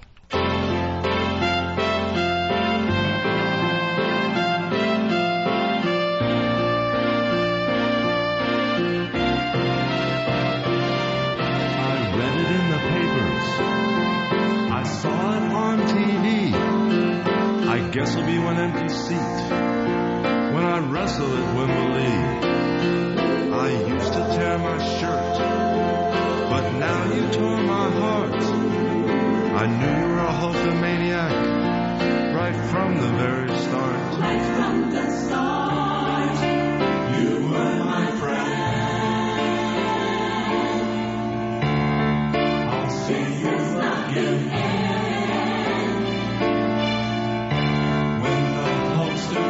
To heaven, heaven, heaven, heaven. We'll tag up again, again, again. The world just goes. Another Hulkamaniac, a friend to the end. I'll see you again. I wish Hulk's love could bring you back again.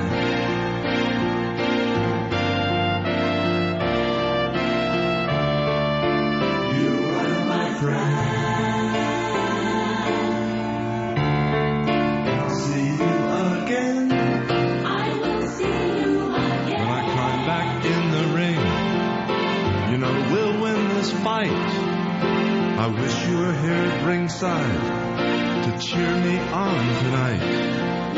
The spotlight now grows dim, and now it's not on me. The prayers we said together are still our guarantee.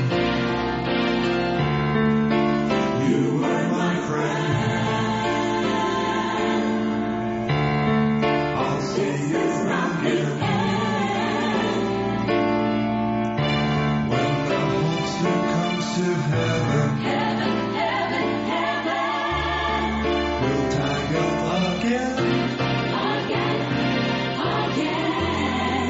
The world just knows. Another Hulkamaniac, A friend to the end. I'll see you again. could bring you back again.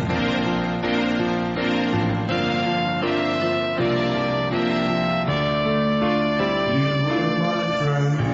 You were my friend. I'll see you again. The world just knows. The world just knows. My friend. He's my friend.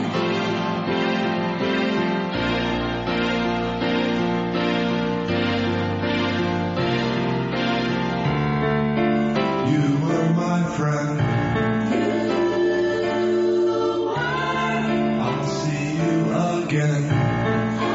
I'll see you. When the Hulkster comes to heaven, Heaven, heaven. we'll tag up again. Again. The world just loves Just know. another Hulkamaniac.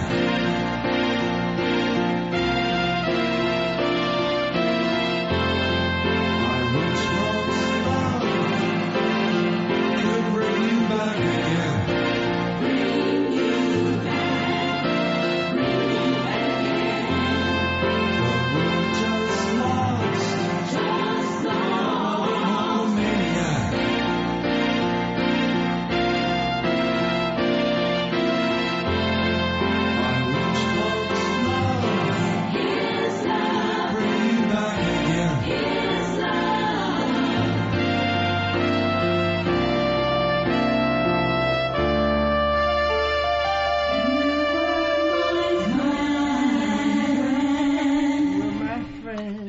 friend. Hulkster in Heaven, E-Rock Radio. E-Rock Radio? We're saying that as a goof. But it's on the pad data. So we're taking your request for some O&A stuff you haven't heard in a while. Let's change. Hold on. All right, let's change the pad data. E-Rock's a dummy.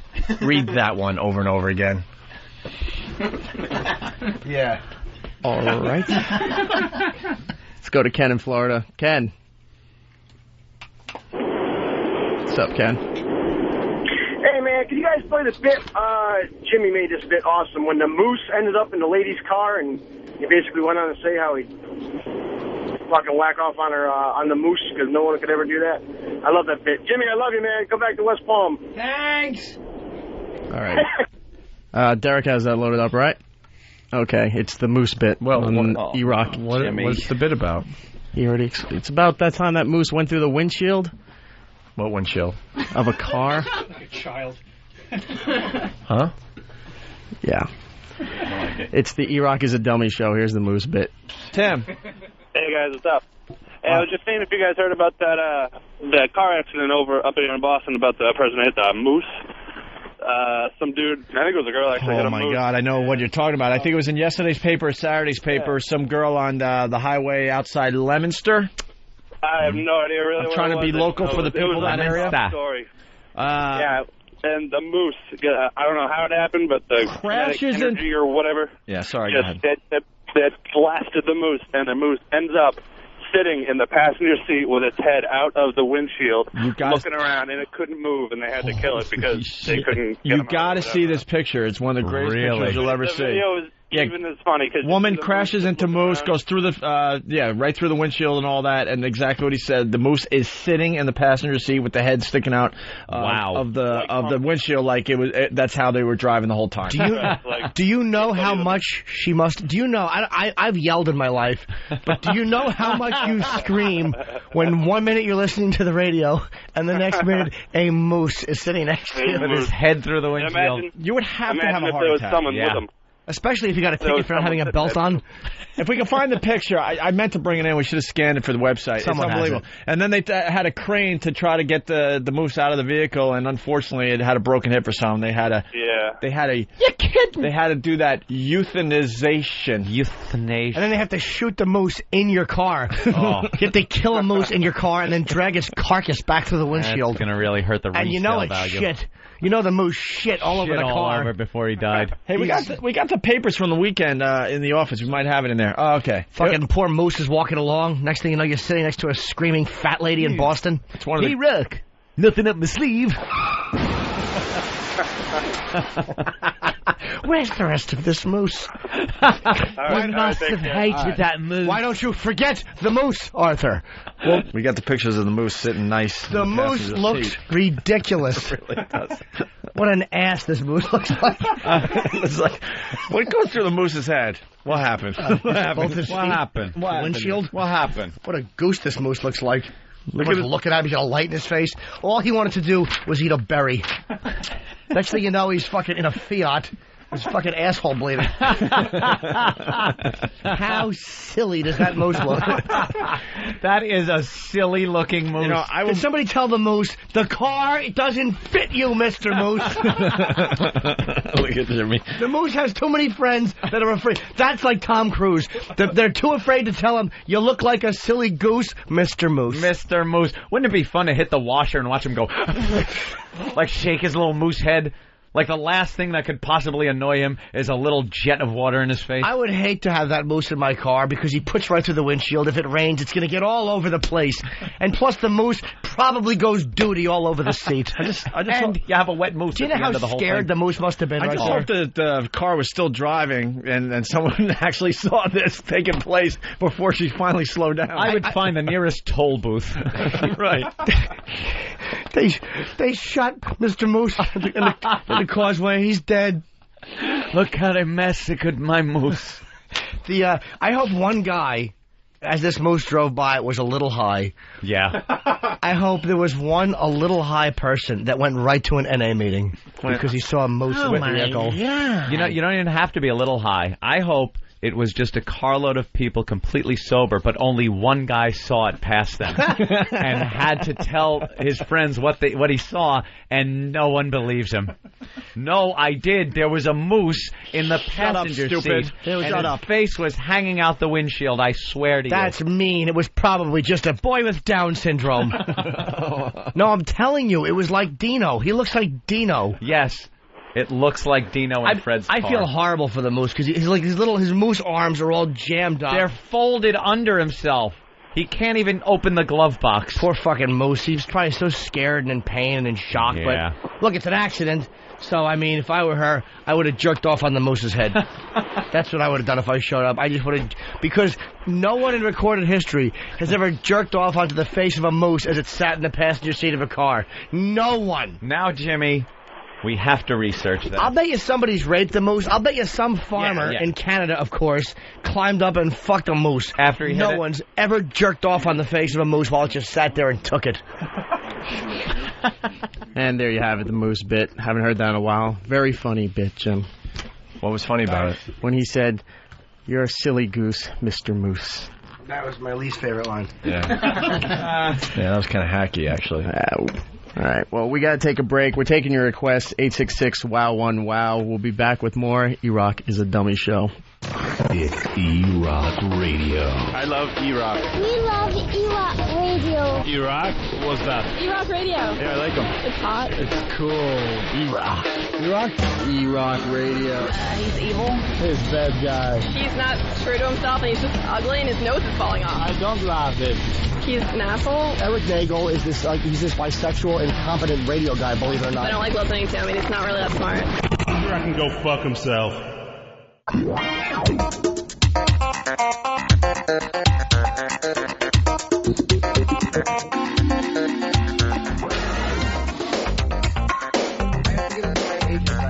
All right, we're back with E-Rock Radio. What? 866-WOW1-WOW, 866-WOW1-WOW. If you want to hear some O&A stuff you haven't heard in a while, now's the time to call, and I just may have it. Brian in Dallas. How you doing, Brian? All right. Hey, man, what's going on? Not too much. Just sitting here eating it. How are you? Right on. What can I do for you? I need to hear a towel's not a hat, but I also need to find it out where y'all've got it so I can send it to some friends over in Iraq. It was from a record company called Panzerfaust, but they went out of business, I think, like a year and a half, 2 years ago. You might be able to find it online if you check the Google and do a search for it, but it's Panzerfaust. Well, I'll check the Google. And you can send it over to your buddy in Iraq there for you. All right. Appreciate it, man. Right, no problem, Brian. Here it is. A towel is not a hat.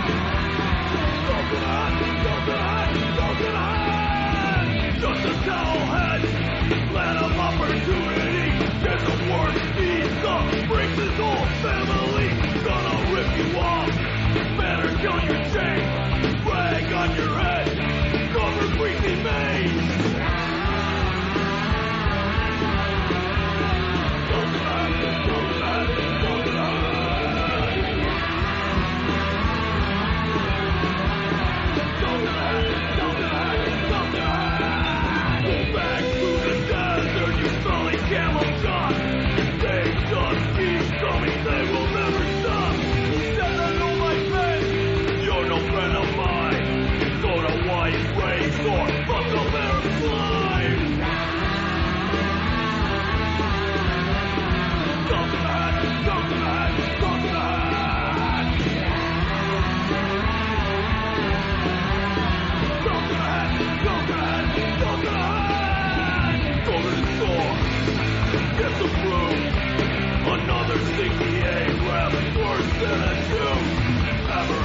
soul. You smell like fucking shit. With that towel on your head, you make me fucking sick. Go to the head, go to the head, go to the head.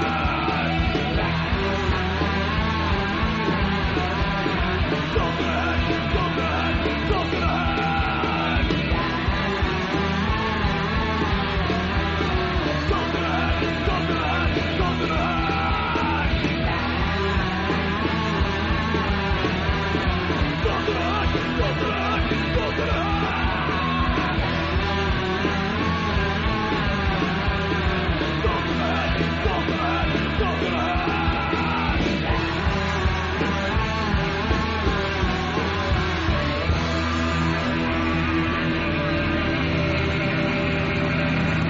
Panzerfaust Records.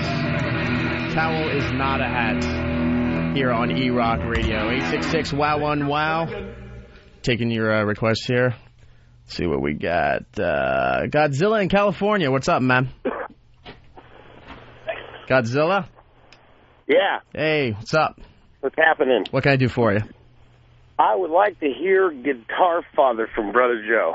That is a good song. And yeah, it is. And I got a request of the host, too. Grow some stones for us, would you, buddy? All right, we'll do that. Here's Brother thanks, Joe, Eric. Guitar Father.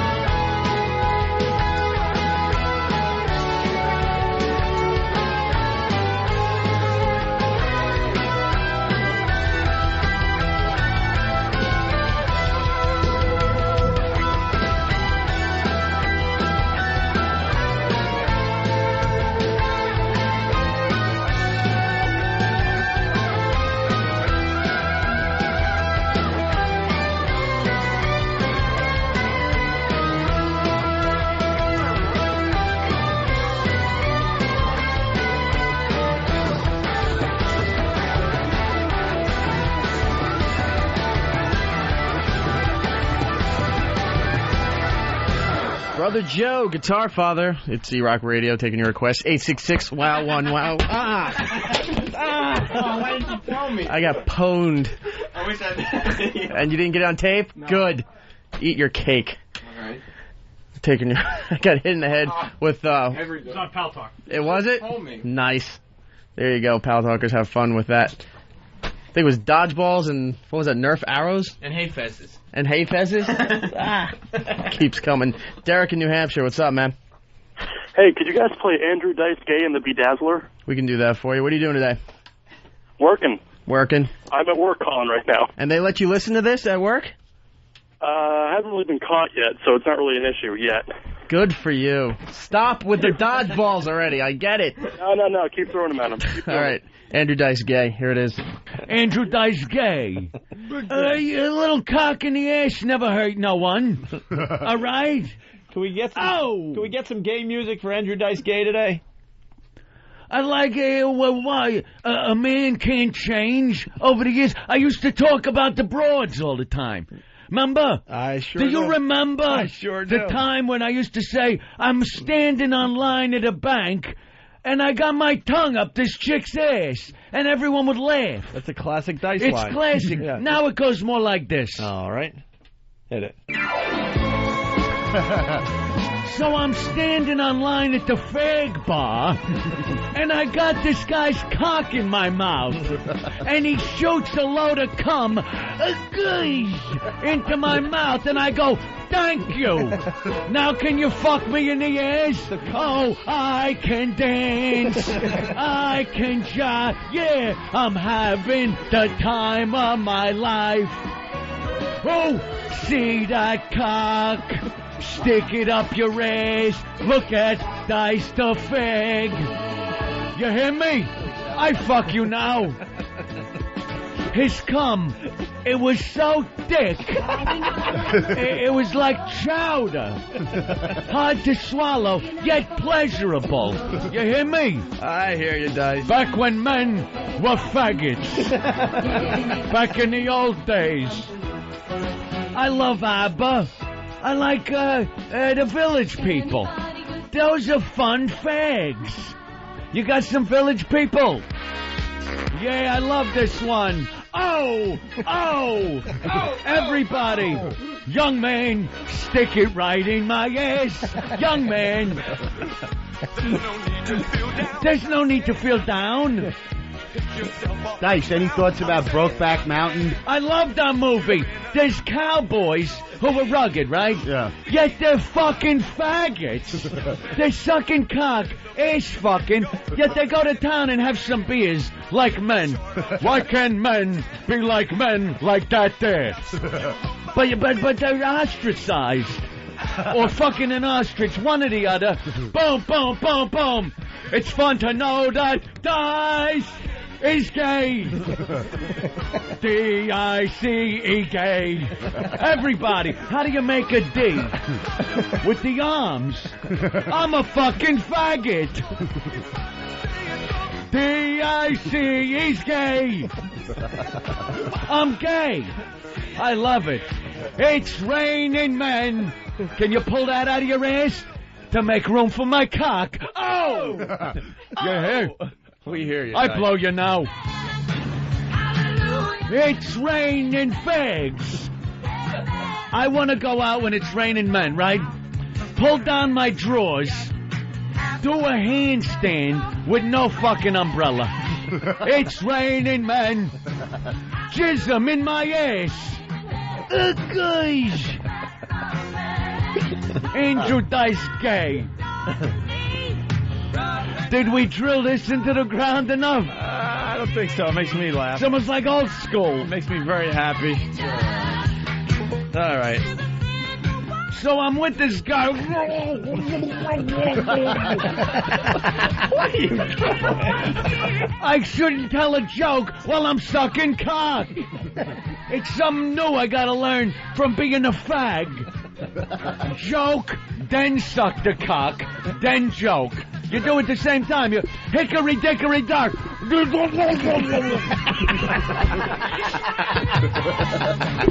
The cum interferes with the punchline. What the fuck is wrong with you? Little Miss Muffet sat on the tuffet eating her curtain way. Right. Along came a spider. Another face full of cum ruined my fucking joke. Oh! Dice, dice, baby. Dice checking in from over here. Dice, dice, baby. Oh, it's so nice. Dice, dice, baby. Oh. Dice, dice, baby. Nice. Oh. Dice, dice, baby. I'm over here now. Dice, dice, baby. Gotta love the dice. Oh.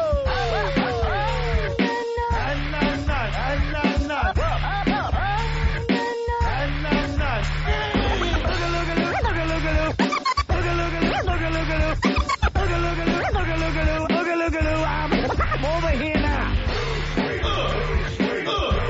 I gotta have that. I got your leg. Okay, terrific. Don't just stare at it, eat it. Just look at me like a chick with balls. He's a jerk-off. It's plain to see. Dice, dice. He's a scumbag. Nice. I'm over here. Nice. I'm good like that, my friend. You're full of crap. Oh! Look what we did to you again. Drew Boogie, Dice Dice Baby, E-Rock Radio. We haven't had Drew on the show in a long, long time. You can talk. Ron and Fez crew is in here setting up. What's up, Dave? How you doing, Eric, man? How are you? Good. I don't want to interrupt. I'm enjoying Ice Ice, E-Rock Money Radio, whatever it's called. Thank you. 866-WOW-1-WOW, taking your requests. Some O&A stuff you may not have heard in a while. We'd have Ron and Fez stuff, but you guys don't have that set up, right? I don't think so No? at this point, no. Okay. Chris in Pennsylvania, what's up, man? Hey, you guys got the ass whisperer laying around. That cracks me up every time. Yes, I'm getting the thumbs up. We have that, and we'll get to that to you in just a second. Mark in Arkansas, what do you got? Mark? Yeah. Hey, what's up, man? What do you want to hear? Hey, what you guys got? I want to hear the road rage bit. I don't know how old it is. The one time I heard it, it was fucking censored and shit. I didn't know if you guys had an uncensored version.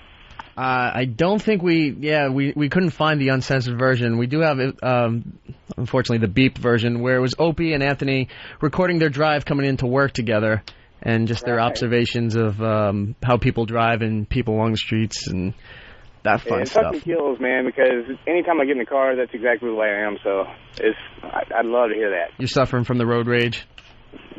Occasionally, yeah. You at the point where you throw stuff? Like change from your ashtray, bottles? There's been some, yeah, probably. I probably shouldn't be allowed on the road, but anyway. All right. Let's. I think we can do both of those back to back. Derek's got it. Here it is. For some patients, the ability to communicate is not an option. Look over and be like some 80-year-old woman with her legs spread. But one man is about to change their lives forever. Did someone say something? For the terminally ill who live in darkness, What the fuck is that? Dr. Anthony Cumia, who said that, has found a way to bring light to their remaining days on Earth. Your ass talked to me. Using a rare gift he never knew he had. Oh my God, what have I done? He'll learn to love those he never knew existed. I think I know what you're going for. You're going for sexy, you're coming off as whiny. O&A Pictures. What a hot voice that is. And Depends Undergarments. I love it. Present a true story. You're an ass. Of one man's inability to distinguish a voice from a fart. You're talking out your ass. The Ass Whisperer. Coming soon. Oh, stop it. To the Opie and Anthony Show. Look at all the kids going to see Daddy. Come on. Oh, that woman has no teeth. No teeth. Sweetie, you need a burger. Oh, my God, look at that. Oh. That guy's got to be guilty of something. What up, G? What up? Never seen one with blonde hair. Oh, look at this. That's the same that would be honking if you were in his way in a green light. Look at these holes. Look at this guy. Hit him. Oh, my God. I'd ram right into the side of him. Would have made that light. Billie Jean King called. She wants her hairstyle back. My lane here. My lane. Asshole. Now you don't get in. Thank you. Hey, Fabio! See that guy? I cannot believe it's not about Whoa, look it up there. Where? Coming out from behind there. That's a dude. No, it's... Shut up. That guy's got the biggest I've ever seen. Yay! No. Just go. I'll let you go. You can go anywhere. Wax on, wax off. Oh, why are we stopping? Come on. Look at this Oh, come on. Maybe they drive like that in Bangladesh, not here. Take off your top. Yeah, you eat that ice cream.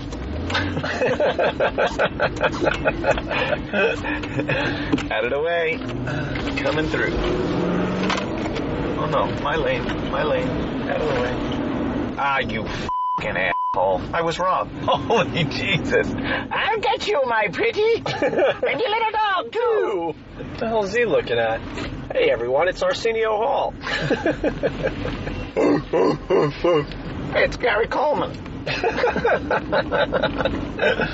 Watch out, he'll punch you in the knee. Oh, look here. Here we go.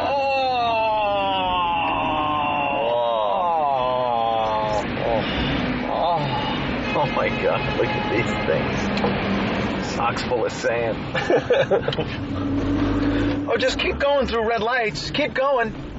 Pick a lane! Cut me off so you could just stop. You f***ing dick! Pick a lane! Oh my God. Hey, look, it's the Frugal Gourmet. Hey, molest any boys lately? Hey, Frugal Gourmet! I think that actually was him. It looked like. That's it, just walk in the road. Doesn't matter. Oh my God, look at the fossil getting out of this car. Jesus. Life. Come on, just go. No one in front of you. What a dick. You can't pick up a fare in the middle of the road, you fucking asshole. Holy shit. He's stopping in the left turn lane. Oh my God, it's Link from the Mod Squad. Where? Look at that do. We're almost there. Make this light. Come on, we're one block away. Go. Oh. Coming through. Whoop. Wait, whoop, hey now. Coming through. Yeah, we made it. It stopped. Sanctuary. There you go, Road Rage on E-Rock Radio here. We've been looking for the uncensored version of that for a while. Can't find it. Jason's in here. Nosferatu. Good afternoon, Scaring everyone. the Pal Talk people. Same smile. Yeah, that really always. works on radio, making a grin just for the Pal Talk people. 866-WOW-1-WOW. We're going to be wrapping up here in a minute. Ron and Fez coming up at 12 o'clock. Some guy's telling me to lighten up. Dan, in Seattle, what's up?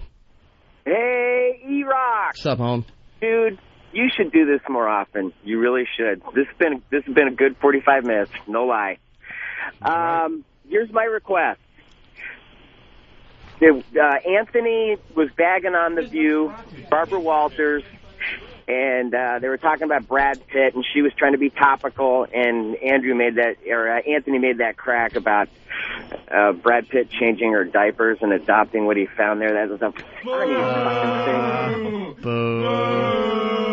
You guys didn't like that? No shit, really? Okay, how about retards? Can you do retard trainables? We can do some with retards, but you know what? We're running out of time, so hit me up on the next time we do E-Rock Radio, and I will get that on for you. You do this every week, dude. This is your golden ticket. Okay.